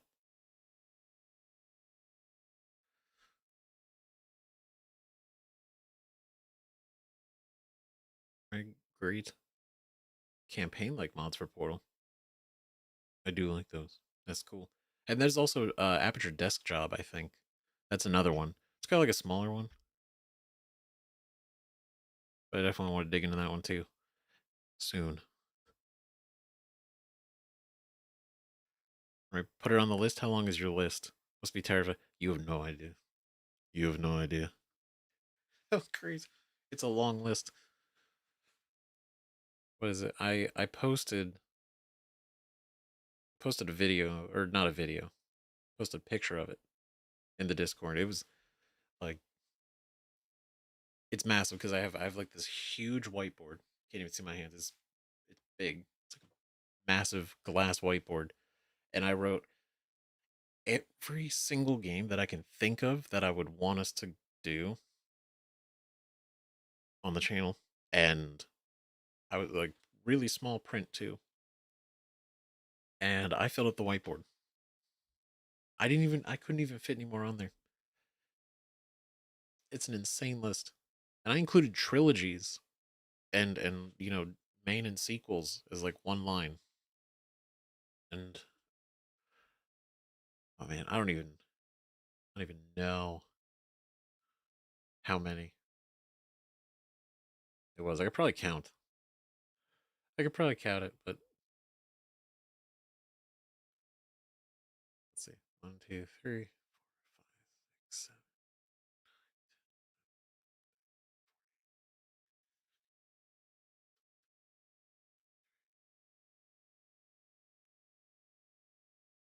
It's like 65 ish, and that's not even all of them. I say the number out loud, and it's like, oh god, it really is. Yeah, something like that. It's crazy. Both suggestions from you guys, and also ones that me personally was like, oh man, we should. This would be great. This would be fun.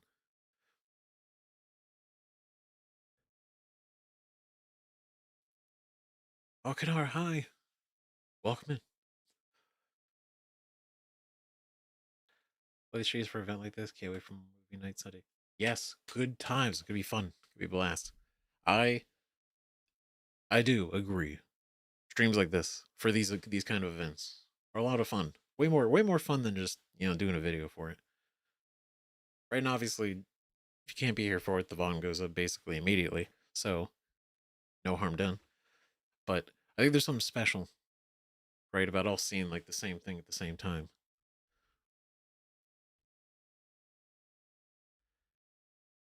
So I'm off work tomorrow. Gonna be playing the new Expedition 33 content. Yes. Oh my god, I can't wait. It's so I like they had talked about that they were doing something in the works and it was gonna be beautiful. That they were even doing it. I didn't think it was gonna be revealed that soon. I didn't think it was gonna be like, what has it been like? Like 2 months? Not even? Maybe? Right since they talked about it? But no, 100%. We're going back in. We're going back in. Because what is it? The last episode, one of the second to last episode of Expedition 33 I did. No spoilers. Um, it was funny enough. I was like, man, this is the last time we're gonna boot up this game, right? Because I virtually 100%ed the game. That was an incredibly thorough playthrough. And so being able to go back in for anything, they they could have just said we added a new outfit. I'm sold, boot it back up, done, deal. That's it. God, I love that game so much. That's why it's on my top 10 of all time, easily.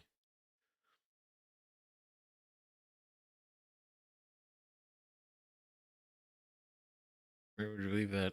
Haven't actually played Expedition 33. You know what? I can believe that. I can believe that. Not probably.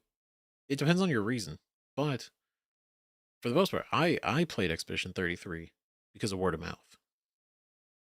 Right? I didn't see any of the trailers. I didn't even realize there were trailers until I finished the game, and then I'm like, wait a minute, they had trailers for this game, which makes sense, but I just never came across them, and I'm glad I never did because there's so much in that game that caught me in the moment that I think you could have seen in the trailer,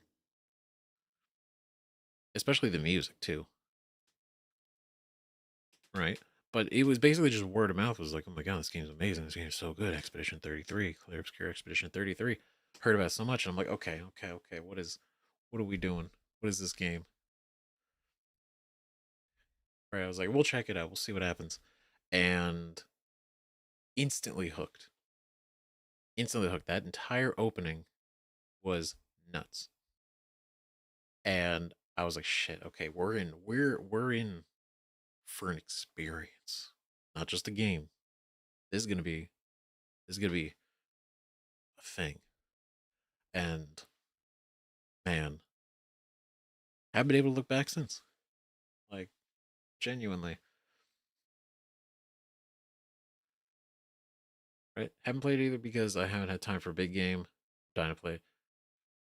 No, for real. And the thing about it is, if you just kind of go for the story and you just kind of go through, you know, it's incredibly well balanced to the point where there's zero need there's zero need to grind for anything.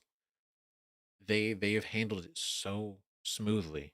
You can literally go through the entire game in like maybe like 20 hours, something like that. Which I know is that's still a lot of hours, like it's 20 hours. But if you go beyond that, you're easily in there for like 40.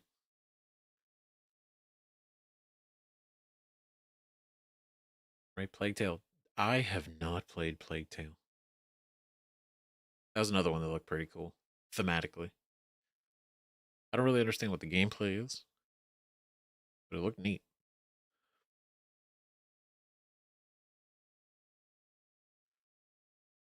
Right? The Larian trailer was so intriguing and graphic. It was. I mean, we're staring at it still right now, but now immediately it was like, oh my god, what are we doing? Burning this dude alive? Okay, and then he starts spitting out demon blood, and everything just goes to hell. And well, now everybody in the town is done. And then whatever this actually is gonna mean, right? Is it a portal? Is it an eye? Is it a monument? Who knows?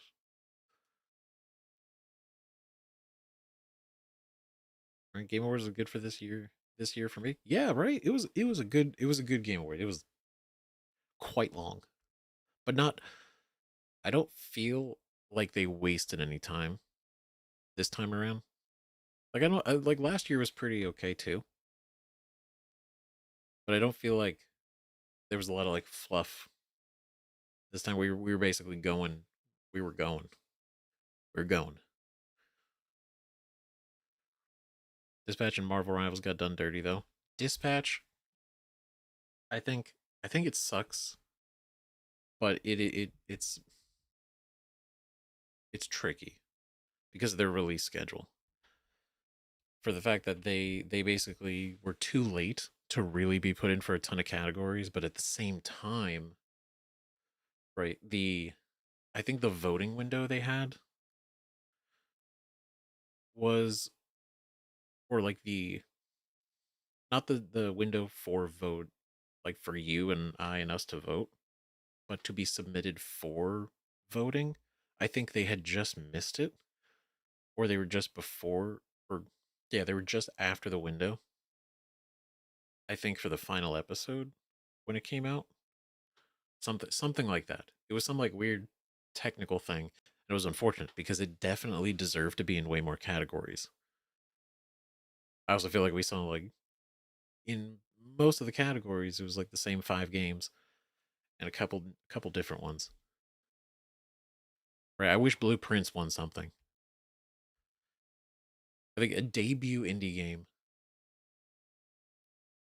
Right, I think that was the tricky one because Dispatch definitely deserved it. Expedition 33 deserved it, and I think Blueprints definitely deserved it easily. It's like, man, how do you pick between the three?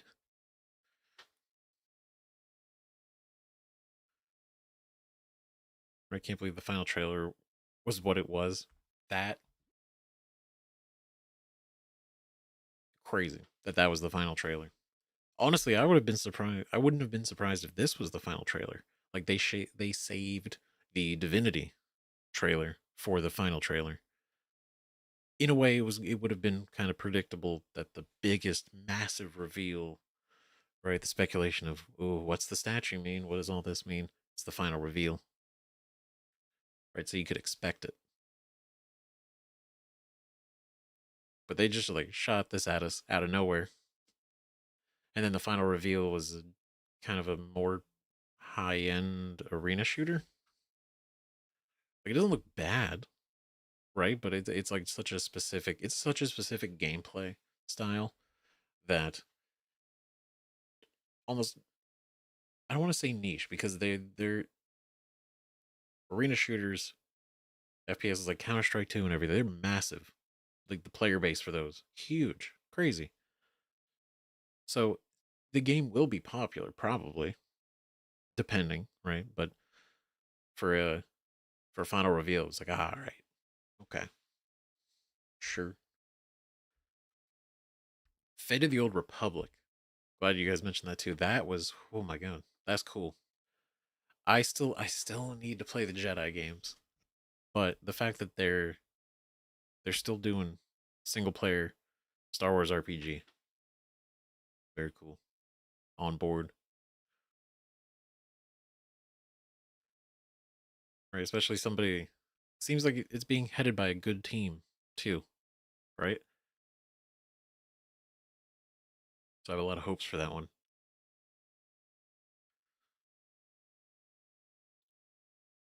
And then so between Knights of the Old Republic and Star Wars: The Old Republic. Oh yeah, the Old Republic is the MMO, isn't it? The Old Republic is the MMO, and Knights of the Old Republic is the RPG. Okay.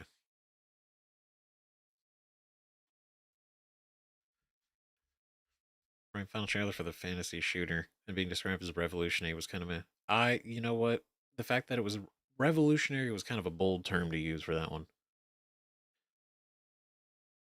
That's why I thought the revolution was like, oh, it's more of like open world, but that's like, oh, it's basically just a massive map.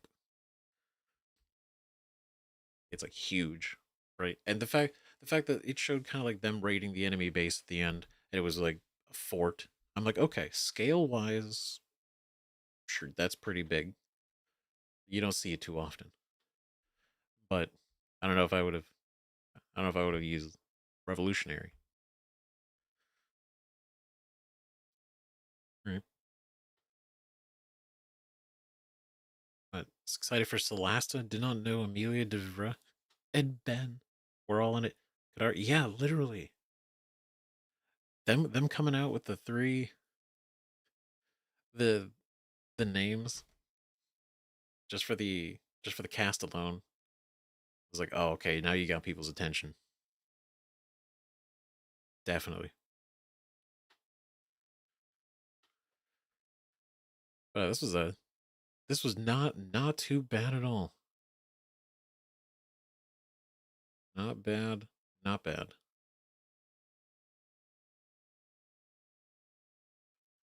Right, where's it going? Yeah, so it's like this kind of tactical. You know, it sets out like the arena. I don't know if this was how the first Celeste was. Right, but so very kind of grid based.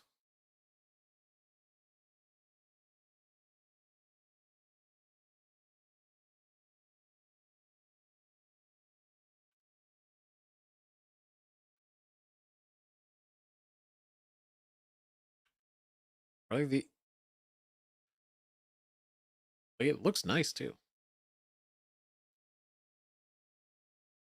The bonds that tie the six of you will The six. This is the team, the party. This is us. Celeste 2. be your strength.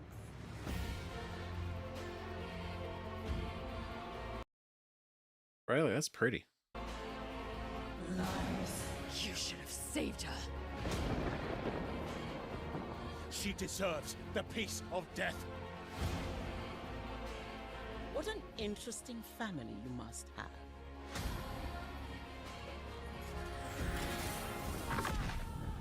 Is that fear I sense? Good. Amelia Tyler, what a twist.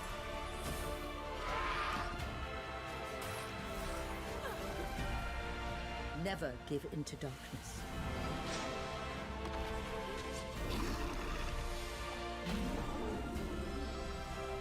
Right, it looks cool, looks fun. Looks like it's gonna be great.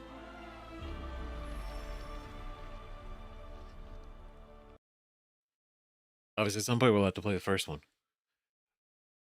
But it looks like they're really going in on this one.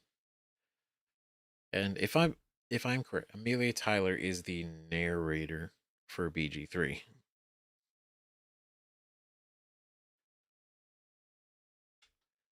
Are you gonna play the Expedition 33 update patch on your channel? Yes, 100%. Oh yeah, the second I get the patch, the second it's installed, and the second that I am able to, we are in. We are in. However long it is, if it's 20 minutes, 10 minutes, 4 hours. If it's one boss, that's all I need. Right. Hope these voice actors are getting paid. They do so much for games. The actors do in movies and TV. Agreed. That's why, what is it? Because Charlie Cox kind of said kind of the same thing when he was picked for Expedition 33, right? Because he's right, Daredevil, among others. That's the easiest recognition, right? He's Daredevil, right? Matt Murdock. When he came in for this, him and Andy Serkis were both talking about how they had to do the voicing over like the physical acting, and how it's like a totally different art. You know, being able to, you know, convey, you know, movement and emotion and scenes with just your voice. Just your voice. And how when you're like a physical actor, you know, you do everything. You know, your emotions are coming out with the movements. Whereas now you're having to portray your voice to somebody else's movements, you know, and make it feel real and believable. You know. So yes, I do also think voice actors should get more recognition and definitely get paid more.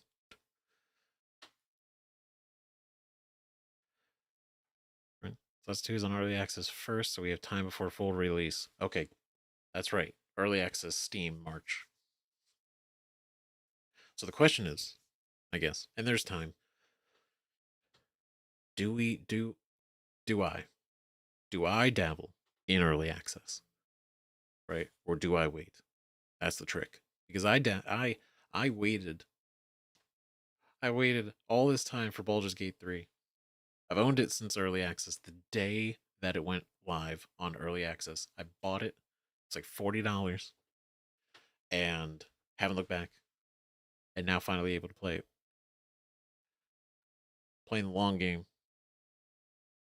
I was like, I can't really run it. And then started figuring out this whole YouTube thing way back when, right, with some of the initial videos. And I was like, wait a minute, no, hold on. This could be a fun thing to play. And then just held out to the right time. And now we're living in the best time. Best time to play it. You did wait a long time. Man, it was so long.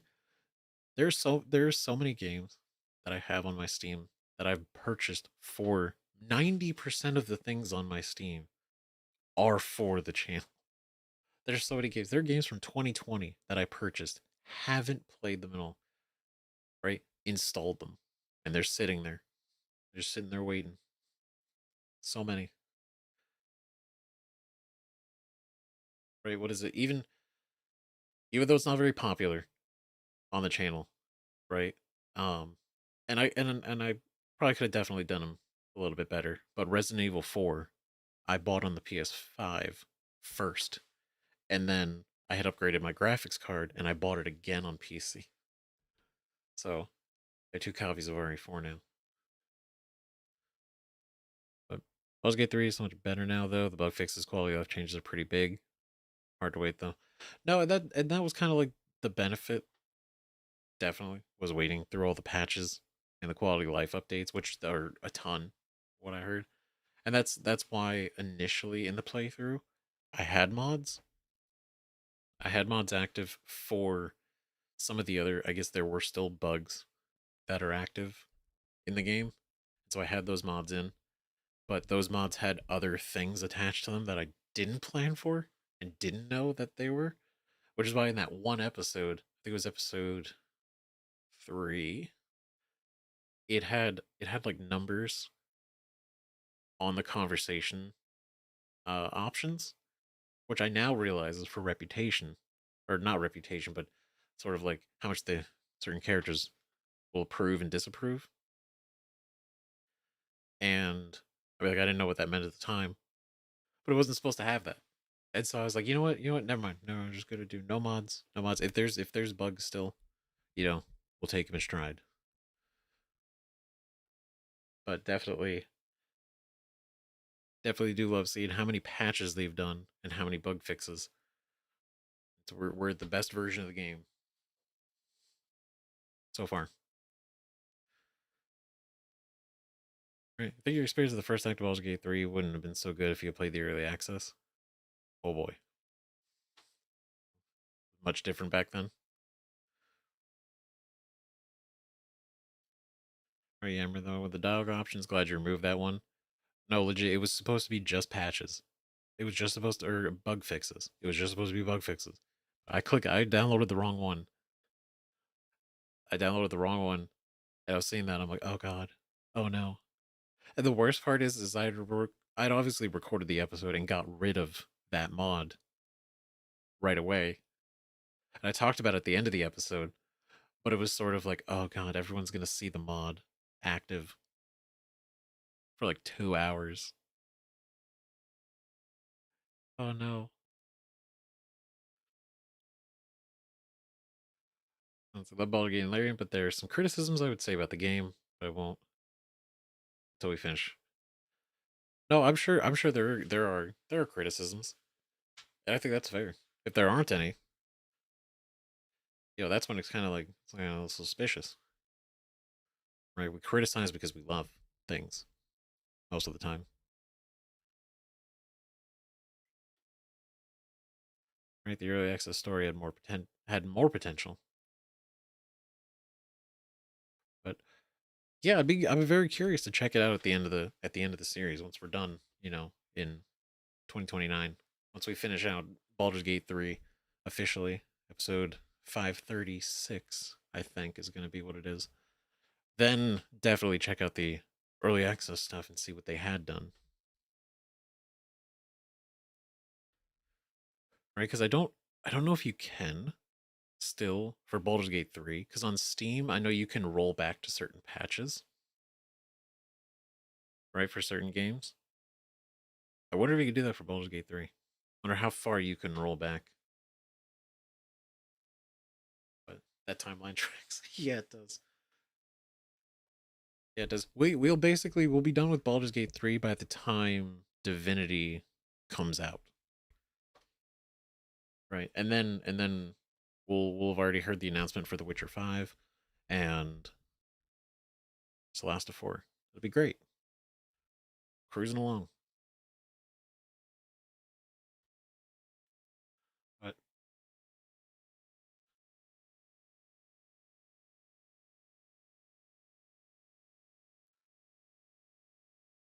let's see what else was it. Yeah, it was that. Then they really tried to hook us in at the beginning with some early awards.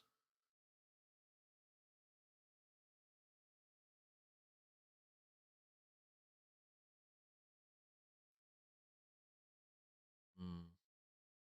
Total War Warhammer 40K. Finally.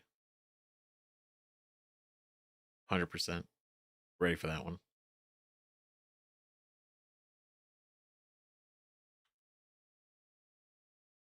This looked quirky. This looked fun. Looked wholesome. Right? Feel like a little chicken lady. Got our little. I don't know if we make him? Probably. We're just going around having a nice time. Right, coming to the chicken foot.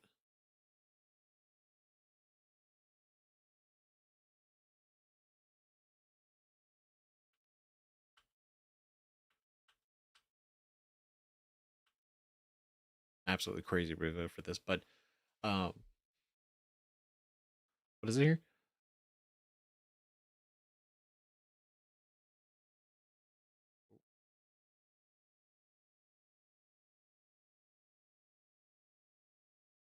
What's the time? You take out your time. Yeah, probably so you're in your head. Actually, try to role play. I do. I try my best. I feel like that's how you get the most fun out of it. Games like those. Got a new Tomb Raider. So happy. Genuinely. Genuinely. Really hyped about the Tomb Raider thing.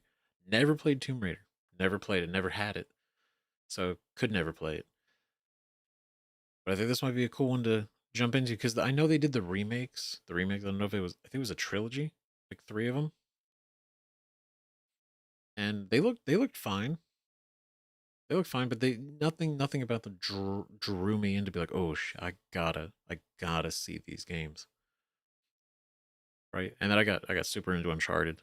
We played all of them. It was great. So this new Tomb Raider feels really cool. Feels really good. So I'm excited. I'm excited for you guys too, who are huge fans. Have been waiting.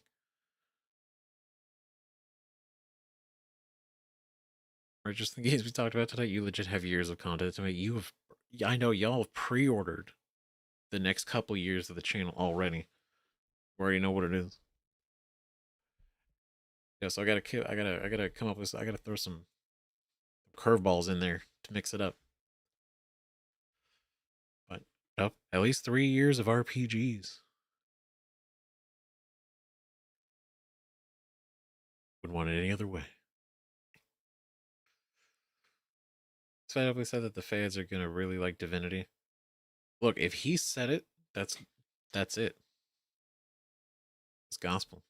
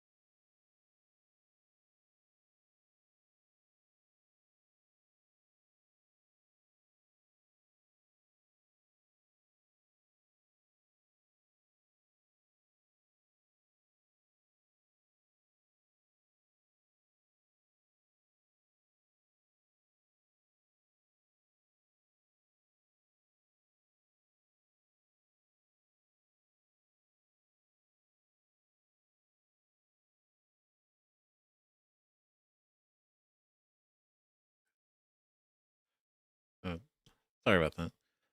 Cats are going crazy, demanding food, insatiable.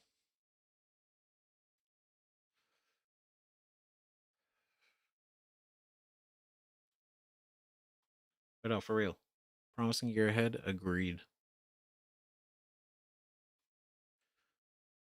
Absolutely. Have you played Rogue Trader? That was mine to 40K, and I got hooked hard. No, I did buy it though. I did buy it. I bought it some period ago. Before we began Baldur's Gate 3 and everything. I think it was a little bit after it was it was this year. I don't remember the timeline. I think it was like between January and May, something like that. Right. I bought Rogue Trader because it's a ton of people recommending it. Huge. They were like, "This is a great game. It's amazing." You know, and they were like, especially if you end up liking Baldur's Gate 3, then this is definitely going to be another game that you're going to be really into. And so, definitely excited to play Rogue Trainer. Rogue Trainer, because my in to 40K was obviously playing Space Marine 2 on the channel. It was only one episode, and I still got to go back and finish that game. But yeah, looking forward to that one.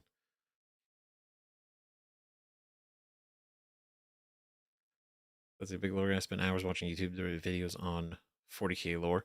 I want to.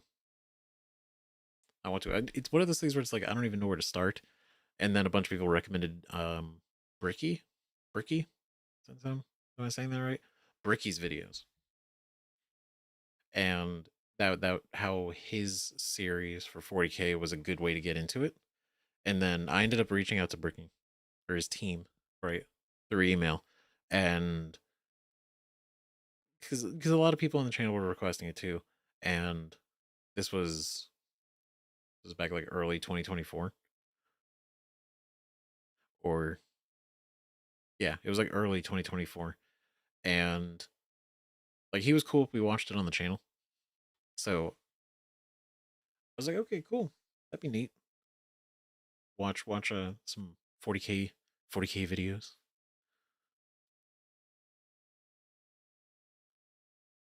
Right, remake of Tomb Raider: Lost at Atlantis looks. So wait, is Lost in Atlantis? Is that yeah? So there was what Catalyst and Lost in Atlantis. Were those previous games? Were those previous plot lines from like the PlayStation versions, or these like brand new, brand new? I mean, either way, they look great, but I'm intrigued by the Lost in Atlantis. Right, the Atlantis story, whatever that ends up being.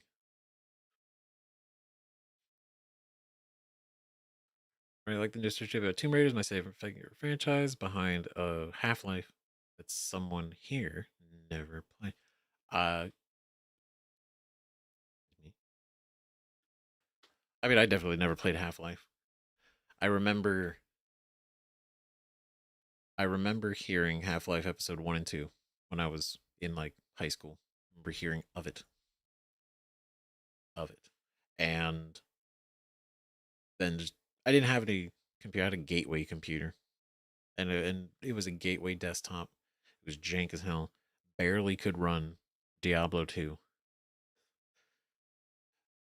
Or couldn't even run Halo. Right? What is it? My friend and I went to GameStop, and he got Halo. He bought Halo way back when on PC, and we tried to play it. Didn't really work. Janky. Couldn't get that thing to run right at all. We could play multiplayer, and by multiplayer, uh, we had dial-up internet, so that wasn't really working out too well for us in my situation. But um, uh, we would literally just play as the one just solo on the multiplayer maps and just like fuck around. We just take the warthogs and just drive off cliffs and see if we can land them back on the wheels. Just goof around. But yeah, remember Gateway 2? I know, R.I.P. Gateway. Yeah.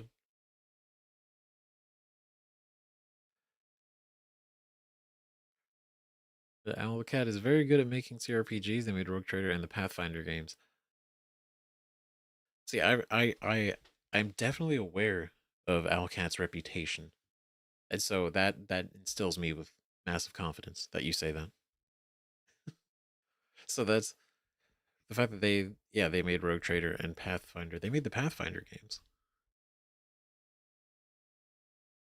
Yeah, so we are at a time we're living in a time that I was like 10 years ago. I don't even know. I don't even know if we could have predicted. I could have predicted. I couldn't predict it. Right? If you're gonna tell me like, oh, CRPGs are gonna make a big comeback, like, what do you mean? Nobody wants CRPGs. I think it's people didn't know that people didn't know, and at the same time, people were coming out with good CRPGs, and so it's both. It's both. It's not necessarily like, oh, people didn't know they wanted it, because you could want it and it still be, you could play like a CRPG, but it could suck, and then that's not great. So it still needs to be a good game. It just happened to both diverge at the same time, and Larian just was like, "We're gonna make a good game." And then Original Sin 2 is what got a lot of people's attention, at least from what I knew, who didn't know about Larian, didn't know about the Divinity series. Original Sin 2 is what drew their attention, and then they got into that. And then when Larian was in charge of Baldur's Gate 3, both the D&D fans and DOS2 fans were like, "Oh shit, this is going to be good." But then I know there was some friction because of the turn-based system, because Baldur's Gate 1 and 2 aren't technically turn-based. So that was a bit touchy. Right? What trailer were you most excited about from tonight? That's a great question. That's a great question. And I asked the question back to you and everyone else. Right? So Echo Bucket, let me tell you. My favorite reveal, I gotta be real, was Divinity. I have no concept of what it means. Of and to answer your other question, have you played Divinity Original Sin 1 and 2? No. No. Divinity Original Sin 2, I started the tutorial boat, and that's about it. I didn't know that was the tutorial section, so I never finished that. But favorite trailer would have to be that. After that, this one, Resident Evil. Resident Evil. So it's less of a trailer and more of a just more information. I'm a sucker for Resident Evil.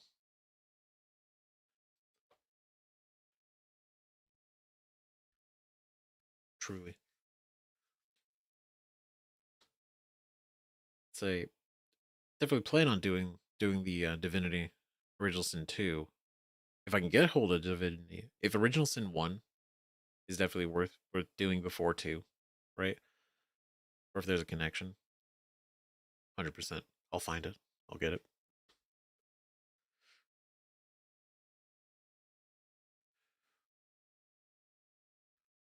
Let's see, where was it?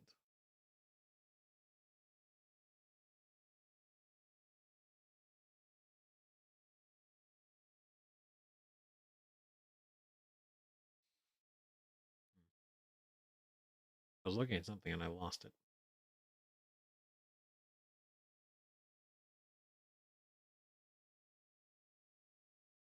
But, oh, I'm sure I'll find it.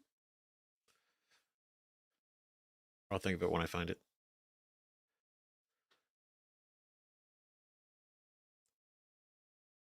Let's see. I tried Baldur's Gate 1 and Baldur's Gate 2, didn't like the way it worked. Yeah, I've heard it's a very different combat style or gameplay style in general.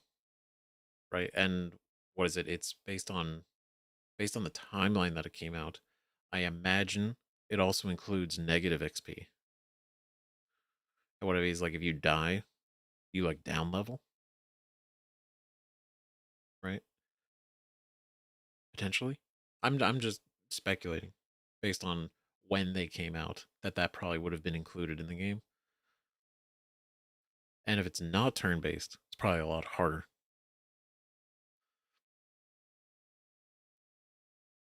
Also, Gate 1 is a pain because the now old D&D rule set they used. Yep, that's what I was worried about. Not worried, but more sort of thinking.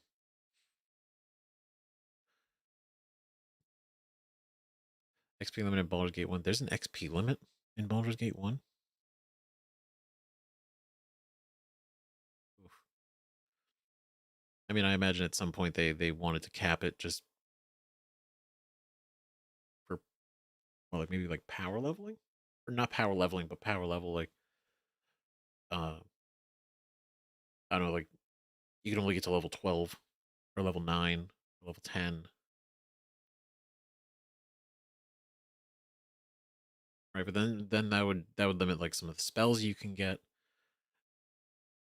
And so it's probably definitely more of a testing the waters game. Right, Baldur's Gate 2, you can get to high level and cast spells like Wish and stuff, which is awesome. Hell yeah. You can actually cast Wish. That's huge. Fate of the Old Republic, people have been craving for a sequel, Knights of the Old Republic, for a long time. See, that, I've not played Knights of the Old Republic. It's both been recommended, oh, just look up like, the story details of the game. Watch those or play because the game's pretty old, but the story is really good. Like graphically, it hasn't aged well, but story wise, it's timeless. Ran on Baldur's Gate 1, couldn't get out of the starter area, got stuck on what to do. I feel that.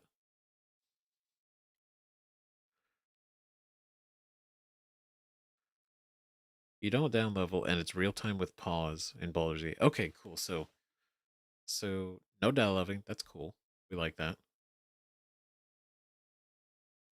Live action, but you can pause real time with pause. That's interesting. So you don't give out commands so much as you quite literally actively do everything in real time. You just have the why. I would ask, what is the benefit of the pause? Then in that point, so you can kind of like gauge movements, or can you make changes while it's paused, like tactic changes? Interesting, right? Also, you play the same character in Baldur's Gate 2 as Baldur's Gate 1. You can transfer them over. That's cool. We love that.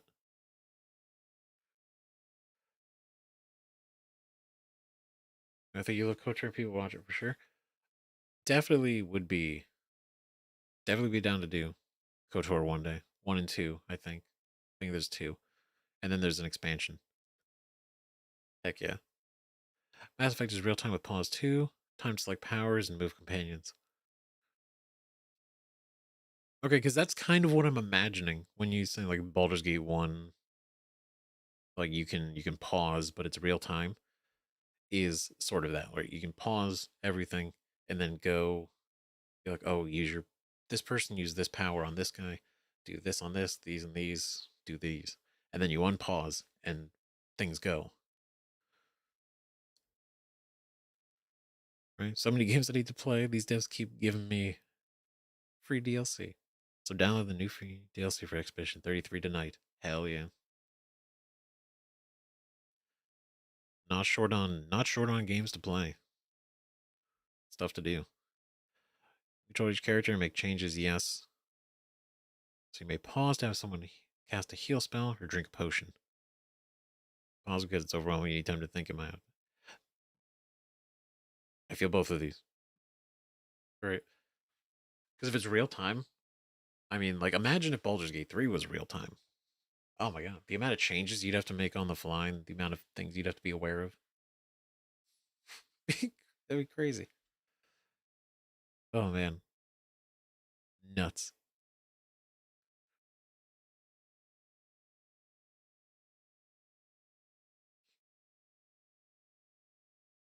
Absolutely wild. We got we got so many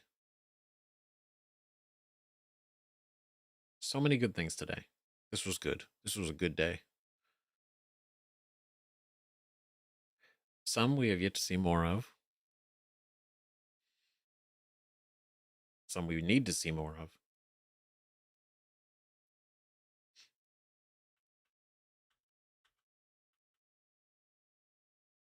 Paladin finally coming to Diablo. Got Deadpool and Marvel Rivals.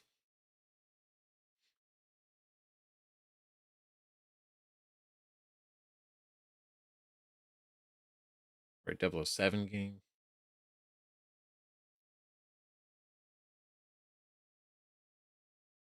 God, I'm sorry. That's a beautiful shot. I don't remember what the ships are called, but they look great. And I have a rough concept of just how big they really are. What is it like this is essentially like a small, I'd say city, but I think city's still too small. Country? Like essentially like you can an entire life could be lived on just this ship in the Warhammer 40K world. I'm a big Tyranid fan. But that's mostly because I'm also a big Zerg fan. Right, there's a Baldur's Gate 3 real-time mod. Good lord. That sounds crazy. I'd have to see how that goes. That sounds wild.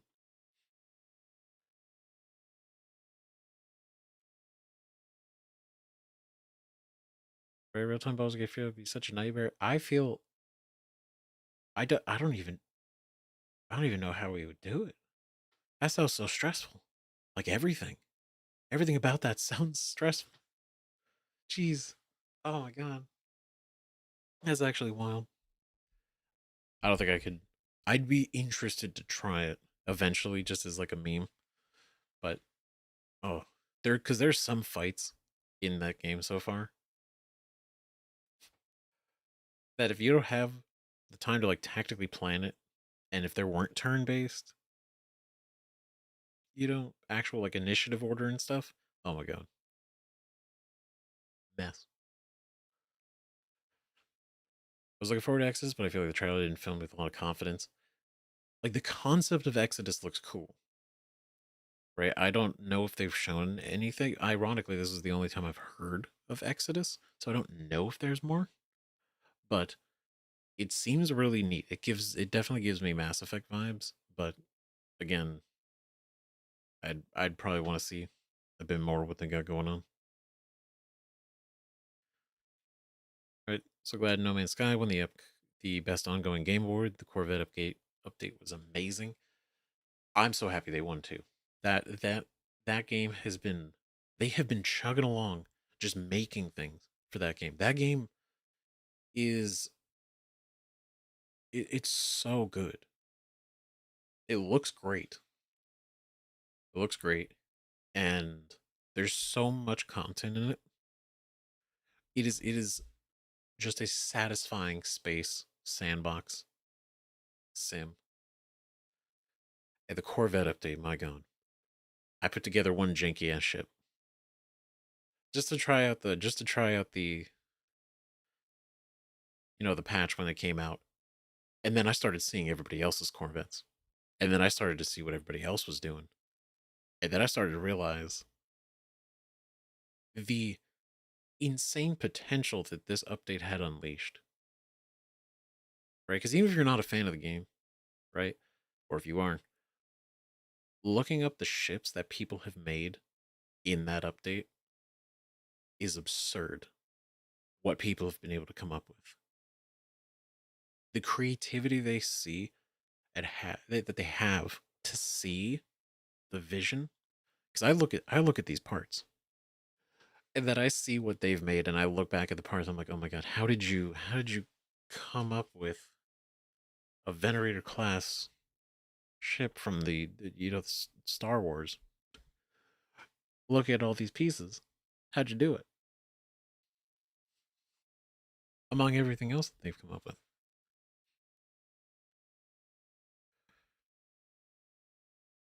Right? Just imagine how many times, how if everyone casts Fireball at once in real time, beautifully done in Baldur's Gate 3. A lovely, basically a game over screen right away.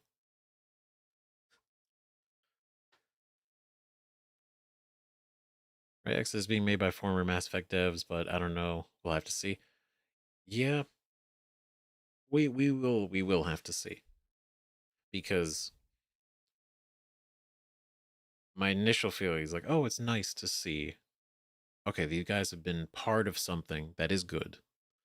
That they have produced before. Right, but then I do remember there are times where we've had that, and it's like, oh, it's not that great. And I know a lot of it happens with studios where they're like, oh, the studio that made this game, right? But then that studio has like none of the people from that game that made that game part of it still, but the studio will still market themselves with that game. It was a little bit disingenuous to me, but I hope that Exodus is good. I gotta go find. I gotta go find all this. Yeah, Jamlu. I gotta go find all that. Right? There's a lot of info on Exodus, but the lower races, etc. I need to do a deep dive into what they've shown off. Then,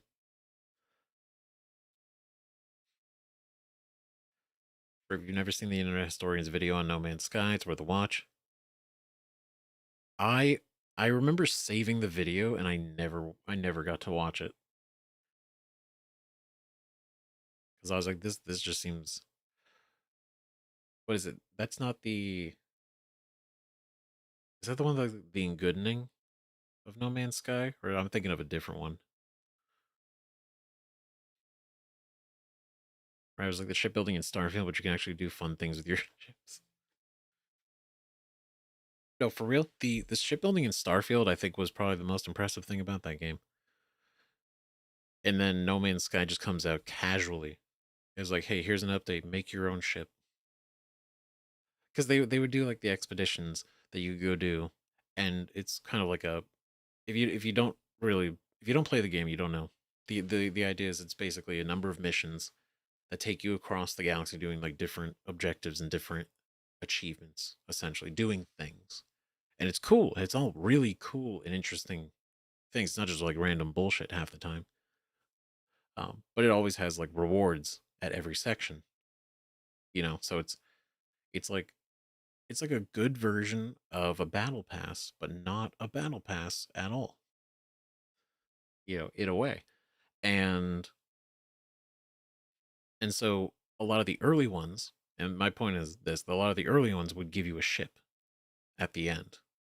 They had one that's like the living ship, so it's like quite literally like organic. It looks alien. It's really cool. The first expedition, and I kick myself every day afterwards. The first expedition they did when they started doing those was they gave the reward for finishing it was you got the Normandy, the SR1 Normandy ship in the game. They did a crossover with Mass Effect. And so you got the actual Normandy that you could have as your freighter, your frigate in the game. So you could park your small ship inside the Normandy, and it was fucking rad. However, I hadn't played Mass Effect at the time, so I was like, that's cool for those guys. That's awesome for Mass Effect fans. Happy for them. Love that. I don't know. I don't know anything. And then I played Mass Effect 1, and I'm like, son of a bitch, I should have got that ship. I'm like, god damn it. I was so close. I should have just done it. Should have just done it. I knew I was gonna play it one day anyway. It was funny.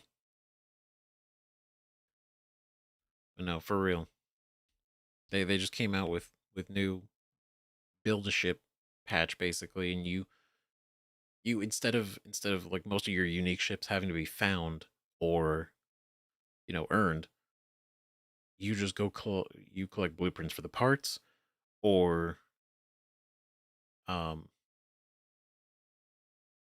you go into like creative mode where it just has everything unlocked. You just make whatever the hell you want. Right? Wait, was it the SR1 or the SR2 Normandy? It was the SR1. It was the red one. The red Normandy. The OG. The OG Normandy. You have the Normandy frigate in No Man's Sky. My god, he's got it. He's done it. I'm jealous. I'll be honest. That's pretty cool. I know at the time you can't. Right now you can't fly them. Right, you can't fly the frigates. But the fact that you could have that bad boy parked in the sky, just look at it, fly around.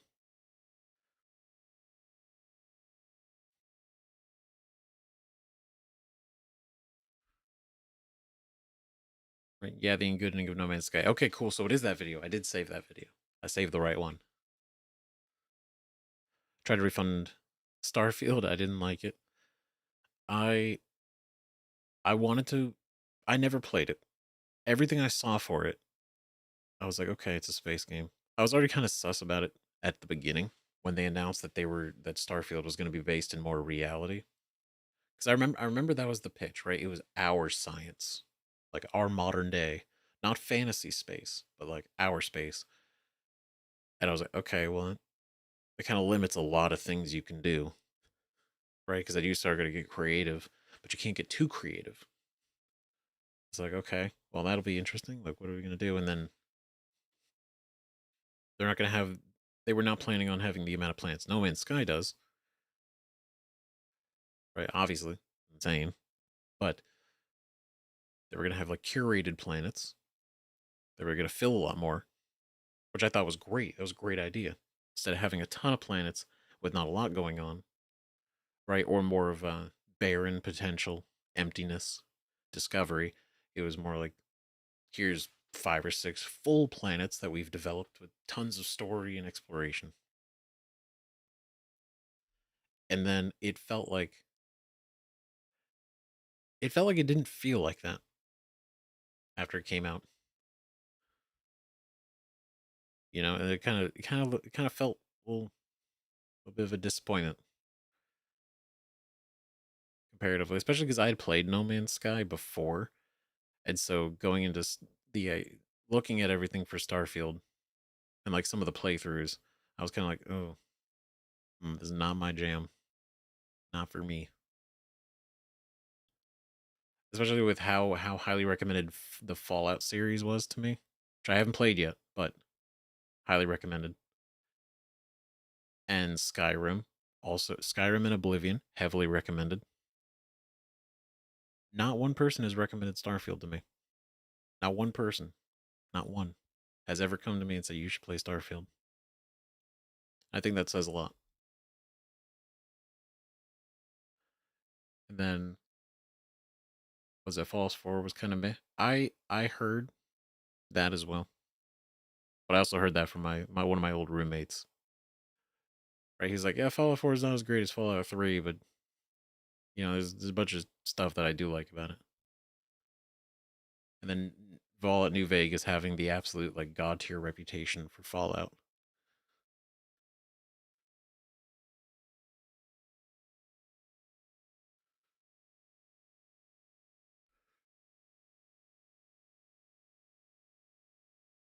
Right, so many memories you build up in the ship collecting matriarch writings, only for it to be destroyed. Such a pity.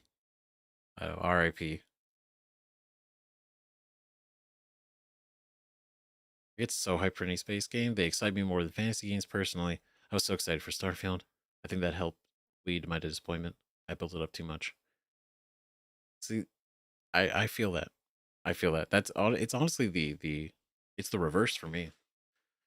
As far as like I love and I get hyped for fantasy games.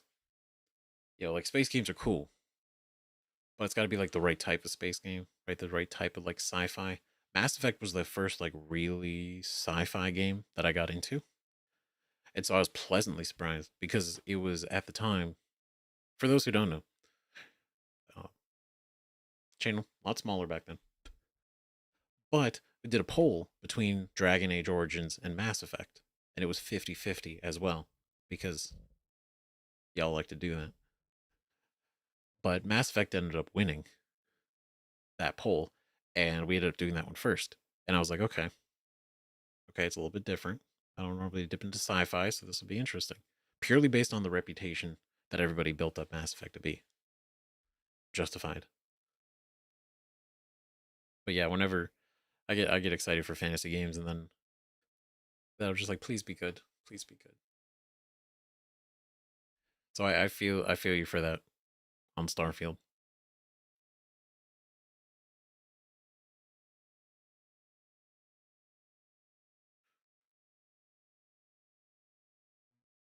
Right, with all Source of Hero, I would never guess you like fit.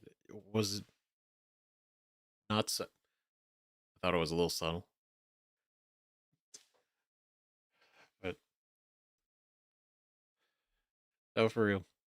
Obviously, huge. So when everybody was like, "Oh, you got to play Baldur's Gate 3 or you got to play Dragon Age Origins," you got to we got to pick one. I'm like, "Oh no, what are we gonna? What could possibly? Which one do I want to win?" Right? Because it's like whoever wins, we win. Right? I recommend Starfield. It's like one that would probably it's unique. It has its own strength. Way better RPG than Fallout 4, and even Skyrim. Skyrim is better exploration. So I guess it's curious, like, what the RPG side, right? I know, like Fallout 4 kind of stepped away from more of the RPG elements that three that three had, and then I know there's also the isometric Fallout's.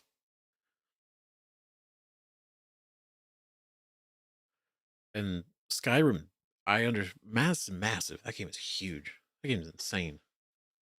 I know there's tons of people that play it they're like it's like thousands of hours, hundreds. I'd say hundreds is honestly even on the lower end for the average Skyrim fan, right? But what is it? One of the mods in the channel taught they're what I told that I hadn't played Skyrim really. They were like, "What? You got to give it a go. You got to give it a go." And so one day I will give Skyrim a second chance. And I say second chance because I had gotten it on PS3. Took me like 14 hours to download it. And then I started the intro on the wagon and I ran out of time to play it. And basically for the day, right? I'd spent so much time downloading it, finally got to play it, was on there, got the character creation, then it was like, oh okay, well now I got tons of other stuff that I have to do today. So unfortunately. PS4, not 3. I said PS3. Was it the PS3? It was the PS3. I was tripping myself. It was the PS3 because it was the Dragonborn edition, something like that. Right? Because I got that and I got The Last of Us at the same time.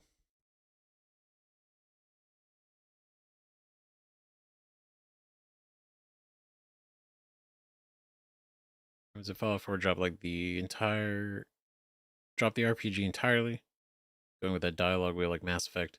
Didn't work at all. Only works in Mass Effect. Oh, they went for a dialogue wheel option? I guess I don't really have any idea of what it was like before that. For like Fallout 3. But I imagine enough of a change doesn't really fit right.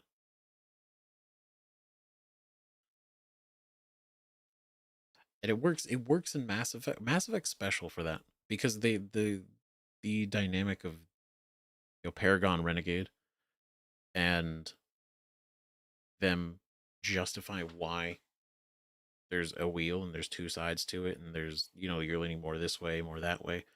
But then also they broke down the alternate dialogue and then progressional dialogue. It works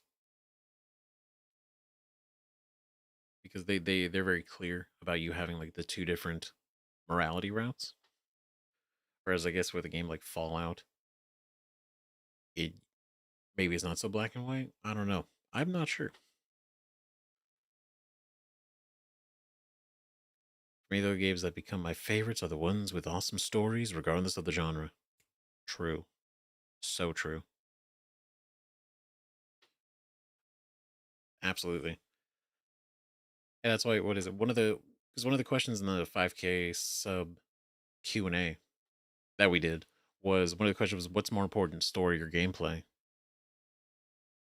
And, there's a lot of nuance there. And I'm not going to go into a whole rant. This could go for another 3 hours of me talking about that. But the idea is, what is it? You'll remember a bad story and you'll remember bad gameplay. And for a game, gameplay is priority. Right? Because you could have a nonsense story and the game can feel and play really well. And you'll have a good time.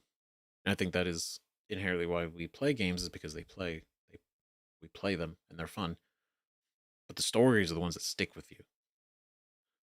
Because you can remember like, oh man, I loved Devil May Cry 1's gameplay. It was so good.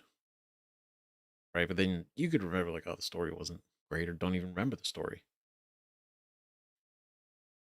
Right? But then you play games like Mass Effect 1, where you could say Mass Effect 3's gameplay, Mass Effect 2 and 3's gameplay is superior, but you still remember the story, even looking back. Even if you don't remember the gameplay.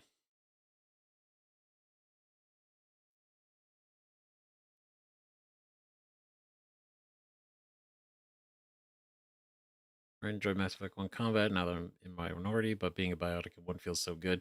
I loved the combat in Mass Effect 1. I loved it. I thought it was absolutely fun.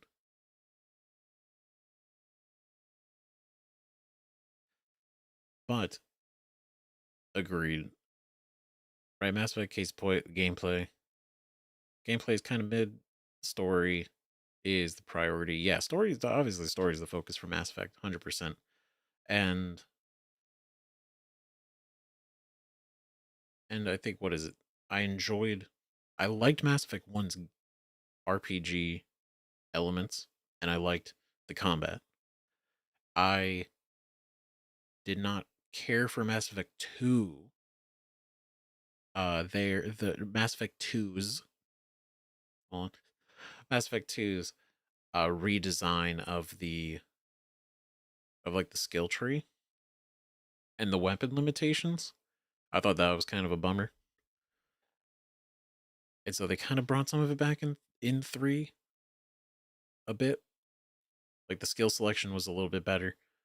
It's still not, I think, not as fun or as creative as you can be in the first Mass Effect. But being able to kind of switch around weapons and have essentially any weapon you want, that was great.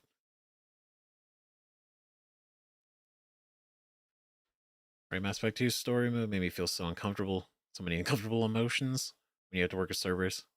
I didn't like it, but it's funny how much my opinion changed by the end of the game. Oh my god, I don't want this to go on for another hour because I could. My god, could I tell you about Mass Effect 2? But no, I was so agreed, uncomfortable. Mass Effect 2, the entire, I think the first like 3 episodes of that game, I felt so uncomfortable the entire time. The first episode, or like the first and second episode, I was like, I was having a bad time. Not that I wasn't enjoying the game, but like story wise, I'm like, oh no, is this really what we're gonna do? I'm like, we're were buddies with Cerberus. We destroyed my ship. I lost all my friends.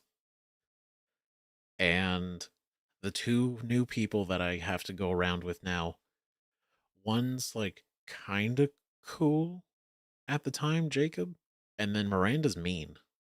So I'm like, oh, good. I'm like, this isn't exactly the Mass Effect vibe that I'll go for, right? And man,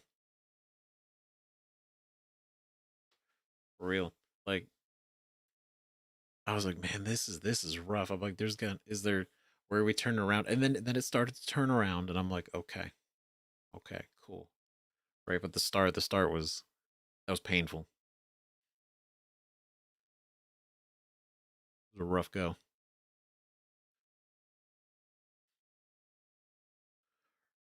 right? Let's see, what is this here? So, Fallout should always be more open, not three types of answers like Fallout 4 did. Skyrim is amazing to immerse yourself. The RPG story is barely there, very hard to remember. The good plot in Skyrim. Of all the times I've heard of Skyrim, I've not heard anyone talk about the story. I know it's mostly mods. Mostly mods talk about it. But mostly mods talk. People talk about mods for Skyrim, right? And the gameplay. Not too much of the plot. Mass Effect 1 is my favorite all for gameplay, deeper leveling mechanics. Mass Effect 2 story is so good. Mass Effect 3 is good. I know the ending is controversial for most. Agree, Mass Effect 1. Like I said, the perfect Mass Effect for me was the story of 1, the gameplay of 3, and the companions of 2. If we were to smash that together, perfect. Perfect for me. Right, the Mass Effect 2 story, I had to come around on a little bit by the end of it. I didn't dislike it. Mass Effect 2's strength is its characters, but the plot is essentially, it's a heist. That's the entire game. It doesn't take a lot of things from Mass Effect 1, really. It doesn't rely on most any of your choices. And I say rely. There's some influence, but the story goes on regardless of really whatever you did in Mass Effect 1. And they don't even really talk about much of anything that was set up. There's a few things, right? But it's essentially a very focused, straightforward story, right? I was fuming watching your takes on Ash, my beloved Ash. Oh no. Thing is, Ashley in Mass Effect 1, I thought had a great character arc, right? Great character arc. She was really rough at the beginning, right? She had a lot of xenophobia, right? And but then like the more you learned about it, like you learned where that came from, right? And then by the end of it, I mean even during, right? She's cool working with like Tally, and she says that, and then she's progressing as a person, and then by the end of it, she's like chill. It's great. And you see like how far she come from being this sort of um army brat in a way, right? Very very isolated, very specific life army brat to now being thrown in here, and Larry, the reputation of her father, and trying to not only live up to that but be better than that at least, right? And then growing as a person beyond that. I thought it was great. I thought it was wonderful. And then Mass Effect 2, they made her hate me. And it gave me no conversation options to even like hash it out. Nothing. It was one of my big gripes with Mass Effect 2. Is whether it's Caden or whether it's Ashley, right? I never forget. That's like a core memory. I think about it all the time. That conversation and how he like yells at me. It's I was like, was like, okay, but you know we're not working for Cerberus intentionally, right? You know this. And she's like, I don't care. I don't believe you. How do I know you're even you? And I'm like, okay, well, can we talk about it? No. Goodbye, Shepard. And I was like, oh, okay. All right. And I get maybe that they probably had to write it like that to like be like, okay, she's still around, but you know, moving you aside in case, I don't know, like maybe in case she was a romance in the first game. And they had to introduce new characters or something. Right? And then 3,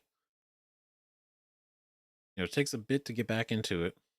Actually get back into the game. But not bad. There were just a lot of companions that I wanted to adventure with.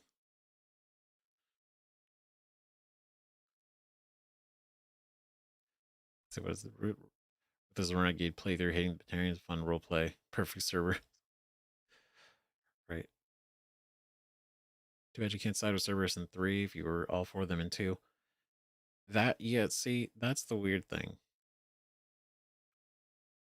Is like when you had a lot of choices, but like what if in 2, because you could make a lot of choices that were very pro Cerberus. Sort of like, you know, this you could be more in line with, the elusive man and everything that he's trying to make us do, even if it's manipulative.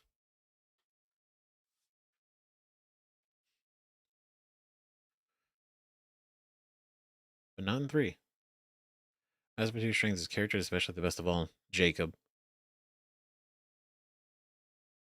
I can't believe I said those words out loud. My God. I can't. Jacob, I feel bad for. I feel bad for Jacob. I feel bad that he, how do I say that he exists, but I feel bad that he was written in the way that he was. I feel like he had so much potential at the beginning and then it just dropped off. I was expecting him to be like Arcaden, right? The way that he talks with us and everything at the beginning, especially the contrast to Miranda, how kind of cold-hearted she is. Jacob's like, "I got you, bro. Like we're in this." All right? And I was like, "Cool. Okay. Okay, Jacob, this could go somewhere." And then he kind of just drops off. And then his loyalty mission is like, "Oh, like his loyalty mission's like fucked up, but interesting." But then it doesn't really go really far with a lot of it. And then he himself doesn't seem to have much of a reaction overall beyond that. And then, I mean, that's basically that's it, which is a shame. He could have been such a great character. And then him in Mass Effect 3, this is what I mean. We can talk about, we can do an entire stream for like 4 hours talking about Mass Effect. To be so interesting. It really would.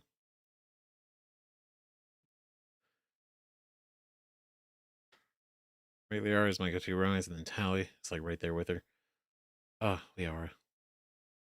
Every time. Is it a trope that the black characters are often not written well? Thinking of Will and Baldur's Gate 3 as well. I have no. I don't know about Will yet. Will seems like a cool character. I like him. I do. Like his whole, hero concept and, doing the good. It definitely seems to be like his thing, right? Is that? But it's tragic that Jacob didn't seem to like really have a character. Right. I remember his line in Mass Effect 3 where he's like, where we talk about, we go to try to like, we have a moment to talk to him and we get an option to like convince him to come with us. And he says like your real love is the Normandy. That's what you really care about.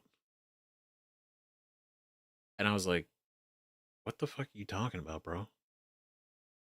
Like what? Like do we not go through some crazy mission in 2?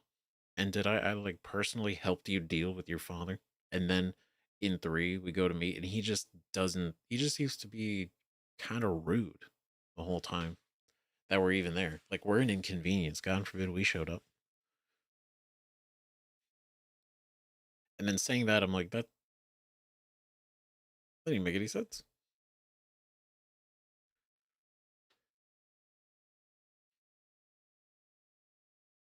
But yeah, I guess reserve your judgment until you finish the game. Yeah, that's basically where I'm at. Because I like Will. I think he's great. And the hardest part about Baldur's Gate 3 is the fact that I can't bring everybody with me. I have to constantly choose who's in my party and who do I leave behind, which is constantly this battle of like, okay, thematically who do we bring, but then also like who should I bring with them, but then also like, oh, I haven't had this person in the party for like forever, so I kind of do want to bring them, but if I bring them, then I have to leave another person behind that I'd want to have. It's like that whole that whole thing, the duality.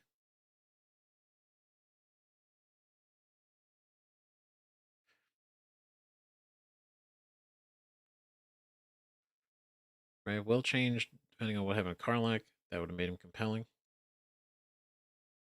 but he's the same basically either way. Yeah, I thought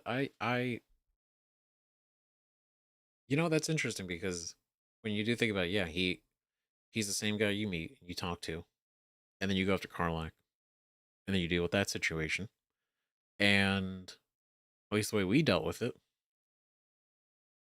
he's kind of just like, okay, damn, I was tricked. And then we move then we move on. He's the same guy we met back at the Grove.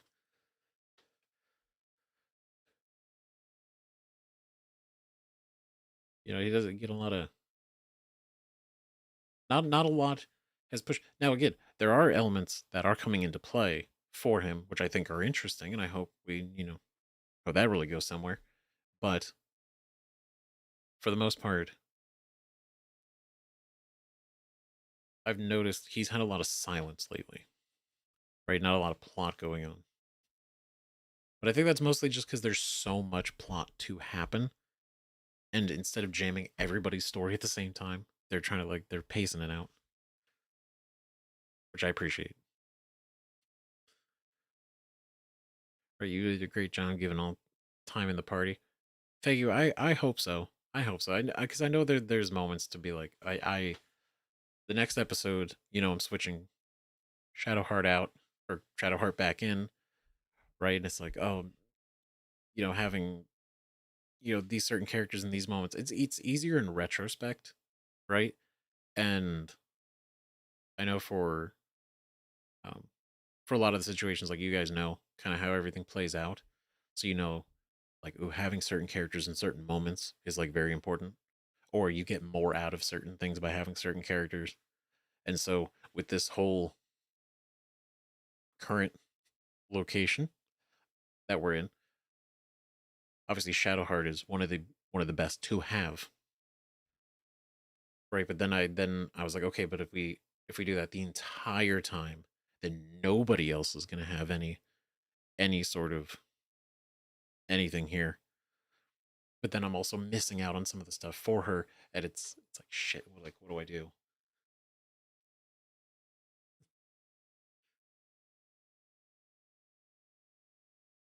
Right, Will is the best of us, kind of like I said, a real hero. It's not really compelling for a lot of people, unfortunately, but he's well written.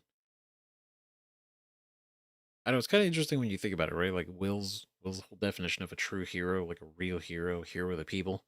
That's what we are in a way, right? Like the average player. If you're not going in specifically like I'm gonna go in as more of an evil character, for the most part, Will is doing what we would want to do, pretty much.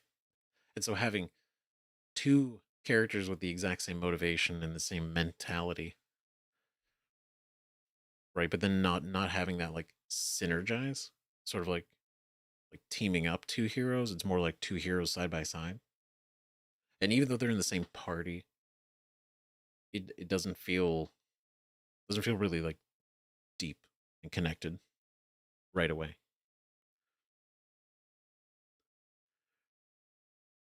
Right, the cool thing is replayability. You will often bring different characters on second and third playthroughs to see all the different dialogue that can happen. Exactly, exactly. And I know there's tons that I've already missed by having certain characters in certain moments, and that's also part of the beauty of it, right? Because there's also I'm also seeing things both in the Discord and in the comments. Like some people have never had certain interactions before, and we have, and so it's like even after people play multiple playthroughs, like certain combinations of the party in certain moments you can't really predict. It's cool that there's so much of it.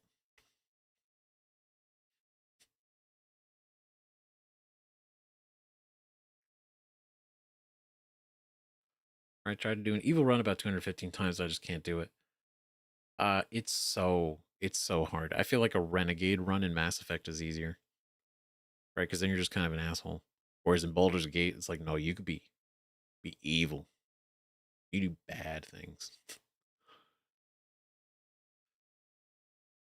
right? It's also insane you can play the game as the origin characters and get unique stuff for them as well.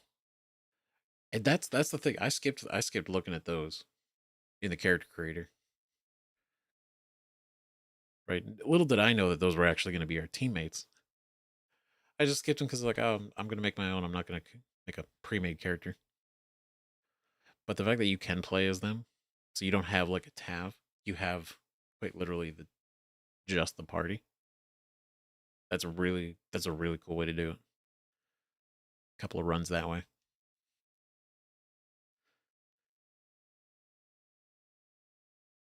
Did you know you can put poison in the punch bowl at the goblin camp, and a bunch of them will die? What? No way. Really? That's amazing. That's fantastic. I'm sorry, like processing. That's so cool. That's so neat. Wow. I love the little shit that they've like accounted for and thought of. That's so cool.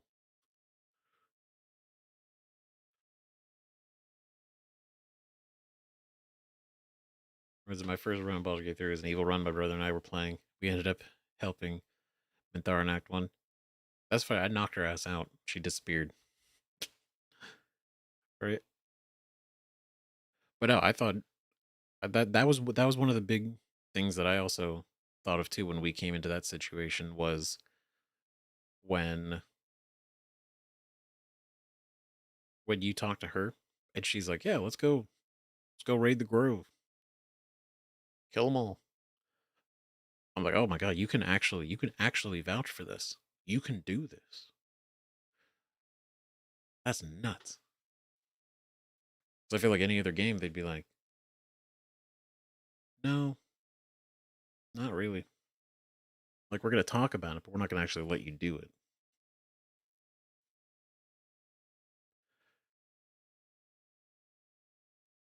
It depends on how you play, just by giving into dark urges and dialogue you choose. I can see that. Right, the funniest part of the playthrough is when I sided with Nathara, help kill the grove, got a notification mission. Will's just left your party. Wait, what? They can leave? That's crazy. So like you do stuff that's like genuinely against them and they're out.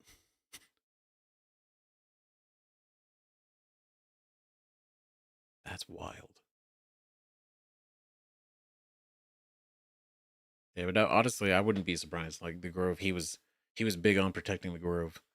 And he was there. So, you know, leading the charge into killing everybody, that totally makes a lot of sense. Why he would just dip. He'd be like, "No, actually no. This is not what I want. This is not what we want."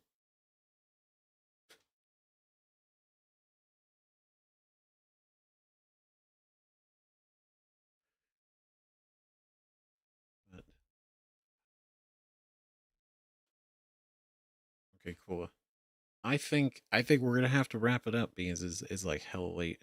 I gotta get up for work tomorrow. Get a few hours, handful of hours. But man, this has been a blast. It's been great. I love a little chit chat here at the end, right? A little cool down conversation about everything. It's neat. It always pivots into some interesting territory, going to games that we've played in the past and playing now, and then hearing everything you guys have to say on everything. It's a lot of fun. It's a lot of fun. So now I can't say when the next stream will be because, good lord, I have no idea what we'd stream because a lot of the real story based games, right? That those are a lot better for for you guys and for a lot of people to have them kind of just like edited, curated, focused on the channel, whereas live streams more free ball, right, freestyle, and so maybe there's more ideas, throw them out there. But for real, thank all of you so much for being here. This was awesome. This was really cool. This was a fun time. Happy to see you all. Right, absolute warriors going through this. So many hours. Still wait for you to get back to Barbie Horse Adventures. You're so right. You're so right. You're so right. We do gotta finish that playthrough. Save the horses. We gotta know. We gotta know. Here's where it's still fresh. I appreciate it. Thanks. Thanks, guys. Thanks, all of you. Alex, thanks. Thank you. Thank you. Thank you. Thank you. Thank all of you. Incredible. Right, that was the first video you watched. Your first video was me memeing about starting Baldur's Gate 3 with Barbie Horse Adventures. That's a beautiful thing. That's absolutely phenomenal. I'm glad. That was a great intro then. It was a great introduction. Shenanigans. But I'm glad. I'm glad that was the start, and then you enjoyed it enough to stay around. I appreciate that. And then enjoyed it enough, even more, to choose to become a channel member, which I massively appreciate. That's crazy. And she didn't sing for me. I was like, what the fuck is this guy out about? That was great. This is so funny. I love it. It's great. Funny enough, I did the same thing with Mass Effect 3. So many people were waiting for Mass Effect 3 for so long. I did the same kind of screwery with Mass Effect 3 Part 1. It's a little thing. And then for this one, I was like, wait a minute. What if I keep it going just long enough to where they don't know if this is serious or not?